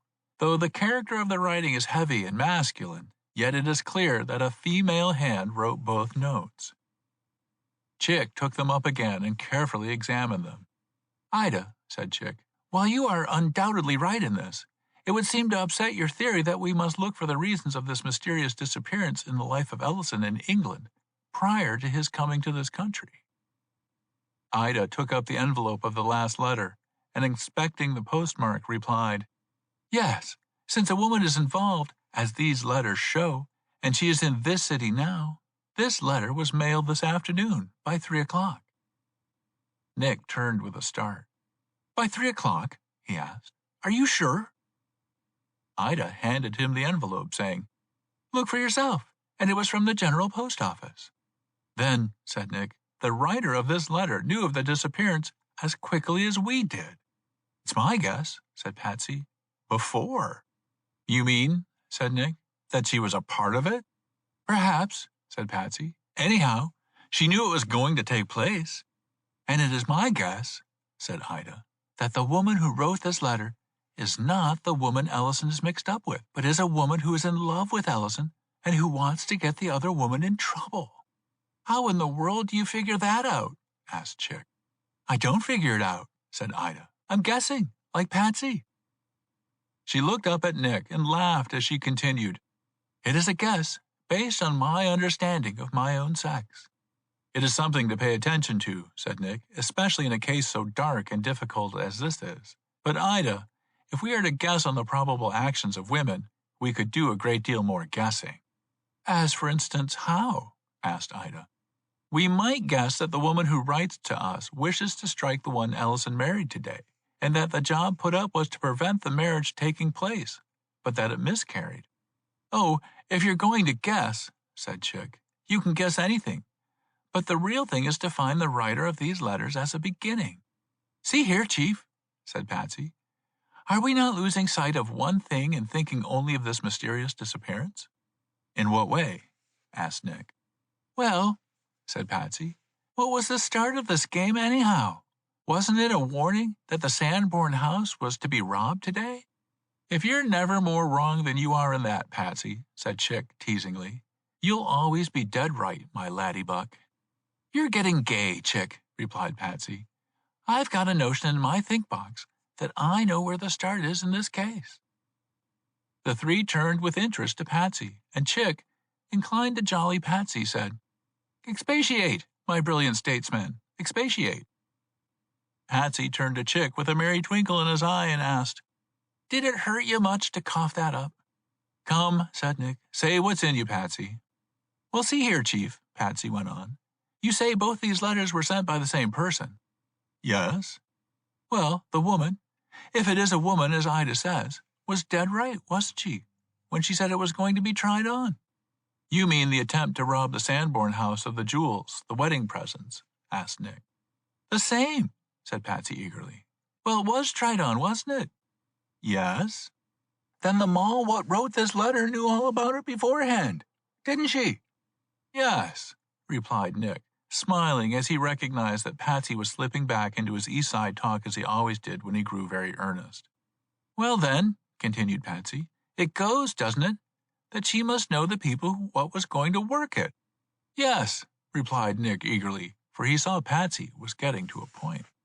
And, went on Patsy, the Moll has given you the warning that there was a woman behind Ellison's running away. Yes. And she must know who that Moll is. Yes. And if you could get on to her, you'd get a line on the whole biz, wouldn't you? Yes. But the thing is, Patsy, said Chick, to get to the woman who wrote the letters. That's what I'm getting at, said Patsy. The chief knows that the man Lanigan, the swell cracksman of Philly, led off in this biz of trying to nip the jewels, and it's dollars to donuts that Lanigan knows the Moll what writ these letters. So Lanigan is the starting point to turn the lamps onto. Nick brought his hands together with a resounding clap and replied, You've hit it, Patsy, and you've given us what we have been fishing for, a starting place. Now, Chick, you and Patsy start right out and see if you can find Lanigan and put him and his fellows under watch. Don't lose them until you know all they're doing. Without waiting for anything else, Chick and Patsy went out. I fancy, Ida, said Nick, that there will be a good deal of work for you to do in this case. You'd better go home and spend the night in getting a good rest. What you have to do will depend on what the boys will find out tonight. Ida went away, and Nick busied himself with a new makeup. Chapter 18. In the Tenderloin. Chick and Patsy relied upon their knowledge of the haunts of criminals and crooks in the city to give them trace of Lanigan. It was nearly 7 o'clock when they left Nick's apartments. I'll bet you, Patsy, said Chick, that the gang working the Sanborn residence this morning was governed by our old friend Lanigan. I'm thinking so myself, replied Patsy. If that's so, replied Chick, and they're in the city yet, the place to find them tonight is in the Tenderloin, where they'll be rolling about for a bit of a spree. If they've got the price, replied Patsy. Their little show didn't come off according to the bill of play. They may be broke. Oh, replied Chick, they've got enough for a roll, and I think the best place to look for Lanigan is among the music halls. It's a little early, said Patsy, to take up that hunt. Yes, said Chick, but that will give us a chance to get something to eat, and I've had nothing since breakfast. I'm with you, said Patsy. Accordingly, they turned into a rather well-known eating saloon in Broadway, not far from 30th Street. They had not been seated at their table long before they saw a man enter who was a prominent member of the police detective force. His name was Merton, and the two, Chick and Patsy, were on good terms with him. Attracting his attention, they called him to their table, asking him to dine with them. When he was seated, They asked him if he was on any special business. "A very easy lay," replied Merton. "A young fellow from an eastern city who's got more money than brains is down here on a high-pressure spree. His folks, who can't switch him, have appealed to the department to put him under watch so that nothing bad will happen to him. That's my lay. The chief says it's a kind of vacation for me." "Merton, did you folks have an eye to the Sanborn wedding this morning?" "In a way," said Merton. "When the papers put up the story about there being so much value in the presents that were given to the bride, the chief had a look over the crooks working in that line to see if they were going to do anything about it." "And they were not?" asked Patsy. "No, the lads believed there was no use of trying it, because the presents would be too closely watched, and they came to know that the chief was looking after them, so they steered clear away." "Then," said Chick, "if anyone did make the attempt, it was not local lags." "That's dead certain," said Merton. "If anyone did, they were outsiders. But did anyone try it on?" "We think they did," said Chick cautiously. "Well, if anyone knows anything about it," said Merton, "you ought to. You were on guard there." "Oh," said Chick. "You know that, then?" "Yes," replied Merton. "The chief was certain that Sanborn would call Nick Carter in, for he always does that when he's got any work to be done. That's why the chief didn't send anybody there." "Well," said Chick, "Sanborn did not call on the chief, but the chief got a tip that an effort was going to be made to nip some of those presents, and warned Sanborn only this morning. That's how we happened to be there." "Say," said Merton suddenly, "what's that story about the bridegroom, Ellison, disappearing? Is there anything in it?" Chick was a little puzzled to know how to meet this direct question. It had been the hope of Nick and the Sanborn family as well that the dismissal of the guests would be attributed to the sudden illness of the bride, and that, for a time at least, the disappearance of the groom could be concealed. So he asked, "What do you know about it?" "I don't know anything about it," said Merton. "But a friend of mine, who was there as a guest, said he heard Sanborn say something to his nephew that made him believe it was the running away of Ellison from the house that made the bride sick. In other words, my friend thought that there had been a big quarrel somewhere, and that Ellison left the house in a huff before the reception." This was enough to justify Chick in a denial, and he promptly made it. "Well," said Merton, "if there was an attempt made on the house, what gang was it?" "The chief thinks," said Chick, "that Lanigan tried to get inside the house, pretending to be one of your plainclothesmen." "Lanigan? The man that Nick Carter had his hands on a little while ago and let him off with a caution? Is it possible that he can be fool enough to butt himself against the law again?" "That's what the chief thinks." "Well, I saw Lanigan on the street not an hour ago. You can find him almost any minute in the Tenderloin somewhere. Both nights that he has been around here, he has had a woman with him, who is as swell as they make 'em." Chick turned to Patsy and said, "You see, Patsy, my guess was right. The Tenderloin is the place to look for him." "Who is the woman that's traveling with him?" asked Patsy. "She's a stunner," replied Merton. "She's tall, slim, handsome, with a face white, like marble, red lips, round blue eyes, and wavy, light, fluffy hair. She is dressed in the highest style. She looks to me like a lady who's trying to see the wrong side of New York without being in it." Chick and Patsy instantly exchanged glances. "Are you looking after such a woman?" said Merton. "The chief wants to know all about such a woman," said Chick. "He fancied that she was with Lanigan, and I guess they want evidence for a divorce suit." "I thought Nick Carter never touched such cases," said Merton. "Oh," replied Chick carelessly, "it's only my guess, but the work of Patsy and myself is to get onto this couple and put 'em under watch." "Then," said Merton, "the best thing you can do is travel with me tonight, for if they are here in town when the lights are lit, we'll run against 'em for sure." Having finished their meal, the three started out on their travels. Merton had little difficulty in finding the man over whom he had watched, but the two that Chick and Patsy were anxious to find could not be found in any part of that gay section of New York. All places, possible and impossible, open and concealed, were visited, but no trace of Lanigan could be found. The hours passed, and midnight was nearly reached when Patsy said, "I'm afraid, Chick, that our man has got out of New York after his failure to do the work he came here to do." "You mean the robbing of the Sanborn wedding presents?" said Chick.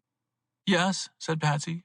"Very likely he has got to know that Nick Carter is on his track again, and he doesn't want any more hot encounters with the chief." This had passed between Chick and Patsy as they were walking along Broadway above 35th Street. Suddenly, Merton halted the two, and pointing to the other side of the street said, "There's your couple now." Looking across, they saw a man and a woman, both stylishly clothed, crossing Broadway to the corner on which they stood. The three, dropping back out of sight, watched them cross. Standing on the corner for a moment, the two seemed to discuss which way they should go. Then they turned up Broadway. Following them, the detectives learned that their destination was a restaurant whose principal business of the 24 hours was done after midnight. It was the resort of the gay people of the town, and, as other places darkened, this one became brighter and gayer. They waited on the outside long enough to make it appear that they had not followed the pair into the place. "It was worth waiting for," replied Chick, "and we'll probably get a line on them before we are through with them." Finally, Chick said to Merton, "We'd better go in now." He made the motion to lead the way up when a young woman stepped up and, addressing Merton, said, "Anything for me to do tonight, Mr. Merton?" "No, Bess, I think not. I haven't anything on tonight of any importance." The girl stepped away, and Chick asked who she was. "She is a girl," said Merton, "who is employed by me a good deal." "You use her, then, in your work?" "Yes, she's as good as a directory. She knows everybody, who they are, and what they do." "Fetch her back," said Chick. "We'll take her in, and she may be of use to us." Merton ran after her and brought her back. The four then entered the restaurant. The place was already more than half full, and there was some difficulty in finding a table which was near enough to Lanigan and the woman who was with him to make observation easy, and yet not be too conspicuous. When at last the table was selected, it was found to be well placed for their purpose. They not only commanded a good view of the table occupied by Lanigan and his companion, but of the whole room. "Chick," said Patsy, "Lanigan isn't broke by any means. He's doing the swell caper. Nothing but champagne and burgundy does him. See him mix the fizz and the red?" "Nothing less than 7.5 for that tipple," said Merton. "And nothing less than birds as well," said the girl Merton had called Bess. "His layout will knock spots out of a $10 note," said Patsy. "You know who it is?" asked Bess. "Know the man," replied Chick. "His name is Lanigan." "That's right," said Bess. "Do you know the woman who is with him?" asked Chick. "No. She was never seen here until 3 nights ago, and she was with him then." "See here, Bess," said Merton. "These two friends of mine are on the same lay that I am. They want to know all about a woman traveling with Lanigan. I don't know why, and I ain't asking. And you don't want to ask why either. But if you can help them, you'll be helping me." "And the price will be the same from me," said Chick, "as it is from Merton when you're working for him." "The price isn't much," said Bess with a laugh. "It's only a tenner for an evening's work. I think I can help you, but I don't know. I'll try." "Then I'll pay you now and take the chances," said Chick, thrusting a $10 bill into the hands of the girl. "Whether I can help you depends on whether the girl with Lanigan is known in Philadelphia, where Lanigan originally came from. A girl will come in here sometime tonight who will know her if she is known in that city. If she does, she'll tell me."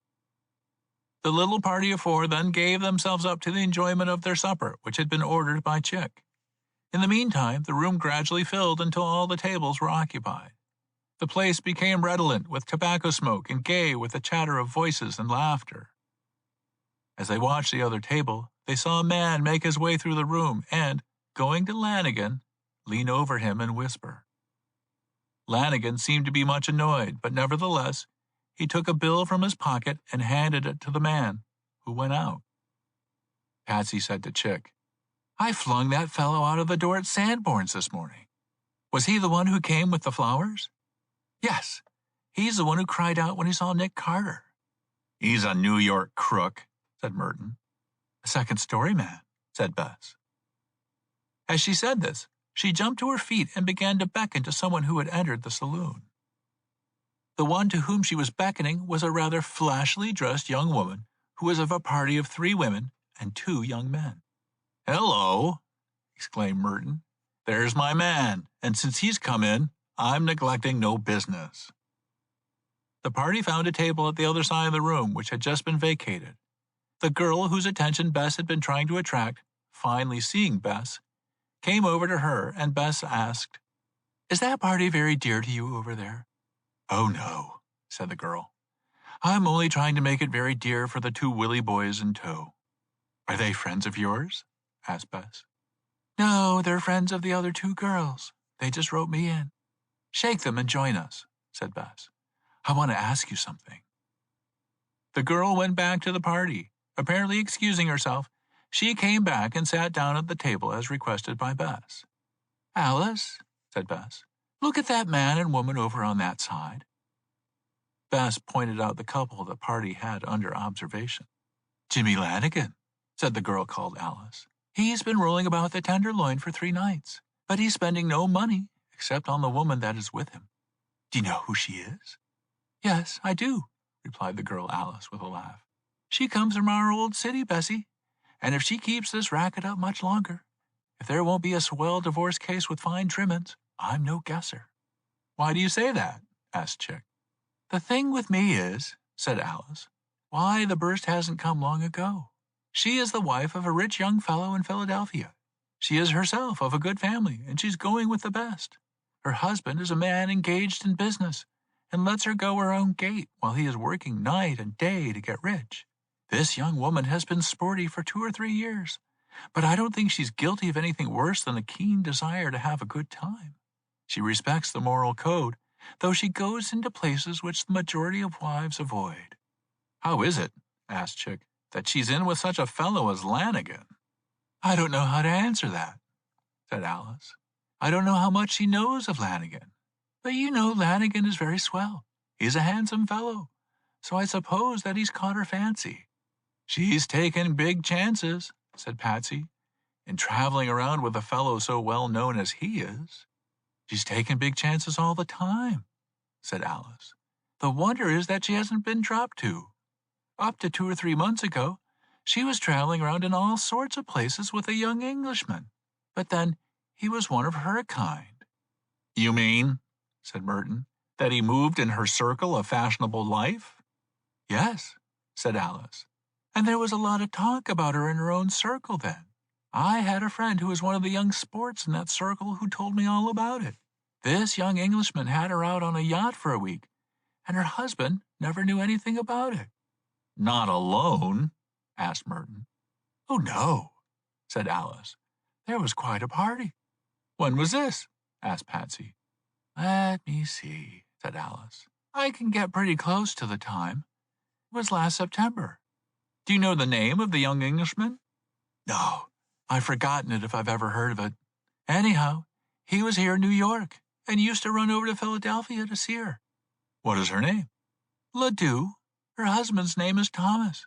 That won't be her name long," continued Alice with a laugh. "If she lets Jimmy Lanigan show her around New York very often, she's taking chances I wouldn't dare to take if I were in her place." It seemed to Chick and Patsy as if they had secured all the information which they were likely to obtain at that time. Bess looked at Chick meaningly, as if to ask if he had gotten all he wanted, and Chick nodded in reply. The conversation was unchanged, and Chick gave the signal to Merton that he would like to get out. Merton took the lead, and the party rose. Chapter 19. Chick's Strange Encounter.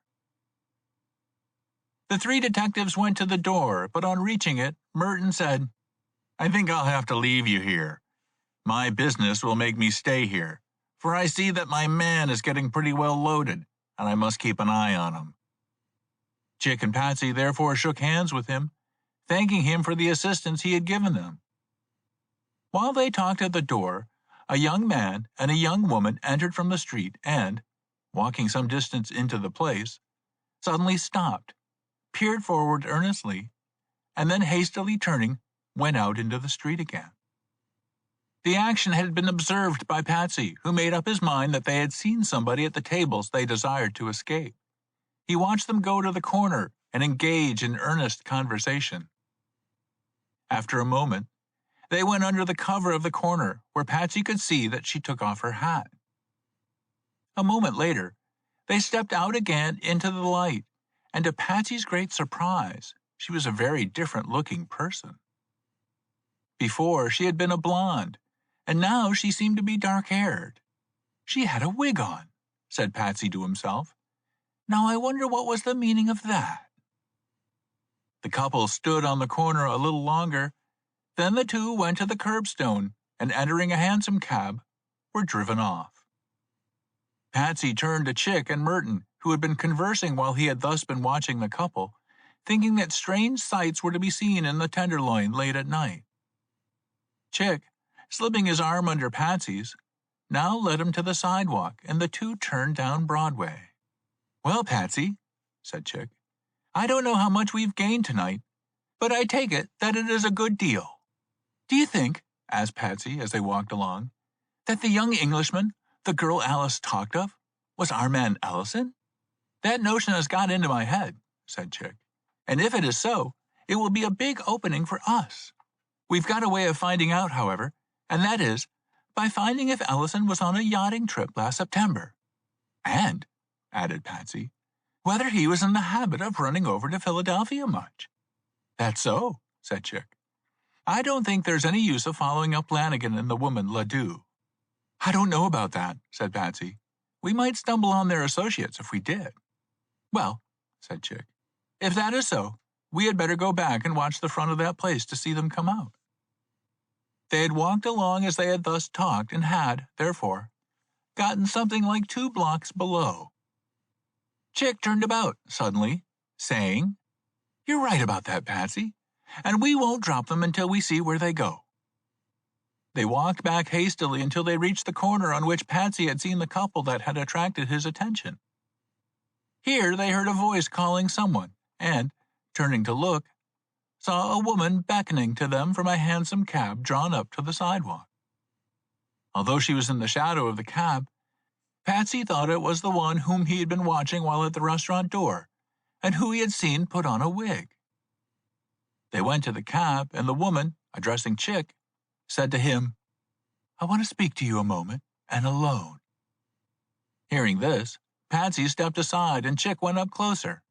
"I know who you are," said the woman. "But I don't know who you are," answered Chick. "It is not necessary that you should," replied the woman, "and, as a matter of fact, I don't intend that you shall." Chick looked up at her quickly and saw the woman was earnest in her manner, by no means coquettish or trifling. He said, "What is it you want to say to me?" "I know that you are one of the assistants of Nick Carter," the woman said. "Your name is Chick, and I know that you are looking for Mr. Ellison, who disappeared so suddenly from the Sanborn house today." Chick thought rapidly and concluded that more was to be gained in admitting the fact than in denying it. "Won't you enter this cab and talk with me?" said the young woman. Giving a signal to Patsy which meant that Patsy was to follow wherever he went, Chick called out loudly, "Good night, old boy. I'll see you sometime tomorrow." He climbed into the cab and took the seat as the young woman made way for him. Patsy turned after calling back a good night and walked hastily up the street until he reached a dark doorway into which he quickly dodged, from which point he watched the cab. "Tell the driver," said the young woman, "to drive away from here." "Where?" asked Chick. "Anywhere, so that we will not be so conspicuous." Chick told the driver to cross Broadway and, driving to 6th Avenue, to go down that avenue until the Herald Building was reached.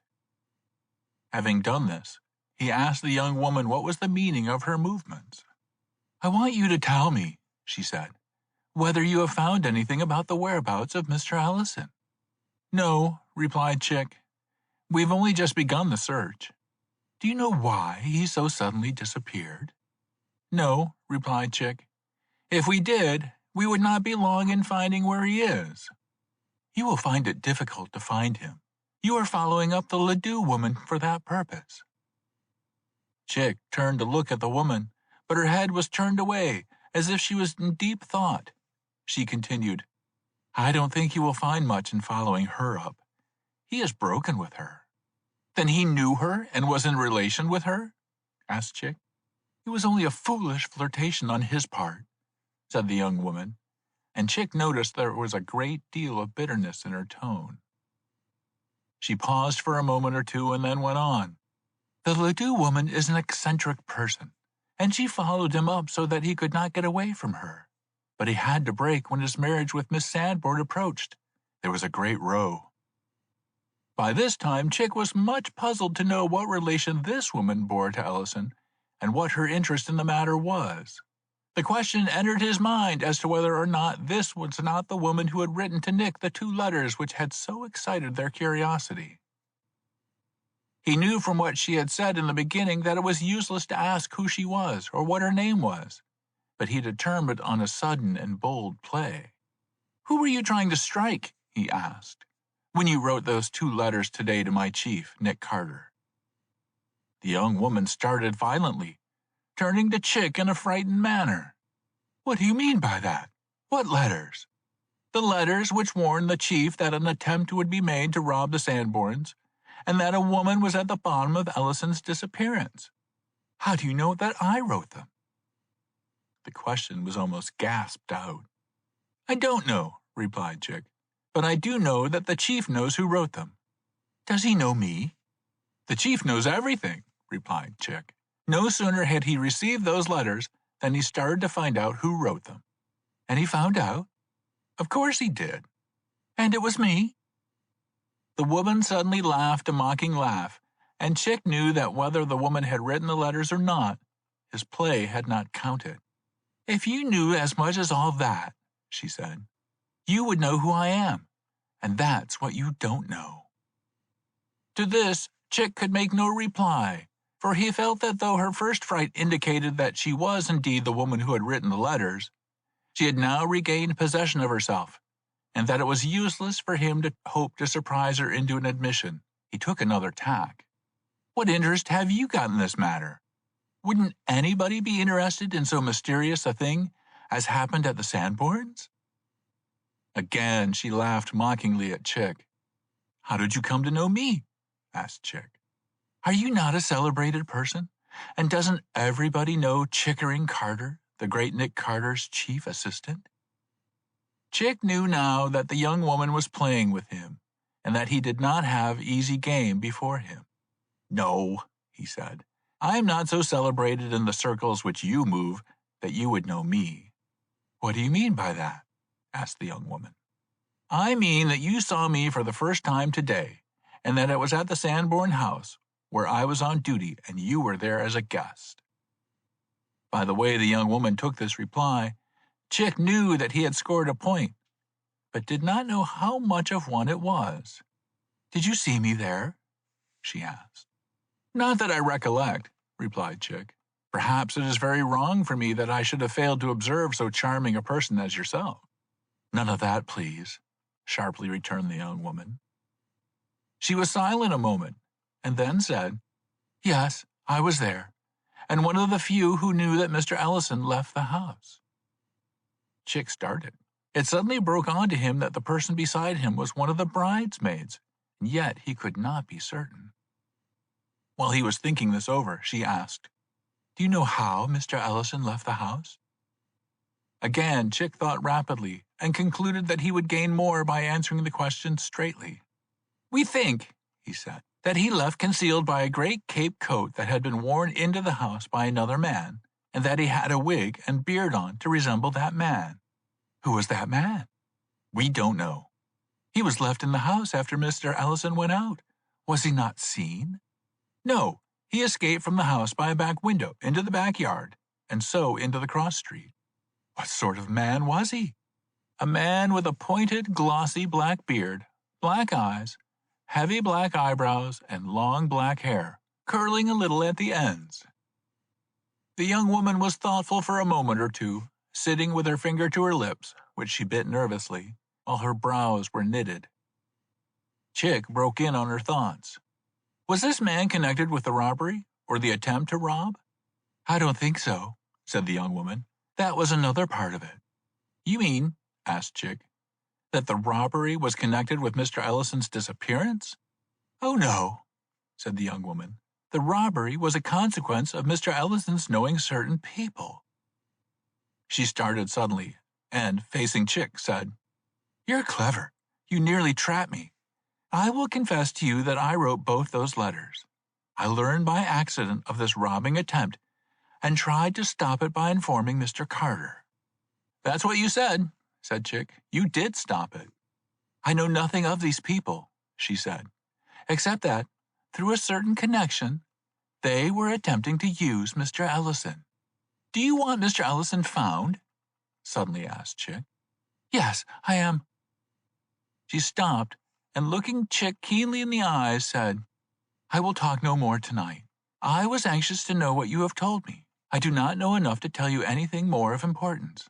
I may learn something, and if I do, I will manage to make Mr. Carter know it. Now get out and let me go away. Believing that he could accomplish no more, and certain that Patsy was not far away, Chick descended from the carriage, lifted his hat, and walked away. The hansom cab, containing the young woman, immediately went over to Broadway, and turning up that street, was driven quite rapidly. But it had not gone the space of a block when another cab drove after it, and Chick saw a hand wave from the window. Jumping across the street, Chick found a cab on the corner, and, hastily calling the driver, said, Follow that cab and don't lose sight of it. If you kill your horse, I'll pay for it. And an instant later, and as the clock over the Herald office sounded the hour of 2, he was following in hot haste the cab containing Patsy, which, in turn, was following the one occupied by the young woman. Chapter 20. A Female Boxer. The cabs pursued their way up Broadway until 42nd Street was reached, when they turned, the leading cab going up that street to Fifth Avenue. As the one containing the young woman turned the corner into that avenue, it halted. A young man stepped out from the shadow and entered the cab. Patsy's cab was at a discreet distance behind it, yet Patsy thought that the young man was the same one with whom, earlier in the evening, on Broadway, he had seen the young woman when she made the change in her hair. The cab now went up Fifth Avenue and at a slower pace than it had previously been going. Thus 68th Street was reached, and, when near the corner, the cab drew along the curbstone, the two occupants alighting and proceeding on foot. Patsy was out in a moment. As the two disappeared around the corner, he ran at full speed. Chick, a little distance behind him, also following rapidly on foot. When Patsy reached the corner, the pair were nowhere to be seen. For the moment, the young detective was at a loss to know what to do.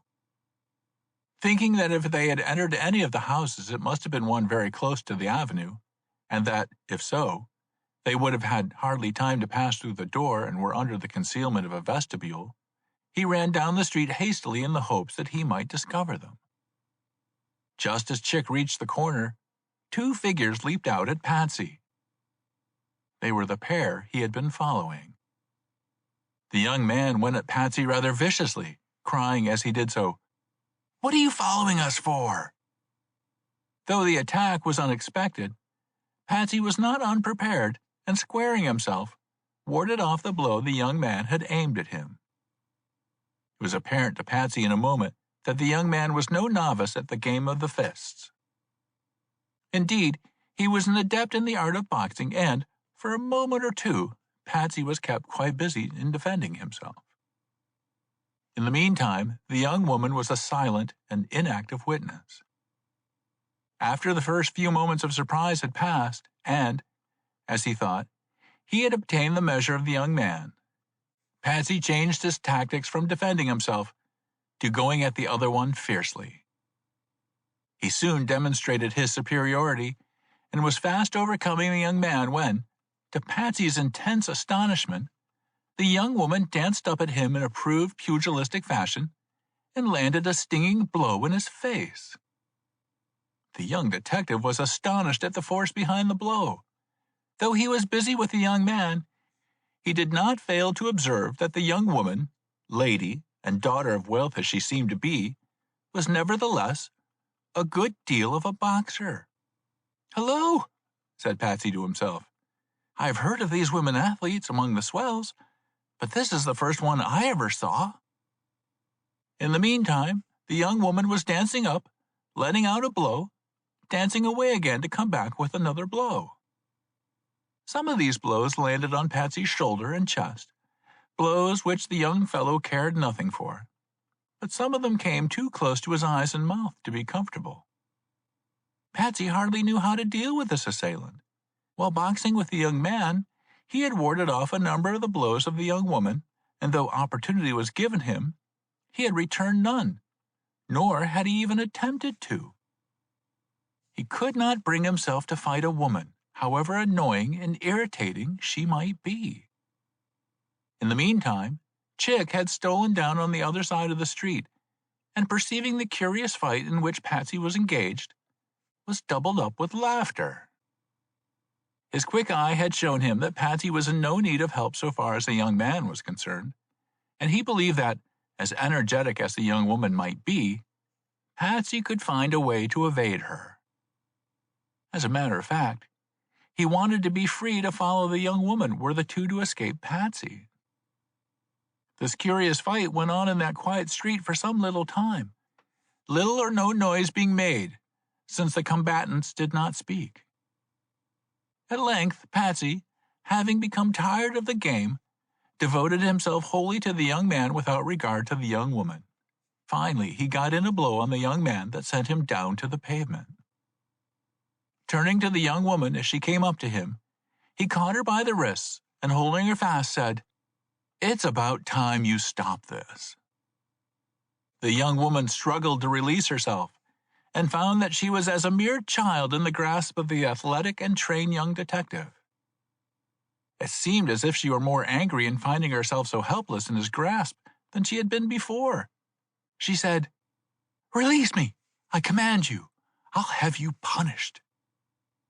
Patsy merely laughed in her face, and having shown her how helpless she was, threw off her hands, saying, "You can fight very well, my lady, so long as nobody fights back. Now don't try any more of it again, if you please." The woman's anger was too great for her to speak. Suddenly she turned on the young man, who was still lying as he fell, and hissed out, "Get up, you coward! Do you leave me to be so insulted here?" But the young man made no reply, and Patsy said, "I must have hit him too hard." Disregarding the young woman, he went to the young man and bent over him. He was unconscious. After trying to lift him to his feet, Patsy said to the young woman, "I cracked him harder than I thought, or else his head hit the pavement when he fell. I'll take him to the drugstore around the corner." The young woman, forgetting her anger, went hurriedly to the young man. Bending over him, she first felt his pulse, then his heart. "You have killed him!" But the next moment she peered eagerly into the eyes of the young man and exclaimed, "No, he's coming too." She rubbed his forehead and chafed his hands. "Who is he?" asked Patsy. "My brother," she replied sharply.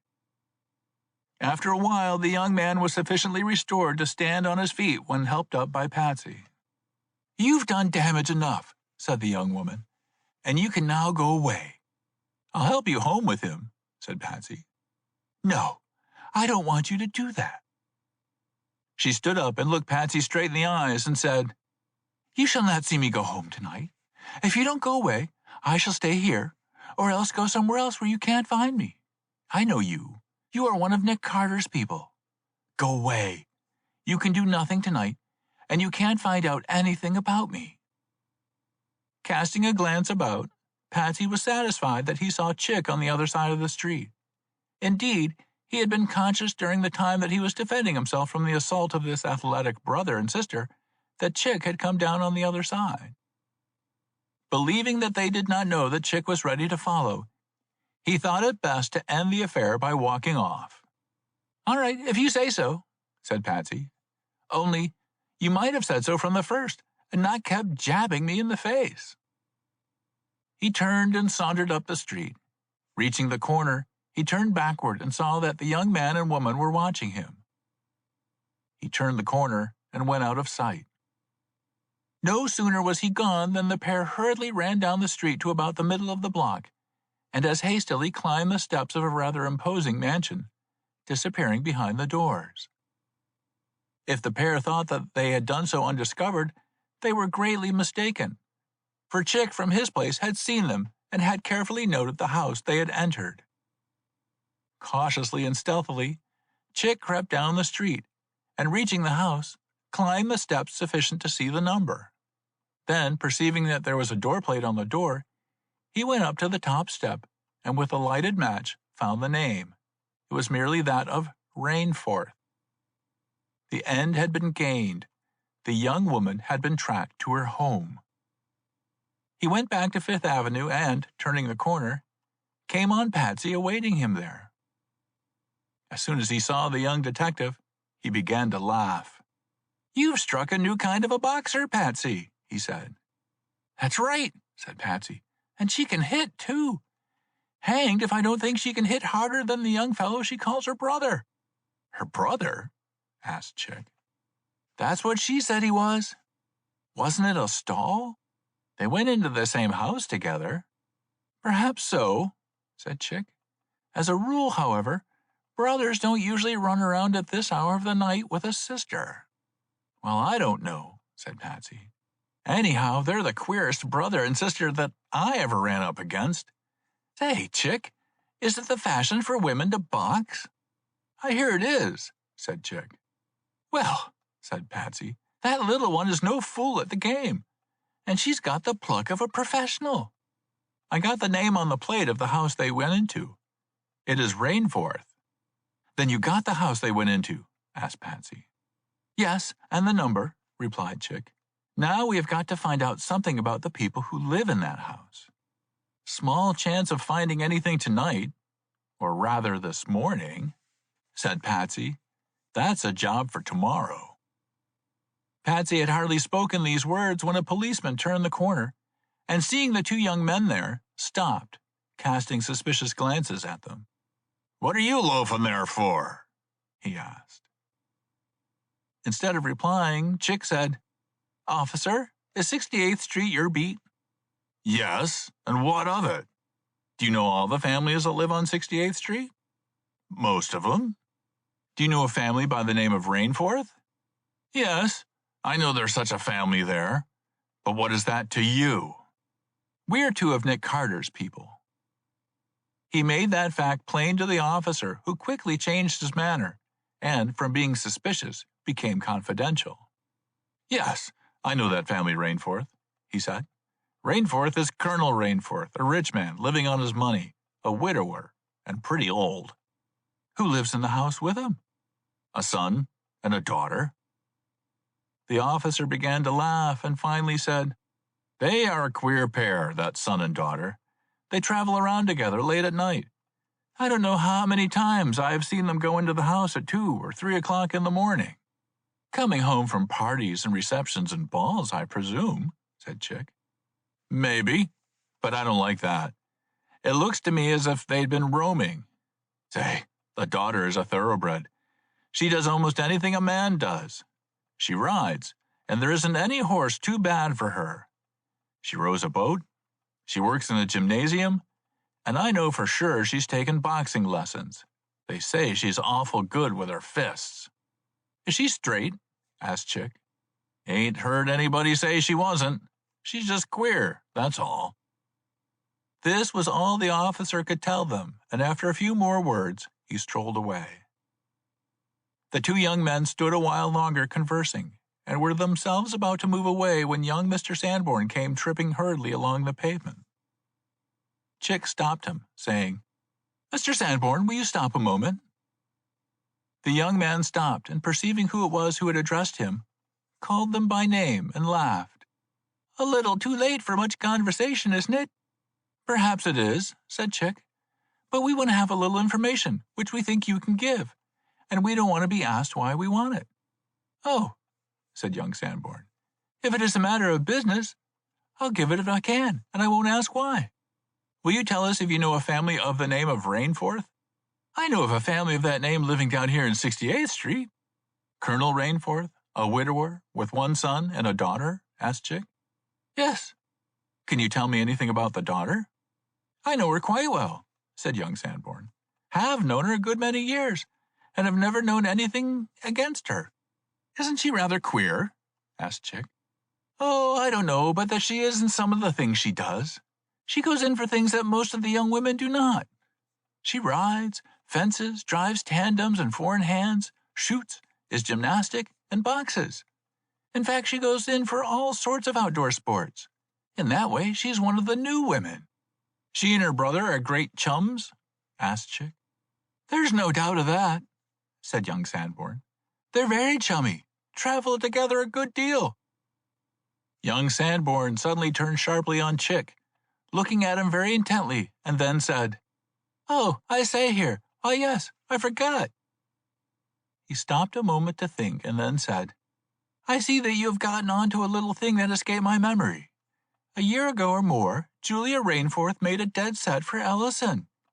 She was so sweet on him that she followed him up constantly, put herself in his way to such an extent that people talked about it. But it's all over, and has been since the time the engagement of my cousin and Ellison was announced." "You are sure of that?" asked Chick. "There's no doubt about it at all," replied Sanborn positively.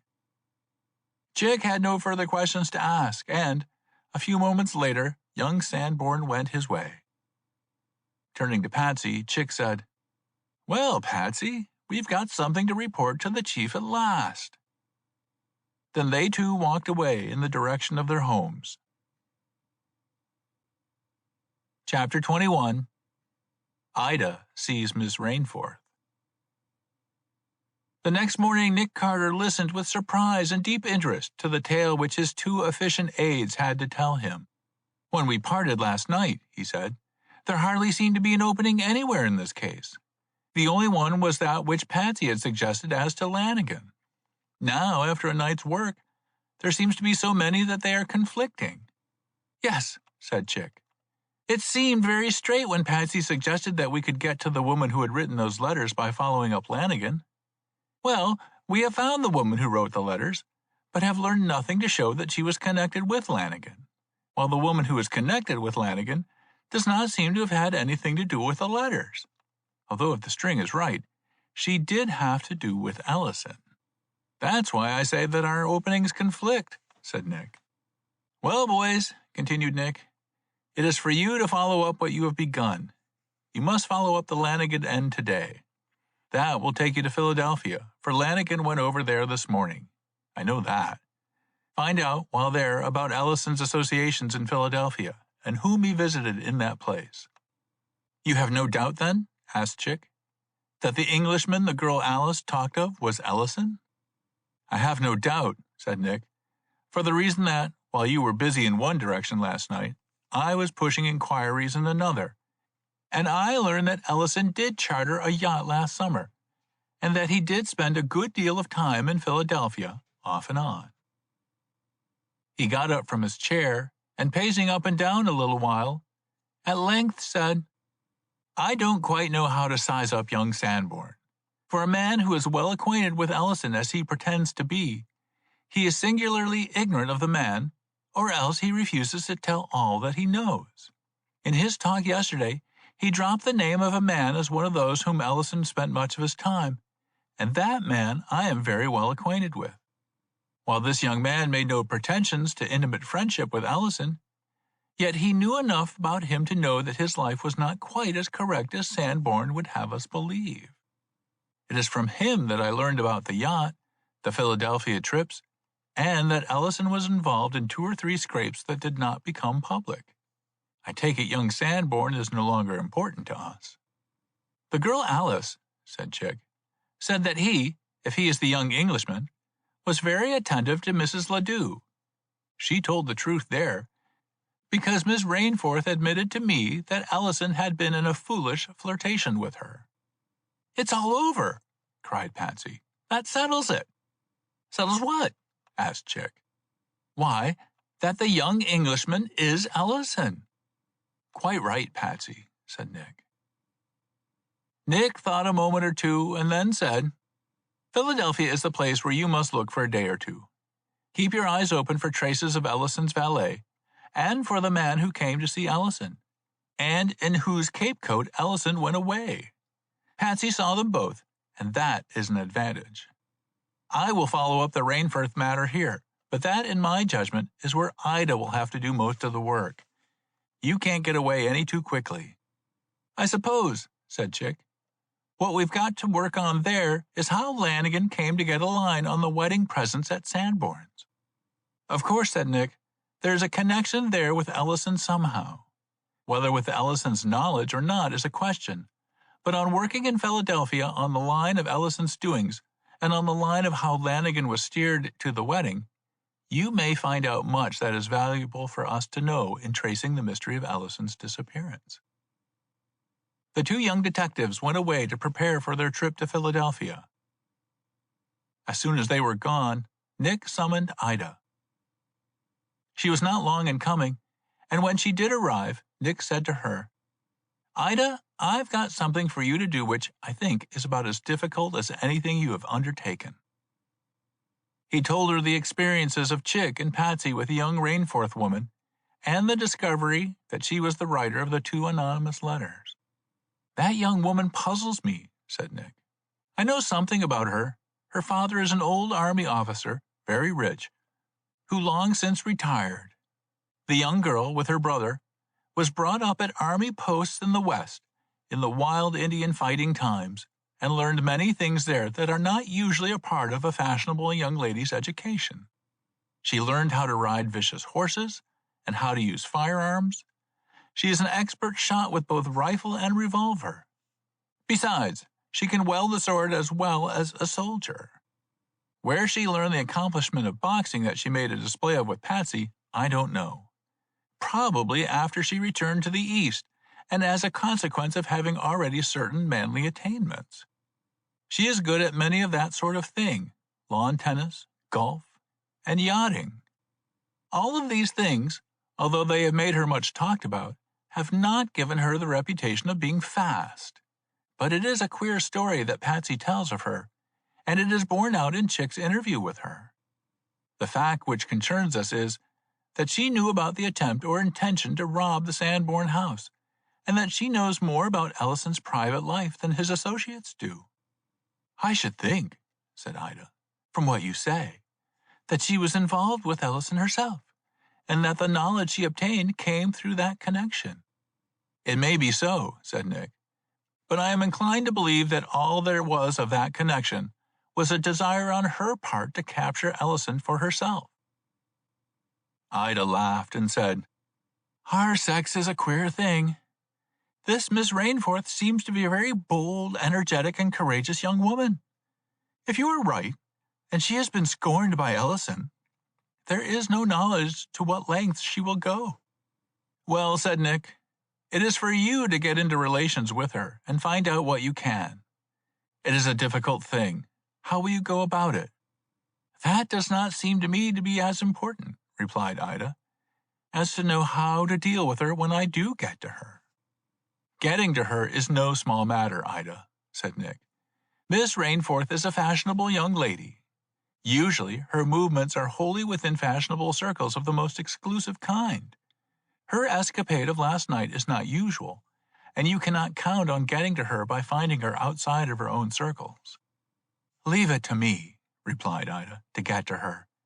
The thing in my mind is, as I said before, how to deal with her when I do get to her." "Well," asked Nick, "have you any theory?" "From what has been told me," replied Ida, "I don't think that gentle methods or wheedling or coaxing will accomplish anything. Unless she has no sort of regard for her private character, I think we will have to try to frighten her." "Well," said Nick, "we will have to leave that to you, and you must be governed by your judgment of her when you reach her." After some further talk, Ida left Nick, still undetermined as to the methods she would use in getting to the singular young lady. As she was thinking on the street, her steps were led almost involuntarily to 68th Street. Standing for a moment on the corner of that street and Fifth Avenue, she suddenly made up her mind and, walking rapidly down the street, went to the Rainforth house and rang the bell. When the door was opened, Ida said to the servant, "Is Miss Julia Rainforth in?" "What name am I to present?" asked the servant. "My name will mean nothing to Miss Rainforth," said Ida. "Tell her a lady would like to see her on a matter of much importance." The servant ushered Ida into a small reception room on one side of the hall and disappeared. He was back again in a few moments with a message that Miss Rainforth desired to know the business of the person who had called. "Inform Miss Rainforth," said Ida, "that the business I have come about is that which Miss Rainforth will not care to have known to her servants." The servant went off and was back again in a few moments, bringing with him some paper, a pencil, and an envelope. "Miss Rainforth," he said, "orders me to say that, if the business cannot be stated to a servant, it can be written on this paper." Ida was about to return the paper with the word that a personal interview alone would do, when a thought struck her. She took the paper and pencil and hastily wrote on it, "Ellison, mysterious disappearance, Elsie Sanborn, Mrs. Ledoux." As she wrote this last name, someone passed through the hall of whom Ida caught but a glimpse through the opening of the portiere. Yet that glimpse suggested to her the man who came to see Ellison on the day of his wedding, as described by Patsy. Not that she believed that it was the man, but the fancied resemblance suggested an idea. She added hastily to what she had already written on the paper the following: "The mysterious stranger who called on Ellison on the day of his wedding." She folded the paper, enclosing it in the envelope, sealed it, and gave it to the servant. In a very short time, the servant was back again to say that Miss Rainforth would see the caller in her own apartment. Chapter 22. Ida's Triumph. The servant led Ida up the stairs to the second floor and into a room in the front of the house, furnished most luxuriously as a sitting room. A young woman, rather undersized but well proportioned, and with some claims to beauty, stood in the center of this room. Ida regarded the young woman intently. She saw that, though the features of the young woman were somewhat hard, and the expression of her face not wholly agreeable, yet she was one who would be attractive to the other sex. Her eyes were dark, and there was in them a rather steely gleam as she turned them keenly on Ida. "I don't know you," was her salutation. Looking about the room, Ida saw there were two doors therein, both open. Without replying to the abrupt and ungracious greeting of the young lady, Ida went to the one which seemed to lead into an inner apartment, and, closing it, shot the bolt she found on it. "You are impertinent," said Miss Rainforth. Nor to this remark did Ida reply, but went to the other door leading to the hall, closed that, and turned the key in the lock. "What do you mean to do?" asked Miss Rainforth, so much astonished that she had not as yet interfered. "I mean," said Ida, "that we shall not be interrupted during our interview." Ida now went to a chair in that part of the room which brought her back to the light, and forced Miss Rainforth to stand or sit as she chose, with that light full on her face.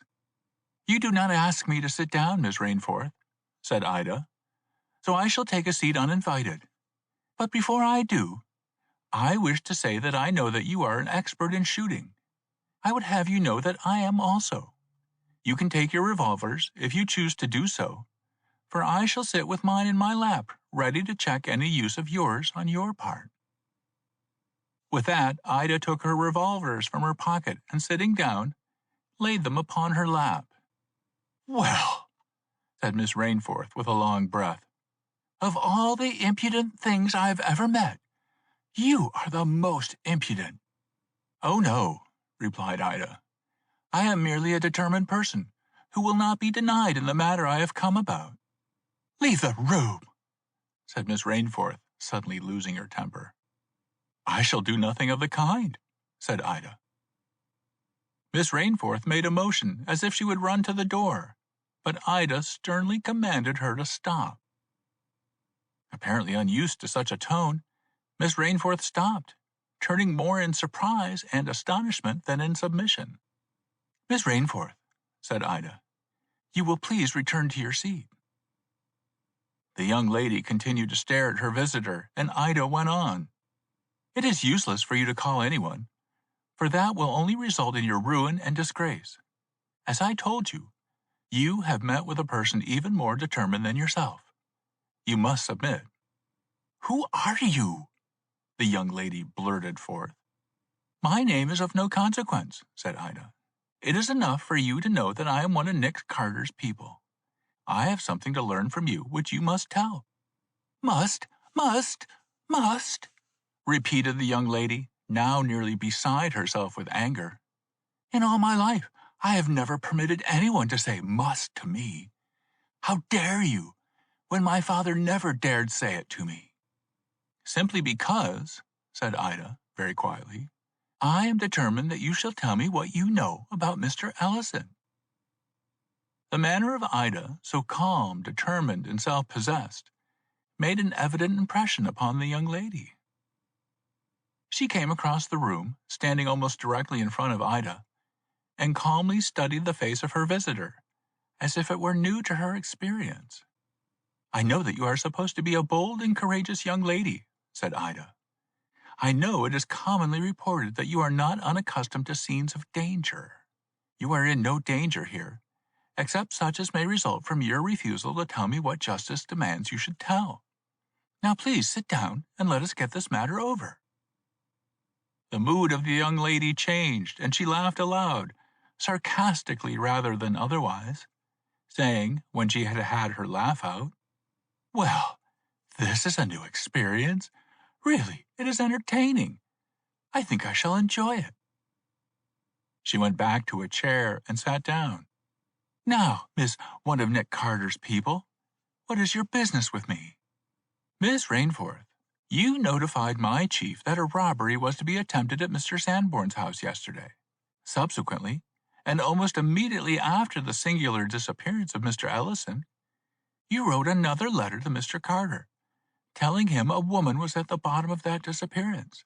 Later in the evening, you made your appearance in disguise in places in the Tenderloin, under circumstances which, if known publicly, would ruin the most respectable young lady. Miss Rainforth sprang to her feet, this time genuinely alarmed. How do you know that? She exclaimed. What do you know? How much do you know? Ida saw that she had made a point much stronger than she knew. Evidently the young lady had been engaged in something the night previous, had been somewhere, and had been involved in something, the concealment of which was far more important to her than of her entrance to the all-night restaurant at midnight. Ida was quick to use the advantage she had gained, though she recognized that she was on dangerous ground and was ignorant of what had so excited the young woman. You know little of Nick Carter and his perfect system, she replied, if you do not know that he is aware of the movements of anyone who is of concern to him.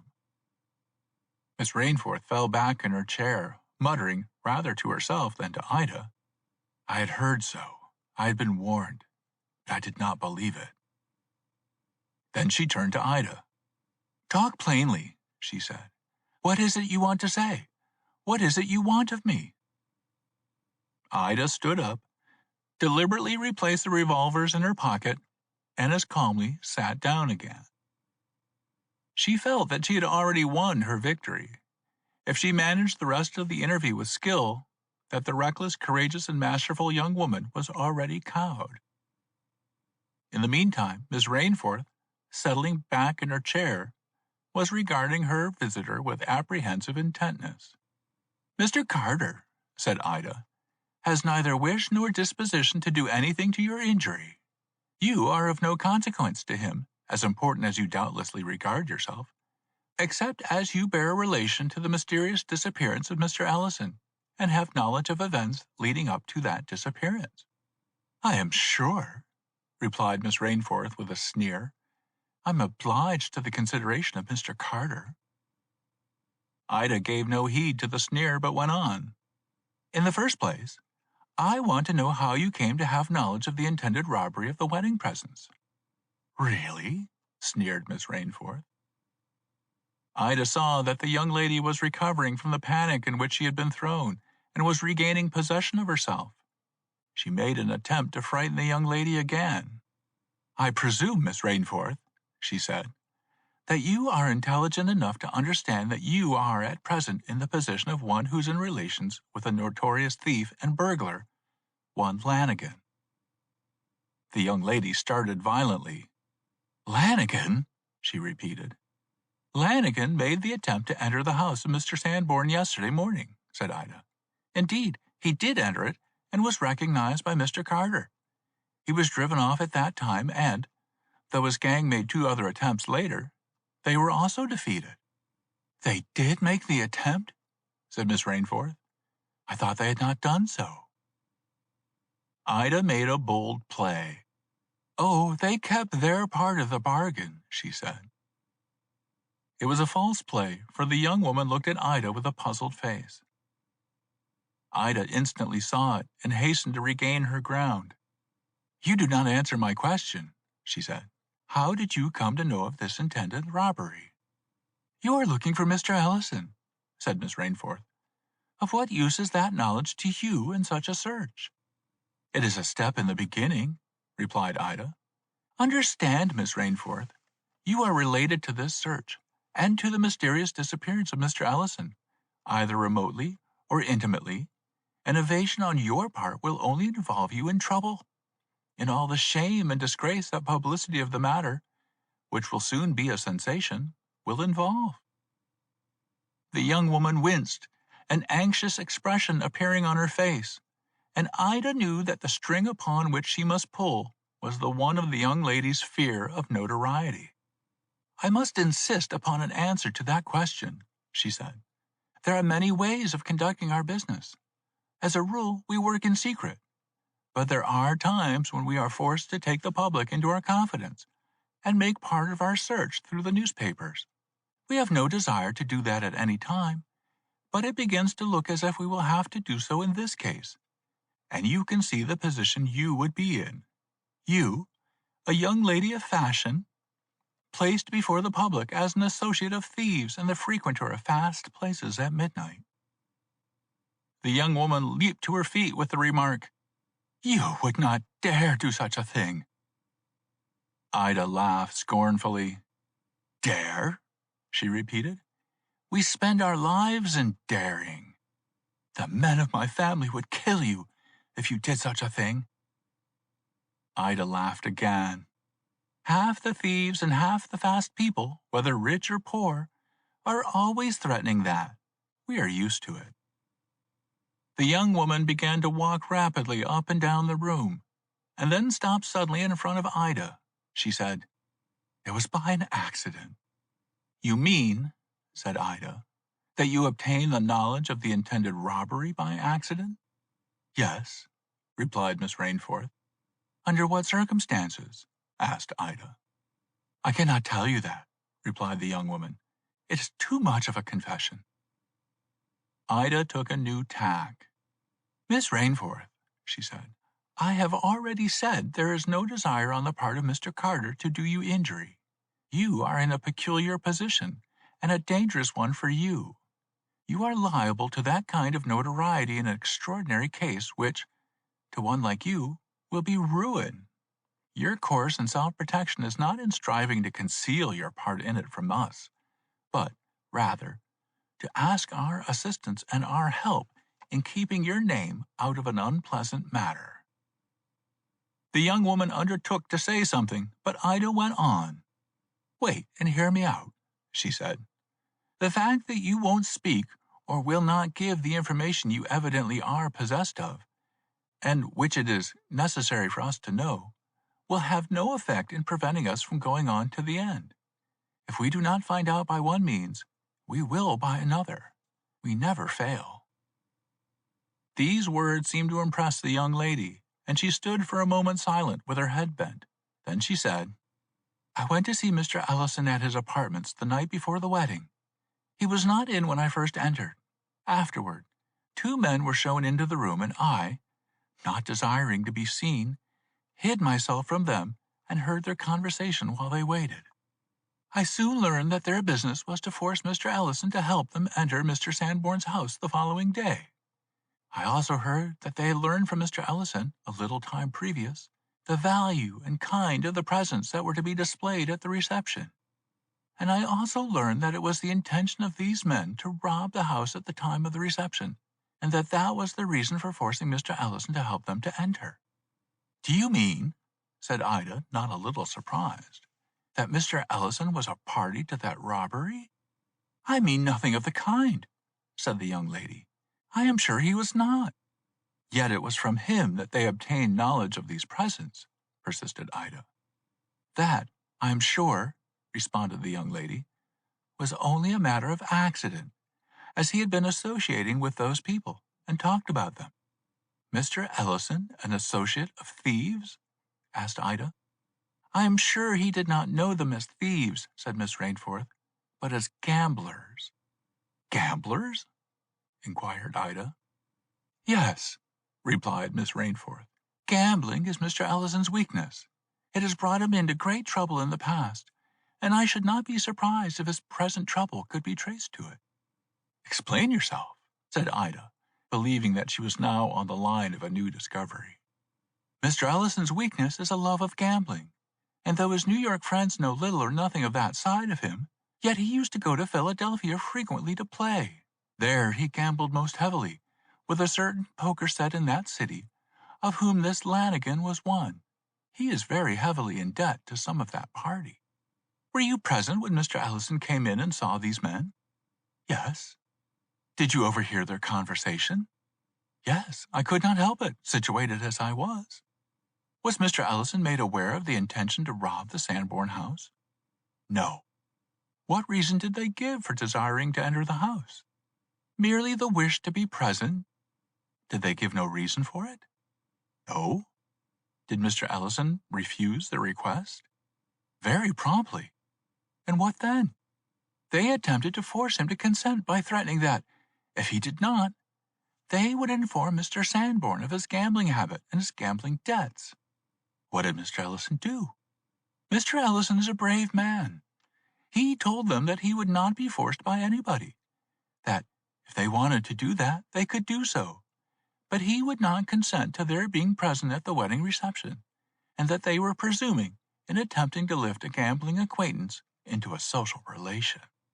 Then what did the men do? They went away, threatening. Do you think Mr. Ellison had a suspicion of their intentions? I don't know. Now, Miss Rainforth, what was your purpose in going to Mr. Ellison's apartments at such a strange hour?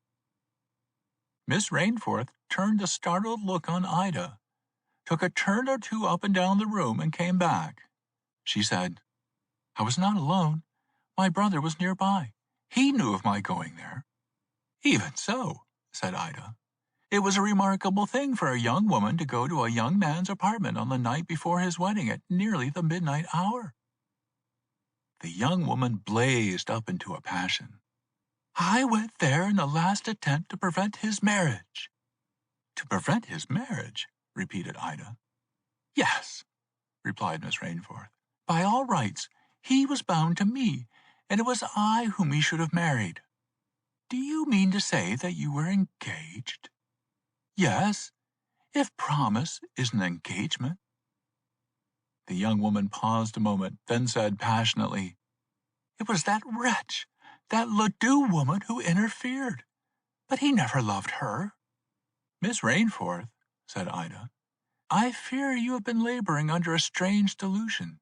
You evidently do not know that almost from the moment of his arrival in New York, Mr. Ellison was a suitor for the hand of Miss Sanborn. It is not so, said Miss Rainforth. He was entangled by her family, pursued and hunted by Elsie Sanborn herself. In your last letter to Mr. Carter, said Ida, you hinted that a woman was at the bottom of the disappearance of Mr. Ellison. I'm sure of it, said Miss Rainforth. And it is the Ledoux woman. She was at the reception, and she was in the house when he went away." "And you were too," said Ida. "I was, and it was from the Ledoux woman that I found out that he had run away. If she wasn't at the bottom of it, how did she know of it when nobody else did?"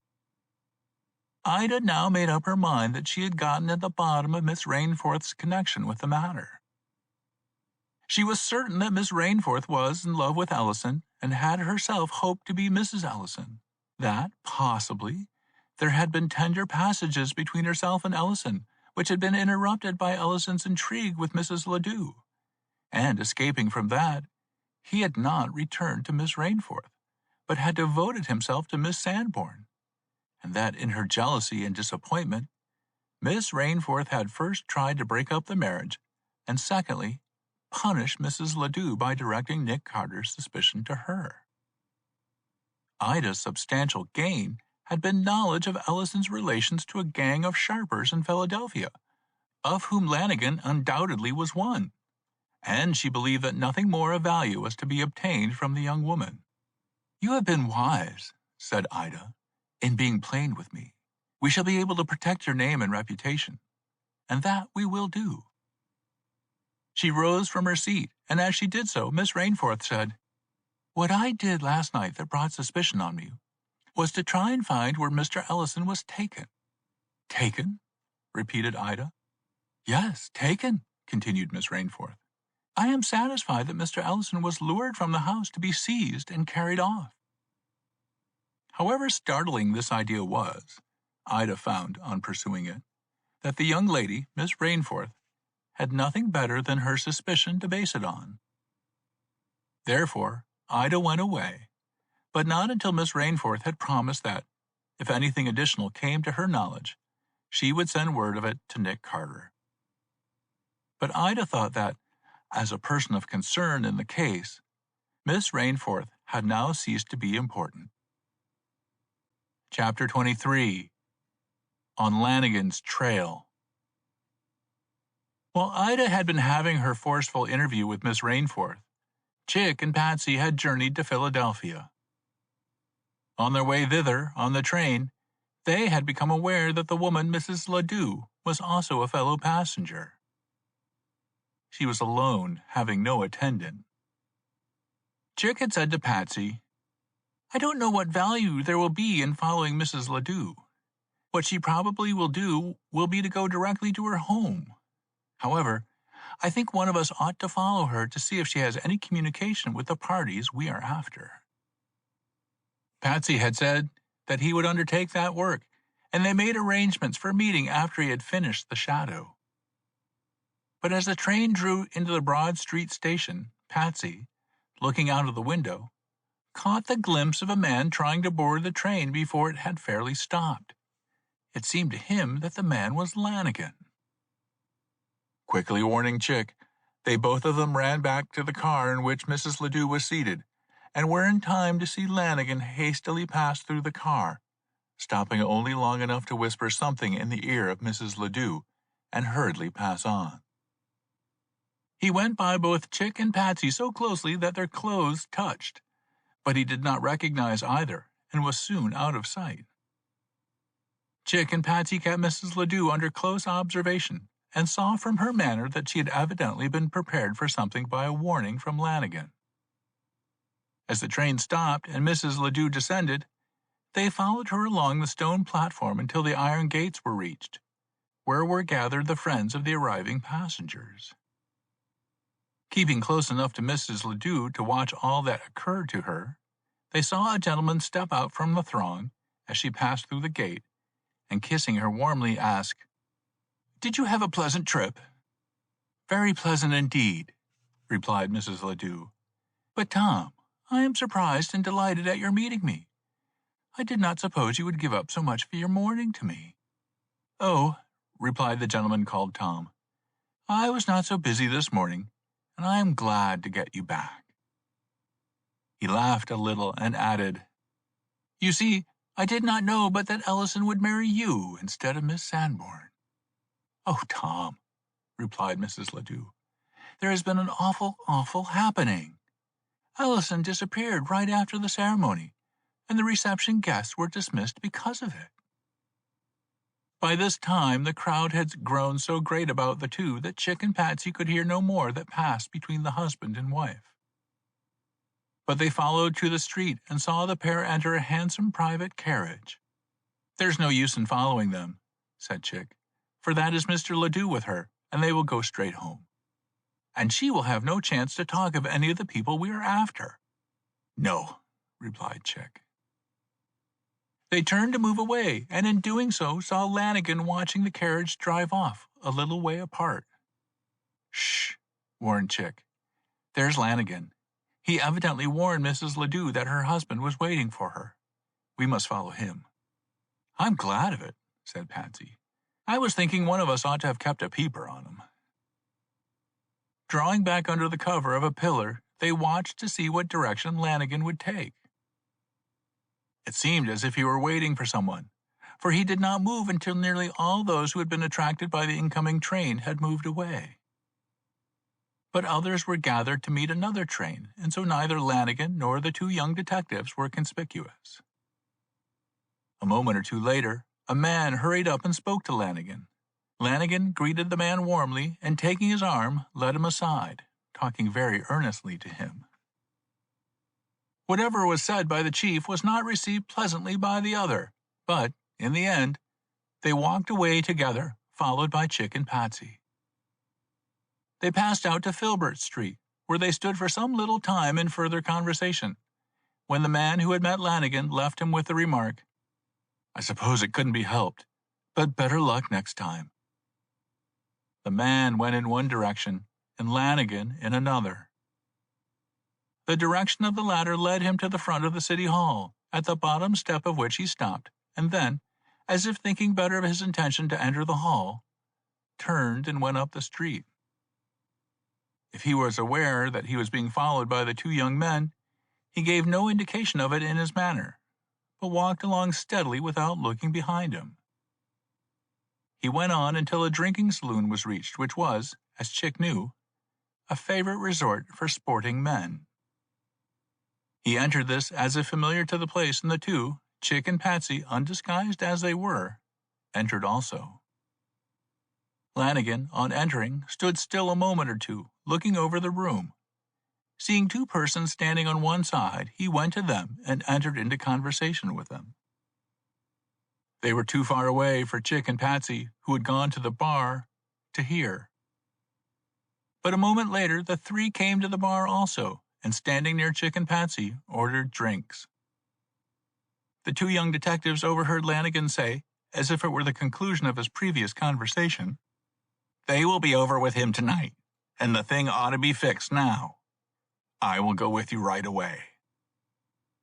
They took their drinks and went out of the place without noticing Chick or Patsy. As they went out, Chick said, "Follow them, Patsy, and leave a trace behind you. I will stop long enough to change a bit and will pick you up so you can change." Patsy started off, and Chick, finding a convenient place, changed his appearance in so short a time that he had little difficulty in soon coming up with Patsy. In fact, the slow progress of the three and their frequent stoppages for drinks on the way helped him greatly. Indeed, after Chick had come up with Patsy, they stayed so long in one saloon that Patsy was enabled to slip away, make a change in his own appearance, and join Chick. After this, their way was more rapid and led to the outskirts of the town until a house, standing almost alone in its square, was reached. Into this house the three entered. "Well, we're here," said Patsy. "And what now?" "I'm hanged if I know," said Chick. "I should like to know what this house is and what goes on there." "It looks all right," said Patsy, "and is a regular Philadelphia house with its red brick and white trimmings." "What's coming on tonight?" asked Chick. "And what ought to be fixed right away?" added Patsy. "Well, it isn't the stuff that's coming on," said Chick, "for there was nothing doing for Lanigan and his lads when we got in." "No," replied Patsy. "I don't suppose there's anything else for us to do but to hold and keep Lanigan under watch." "We can hardly undertake to enter that house," said Chick, "but we're on to it, and, perhaps, we can find something out about it afterward." This conversation had taken place in a doorway on the other side of the street in which they were hiding. In a moment or two their appearances were wholly changed, and they were ready when Lanigan and the two who had entered with him came out with a fourth and went up the street. The two detectives followed, of course. "I say, Chick," said Patsy, "did you see how Lanigan came out of that house, and how he looked to see if anybody was about?" "Yes, I saw that," said Chick. "He was suspicious." "Of being followed?" "Not of us, probably, but of anybody seeing where they go." The way of the four was now back in the direction of the more thickly settled part of the city.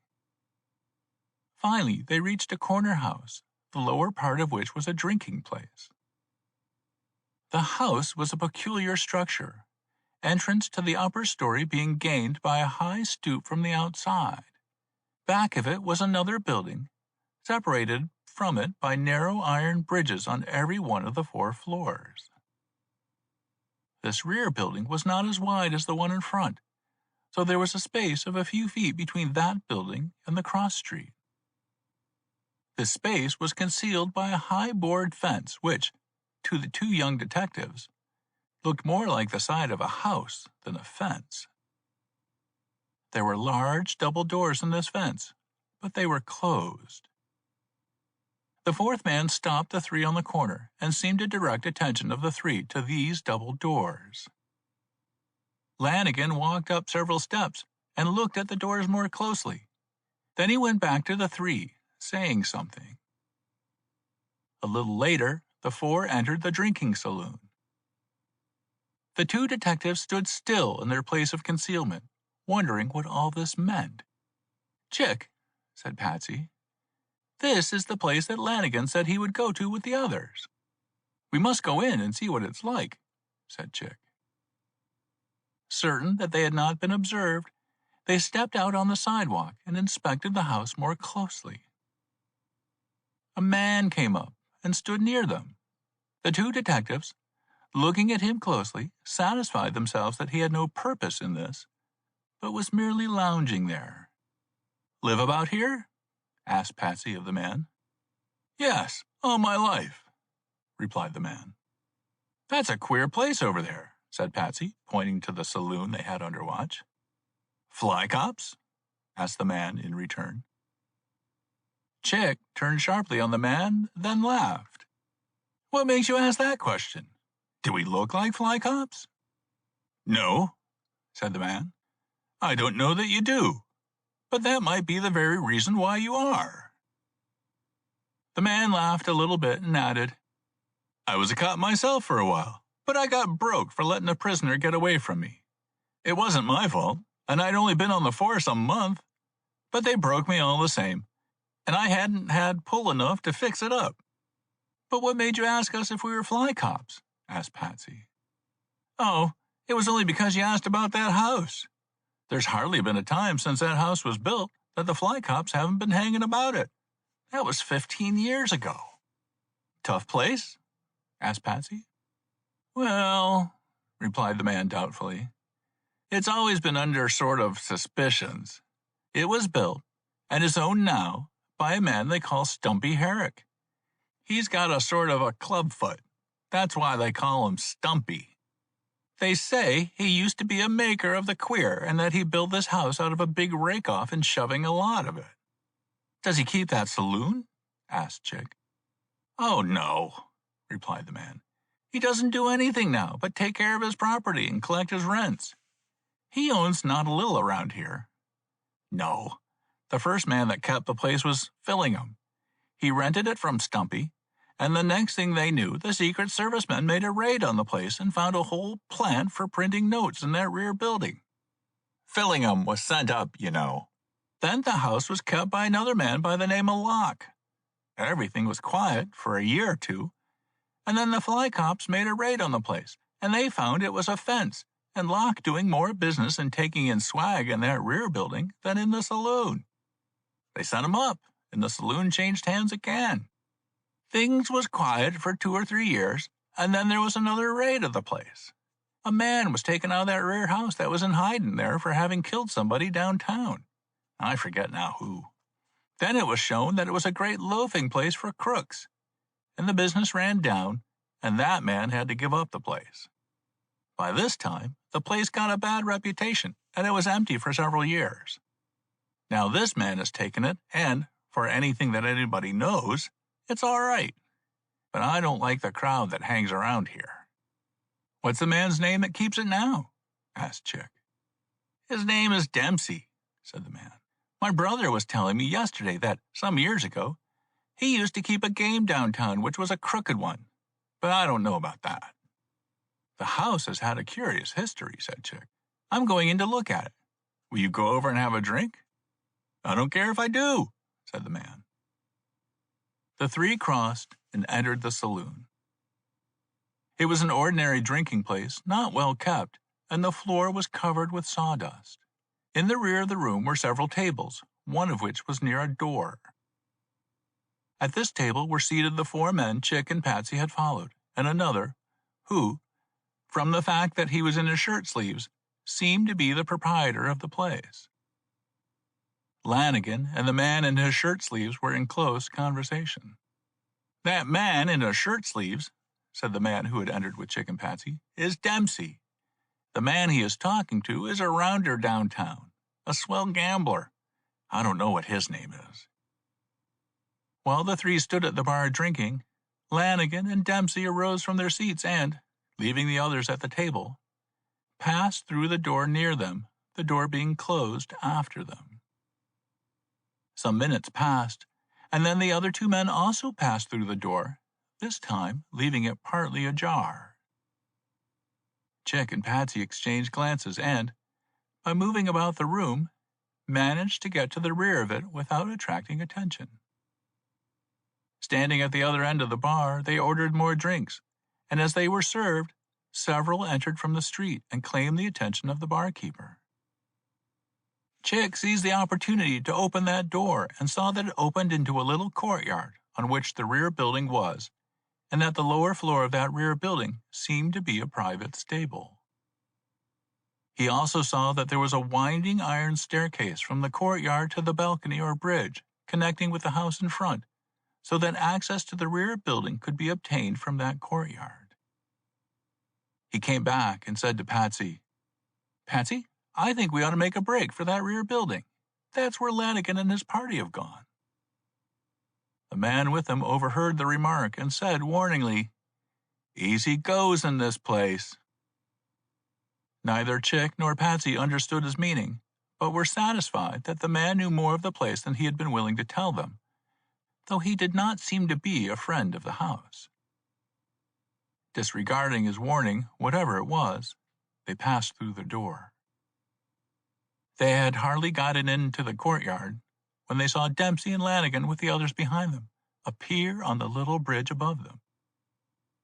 At the same time, the large doors of the lower floor of the rear house were thrown open, and a man appeared before the two detectives who said, What in creation are you doing here? Only looking around, said Patsy.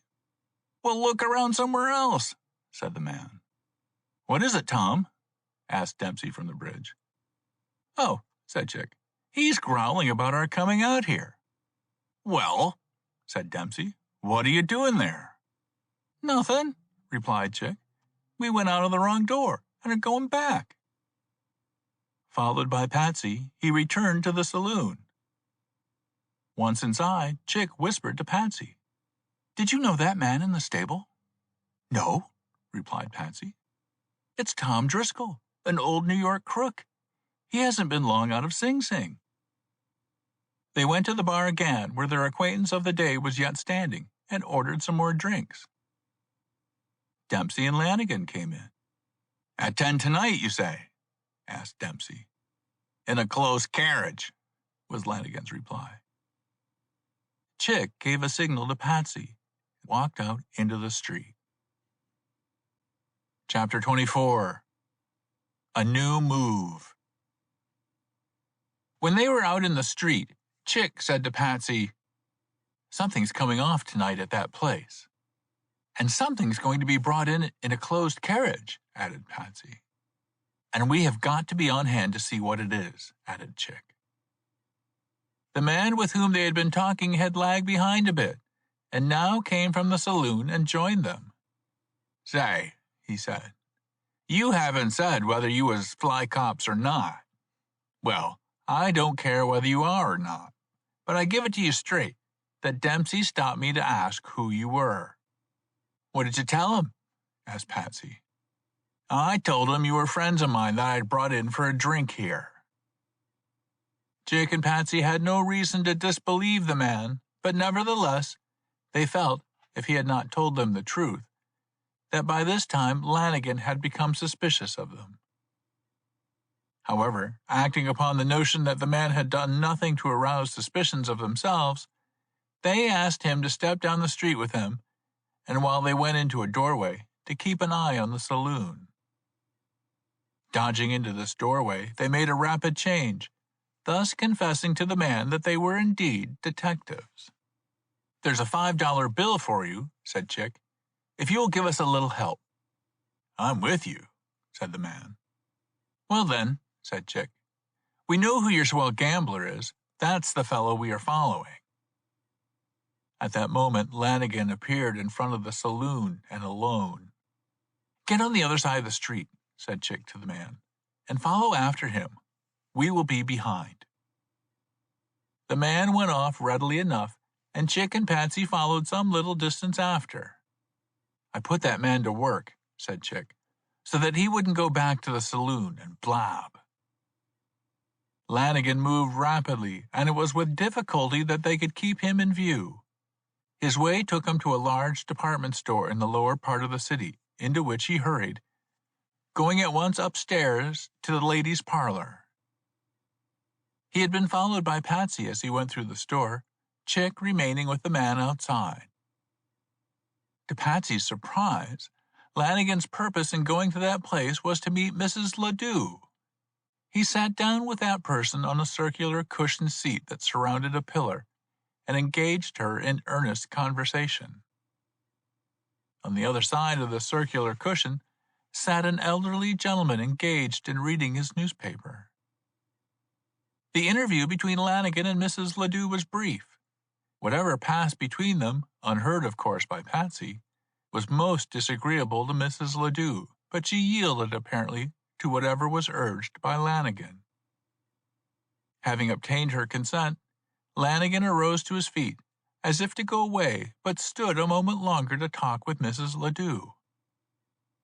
The elderly gentleman, rising and folding his paper, sauntered leisurely toward the door of the parlor, and passing Patsy, said, "Put Chick on Lanigan, and come back here to me."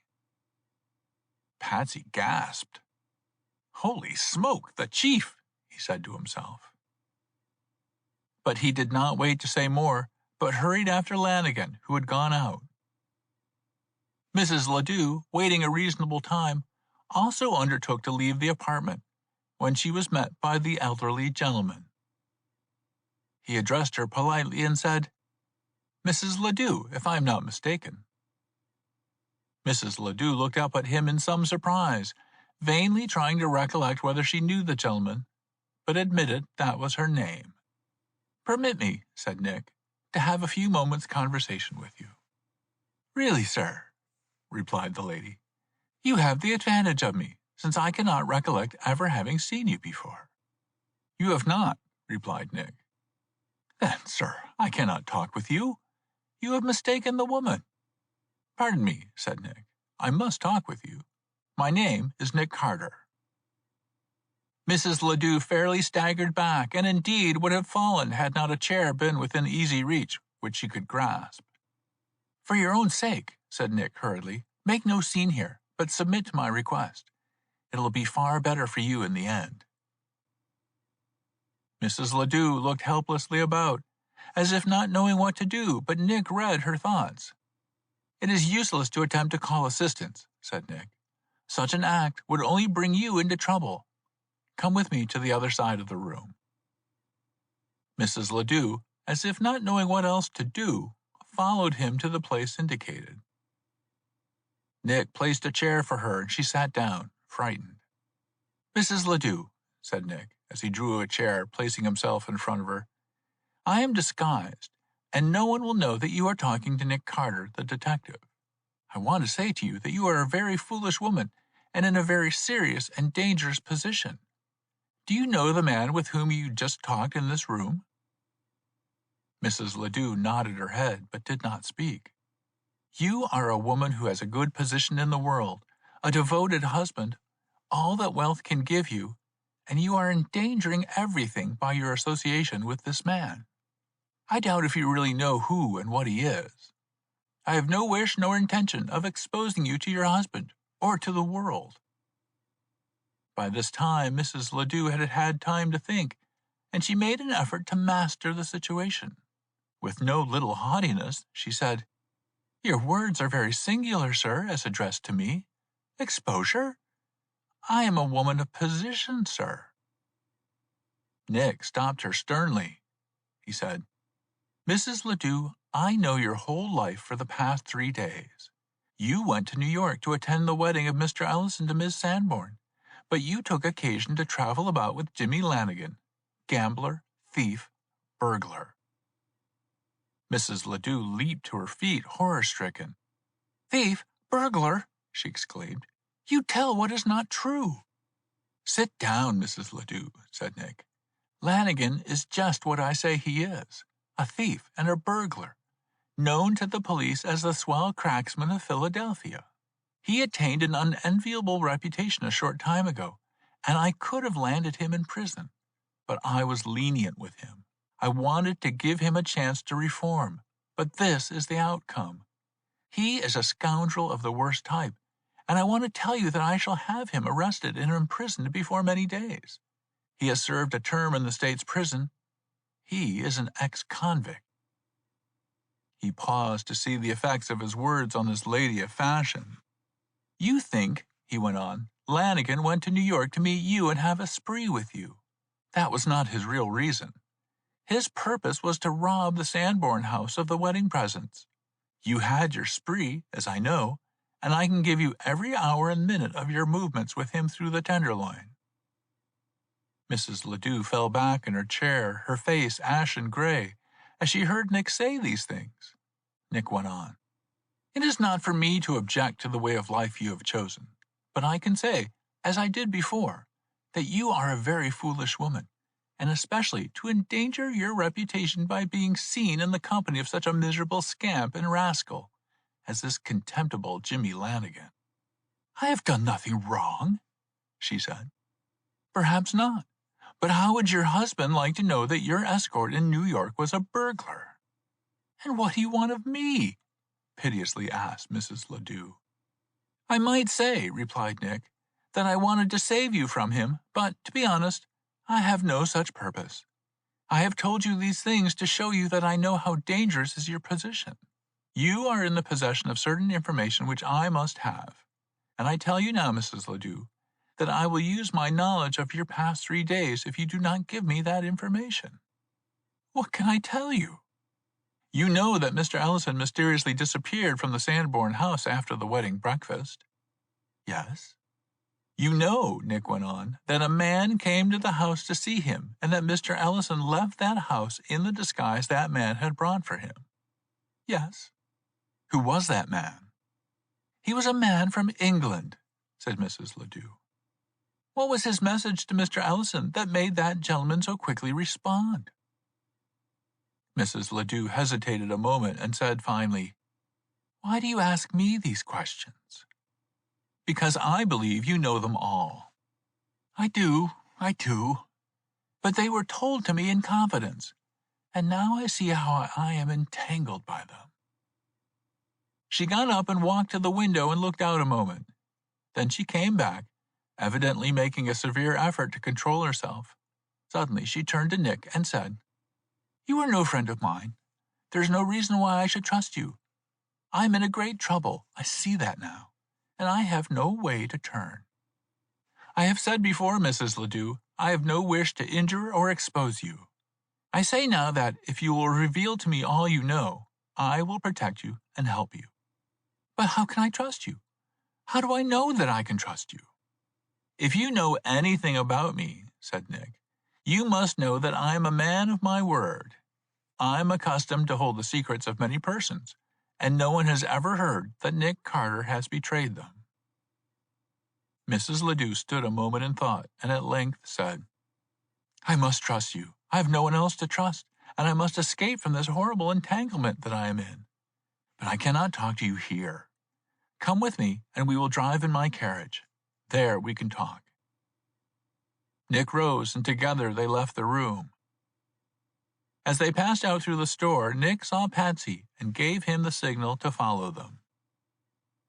Then he went downstairs with Mrs. Ledoux and entered her carriage with her. Chapter 25. The Truth at Last. While Chick and Patsy and Ida had been engaged on their various branches of the work, Nick had been busy in following up some clues that had drifted into his hands. So that, with what his assistants had discovered and reported to him, he had come to learn the full story of the relation of Ellison to Mrs. Ledoux and of Mrs. Ledoux with Jimmy Lanigan. And when Ida reported the results of her interview with Miss Rainforth, Nick realized that the rest of the story could be pieced out by Mrs. Ledoux, if he could induce her to talk. Without delay, then, he had hurried at once to Philadelphia and had followed Mrs. Ledoux to the department store where she met Lanigan. Believing from what he had learned of Mrs. Ledoux that she would not talk to him willingly, he had determined that he would use the knowledge of her escapade in New York with Lanigan as the means of compelling her.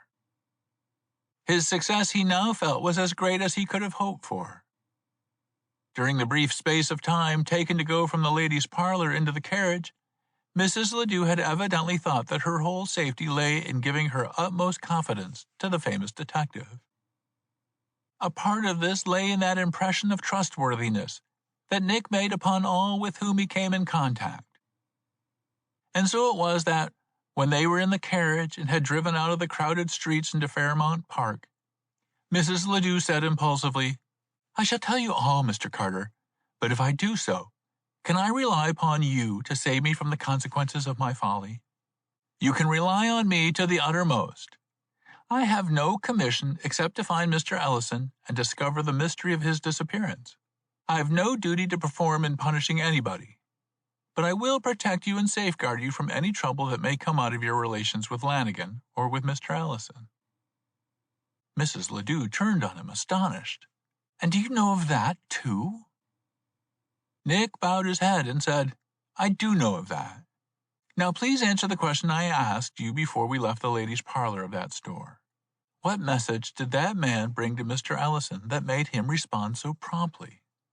"The message was that if Mr. Ellison did not at once go see the wife he had married in England 6 years before, and who was then nearby, she would appear at that reception and expose him in the presence of everybody." This reply was as near a shock to the famous detective as he, used to startling announcements, could have. He had not contemplated any such complication, but he promptly asked the next question. "Did you know of that previous marriage?" "Not until that afternoon." "What did you then learn?" "I learned that Mr. Ellison had married, secretly, a young woman of great beauty who was a barmaid in England, but from whom he had been separated almost immediately.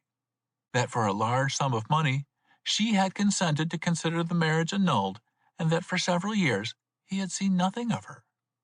Very shortly after Mr. Ellison came to this country, I made his acquaintance, and he began to come to Philadelphia quite frequently to see me. Our relations were quite intimate, and he was a frequent visitor at my house, and was on good terms with my husband. It seems that a brother of this girl lived in Philadelphia, and one day met him on the street, recognizing him as the young fellow who had been married to his sister, and who had paid a large sum to be free from that marriage. Just how Mr. Ellison became acquainted with a set of men of whom Mr. Lanigan was one, I don't know, but he did, and being fond of cards and gambling, he began to gamble with them. I have been told that he lost large sums of money to them, and that they hold his notes for sums to be paid when he was married to Miss Sanborn." This man, the brother of his former wife, while not of the party with whom he gambled, was yet in close relations with Lanigan, to whom he told his story. I had had a bitter quarrel with Mr. Ellison before I ever met Mr. Lanigan, or even knew there was such a person. It was not until some time after that I even knew Mr. Lanigan was acquainted with Mr. Ellison. But I have come to know that Mr. Lanigan knew of my relation with Mr. Ellison. What I do know is that this brother, whose name is Close, wanted to blackmail Mr. Ellison. But Mr. Lanigan simply told Close that, even if he did expose Mr. Ellison, the result would not be money, but merely the breaking off of his match with Miss Sanborn. It is only since the marriage that I have known all these matters. Under the guidance of Mr. Lanigan, Close put himself into relations with Mr. Ellison, and told him that he was free to go on with the marriage of Miss Sanborn, because his sister was dead. But he sent for that sister hurriedly to come to this country. As I learned, the intention was to have her here a day or two prior to the marriage, and then force him, on the eve of his marriage, to another compromise or payment of a large sum. Their program was checked by the non-arrival of the sister in time. About the attempt of Mr. Lanigan to rob the Sanborn house of the jewels, I know nothing. But now that you tell me such was the case, I can see that that was intended, and that I was to have been made use of to that end. It was at first arranged that Mr. Lanigan was to attend the reception with me, but the fact that I learned that some Philadelphia people were to be there who knew him broke up that arrangement. The sister of Close, Ellison's wife, arrived in this country on the morning of the wedding. That morning, Mr. Ellison was informed that she was not dead, but was in this country and demanded to see him. Mr. Ellison refused to believe it. Mr. Lanigan says that the plan of summoning him from the reception was decided upon very hastily, and that his valet was bribed to assist in it. Close was sneaked into the house by the aid of the valet, and Mr. Ellison was taken to him in a room which he had been placed. There, Close showed Mr. Ellison a letter from his wife, who declared that if he did not immediately see her in a carriage that was in a nearby street, she would make her appearance and prove her former marriage to Mr. Sanborn. Mr. Ellison, convinced that she was there, yielded and took the coat and wig and false whiskers that Close had brought for the purpose, and slipped out of the house, intending to return very quickly. He entered the carriage, and, being an obstinate and high-spirited man, by the time the brother reached them, they were in a bitter quarrel, in which Mr. Ellison had recklessly defied them to do their worst, declaring that he would lock them both up for extortion and conspiracy. Then the brother, finding that Mr. Ellison was not to be handled, chloroformed him and drove him away.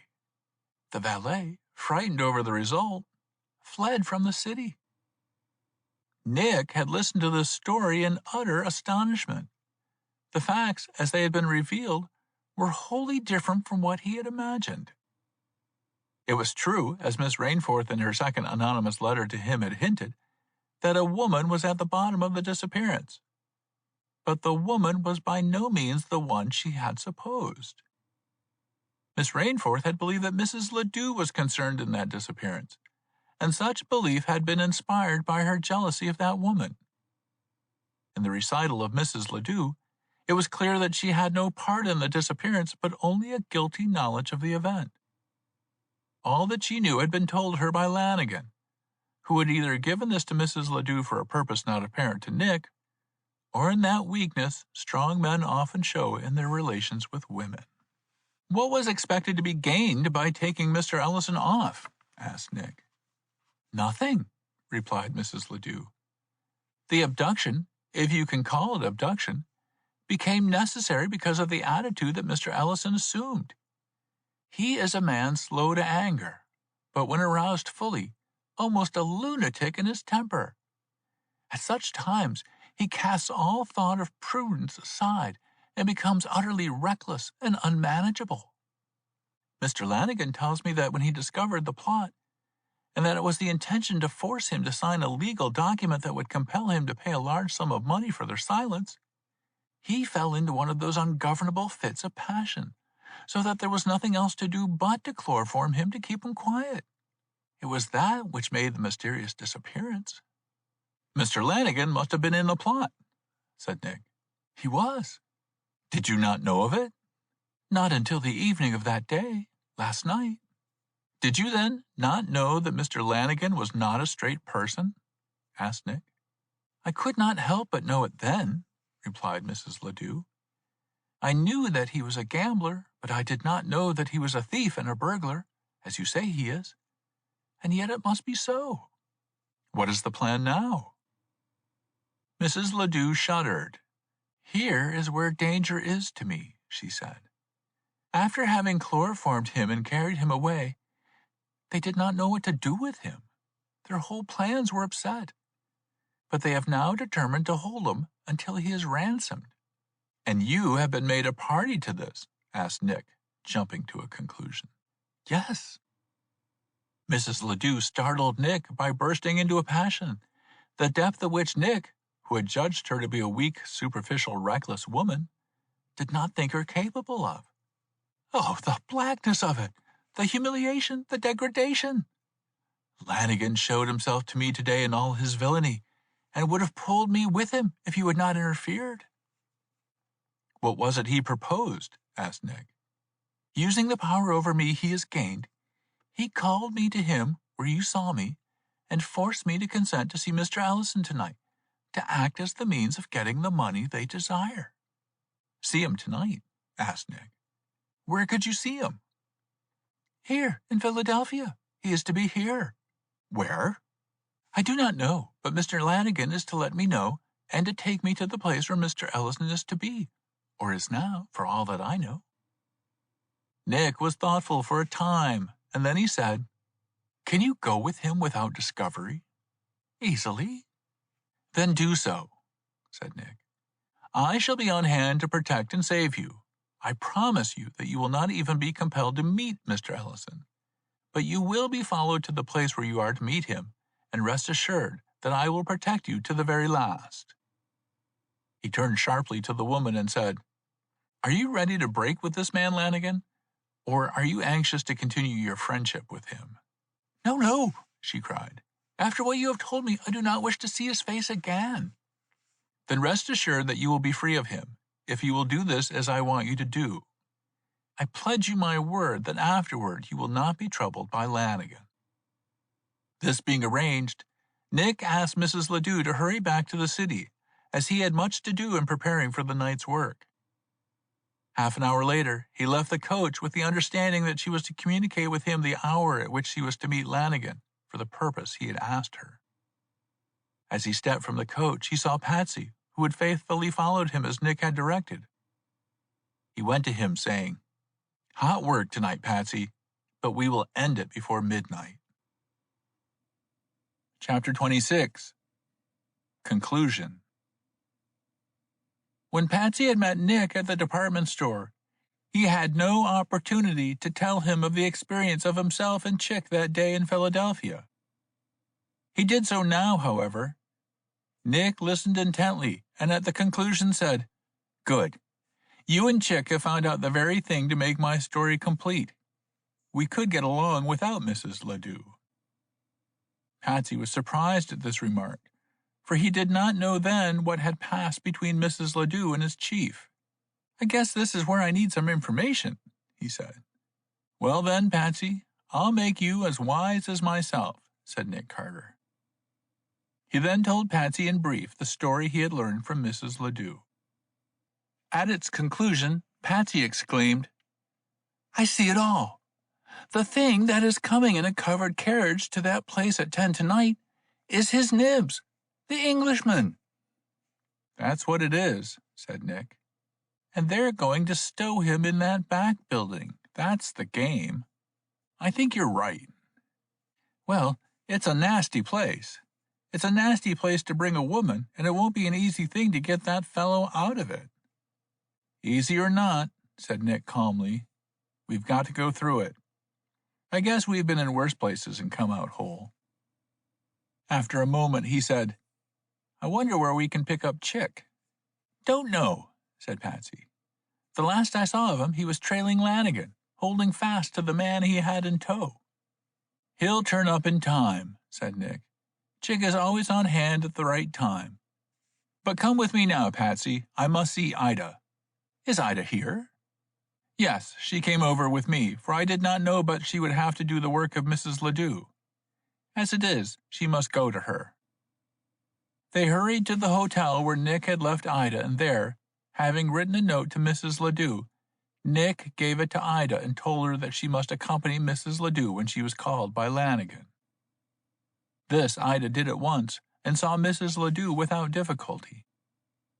It was well for Nick's plans that he did send Ida to the lady, for, on arriving, Ida found Mrs. Ledoux almost in a state of collapse, as a reaction from the excitement of the day, and disposed, if not determined, to go no further the matter, refusing to have anything further to do with Lanigan, on the ground that Nick Carter was on their trail.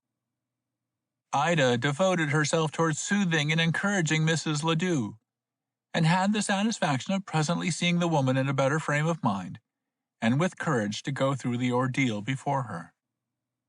While this was going on, Nick and Patsy set out on the rather hopeless task of trying to find Chick in a large and strange city. It was nearly night when they set out, and they wandered about an hour without discovering trace of Chick.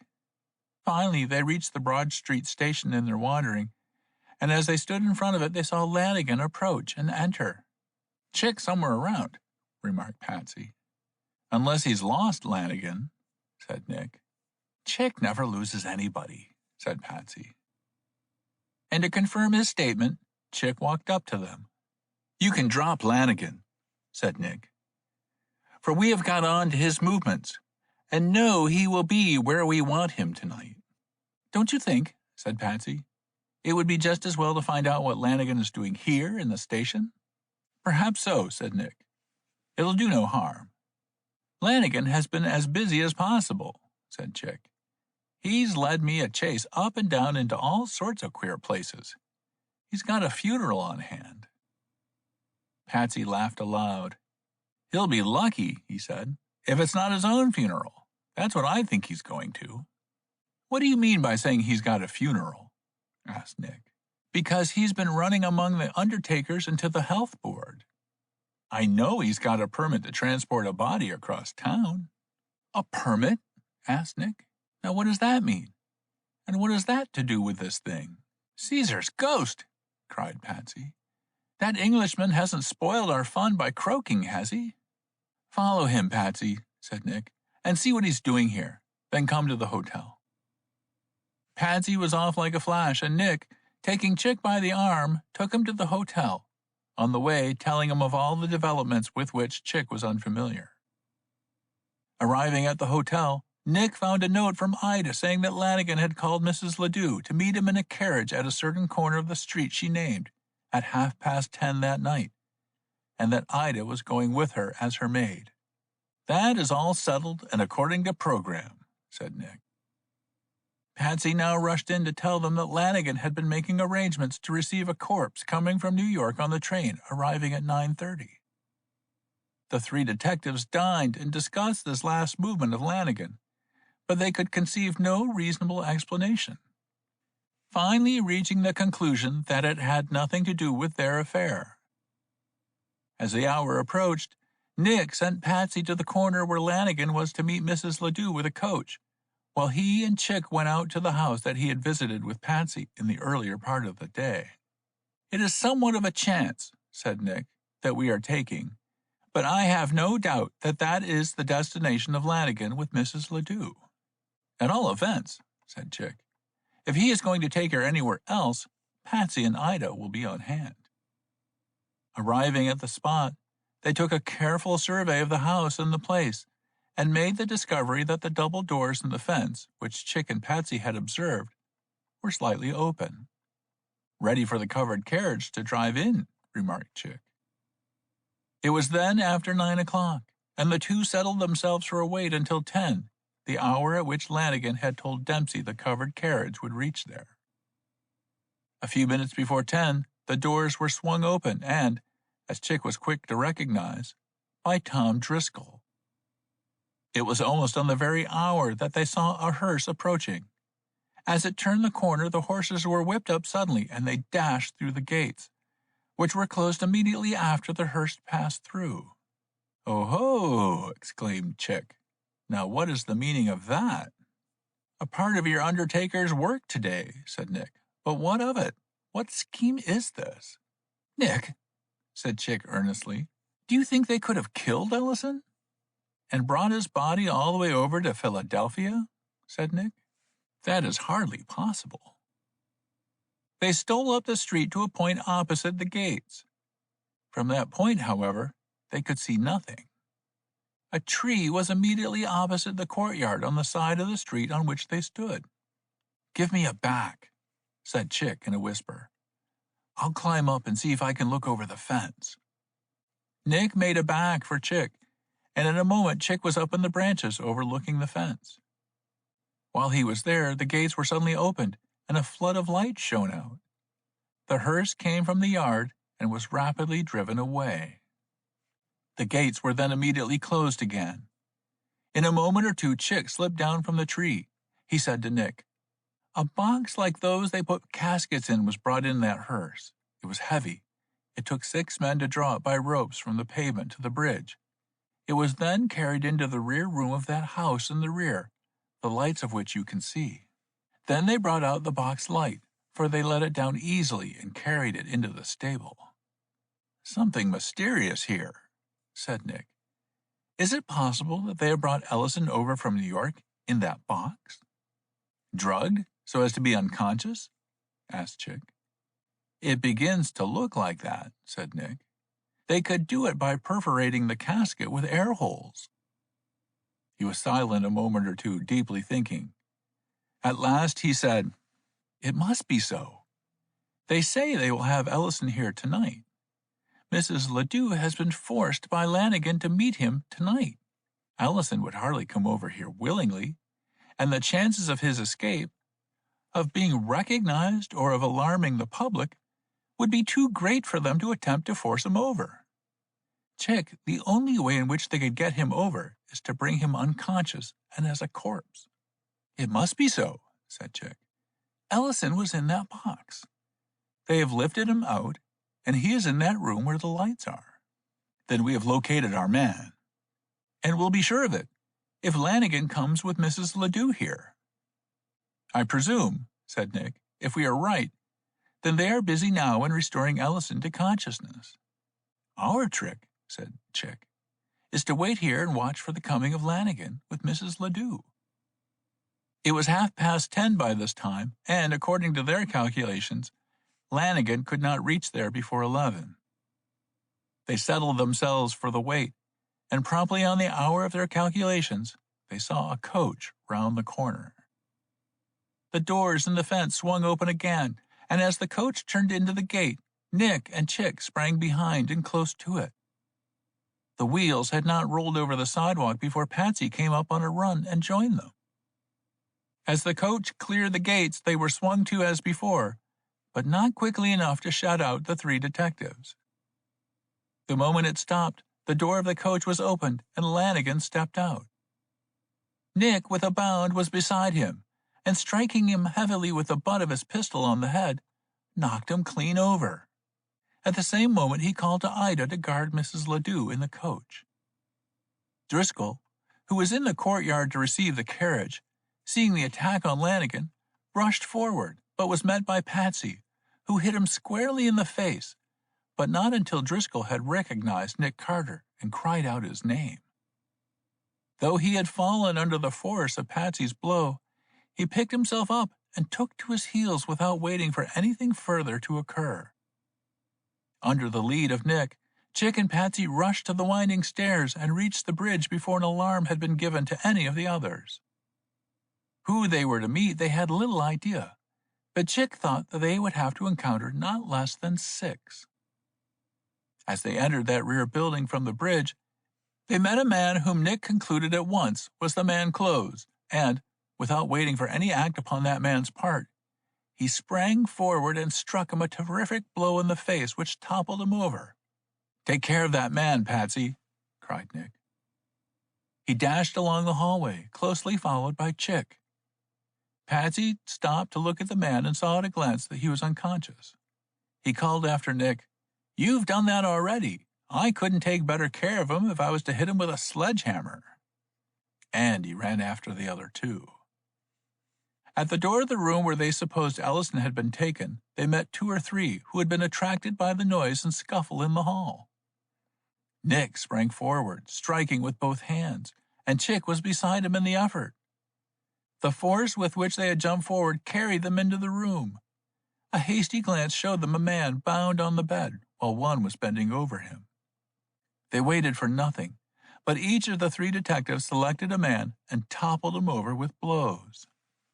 The onslaught had been so rapid and so vicious, as well as unexpected, that the men were hardly prepared to defend themselves. Nick sprang to the bedside and, whirling the man who stood there aside, and who, as they subsequently learned, was a physician, said to the prostrate man, "We are your friends, Mr. Ellison." He could see the man's eyes flash with intelligence, and, whipping out a knife, Nick cut the bands that confined him, and, thrusting a revolver in his hand, said, "Help to defend yourself."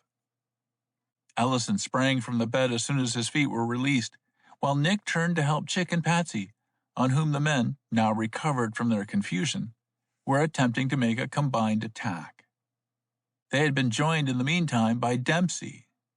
Chick recognized him at once, and he went at that man, who had already drawn a revolver, striking him in the face with the butt end of his own. Ellison joined them instantly and, weak as he was, quickly showed his fighting power. Though there were 7 of them in the room, the 4 soon overcame them, driving them before them out of the room and into the passageway.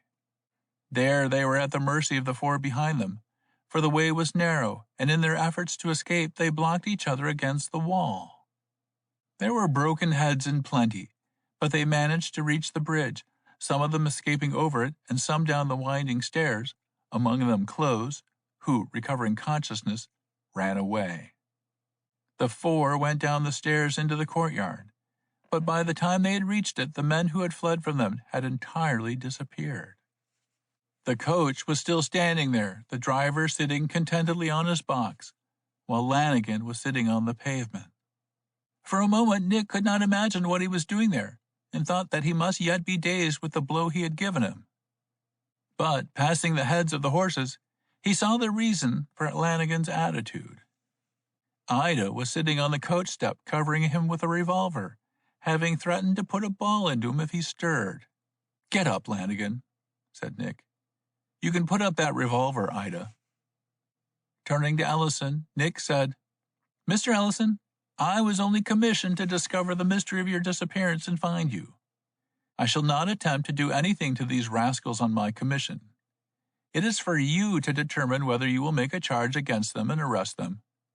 I want to say to you that if you care to consider the wishes of Mr. Sanborn and the lady you married yesterday, you will do nothing. It is for you to determine whether you can go clean-handed to your friends." "I think I understand you," said Mr. Ellison. "You refer to the story of my having been married some years ago in England." "I do," replied Nick. "It is true that I was married, most unfortunately. I was informed months ago that my wife was dead, as I had heard 2 years or more before." "I understand that," replied Nick, "and that your wife made her appearance in this country on the day of your wedding to Miss Sanborn." "That is what I was informed, and the fact that she was nearby induced me to leave the house as I did. But the fact is, Mr. Carter, the woman I met in that coach was not my wife. She was my wife's sister, who looks very much like her. It was a fraud played upon me. It was my discovery of it that led to my being chloroformed and kept in confinement. My wife is dead." "And you are, therefore, legally and fairly married to Miss Sanborn," said Nick. "It is not for me to advise you, Mr. Ellison, but my duty to Mr. Sanborn leads me to say that I know, if his wishes are to be consulted, and those of the lady who is now your wife, everything will be done to prevent publicity and notoriety, even if it results in the escape of these rascals from the justice they so richly merit."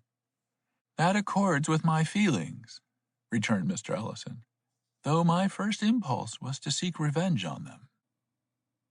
Nick then went to the coach door and spoke to Mrs. Ledoux, saying, "My aide, Ida here, will return with you to your house, Mrs. Ledoux. You may go in the full assurance that you will not be bothered by Lanigan." To Ida, he said, "As soon as you leave Mrs. Ledoux, come to the hotel. We shall go back to New York as soon as we can. A new case awaits us there." He then directed the driver to drive off with the 2 occupants, and when the courtyard was cleared of the coach, he turned to Lanigan, saying, "Jimmy Lanigan, I have always heard that your luck is very great, but this time it has deserted you. Some time ago, I let you slip out of my hands, believing that the warning would keep you straight. I was wrong. I know now that you are crooked all the way through. You would be a menace to the community if I let you off again, and this time I'm going to run you in under the old charge."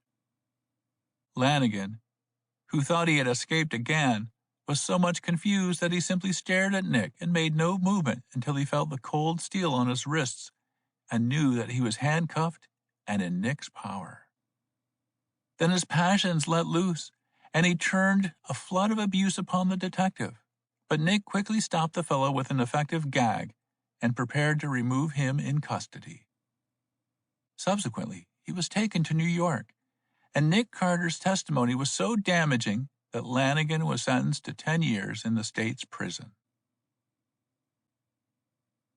End of A Sharper's Downfall, or Into the Net, by Nicholas Carter.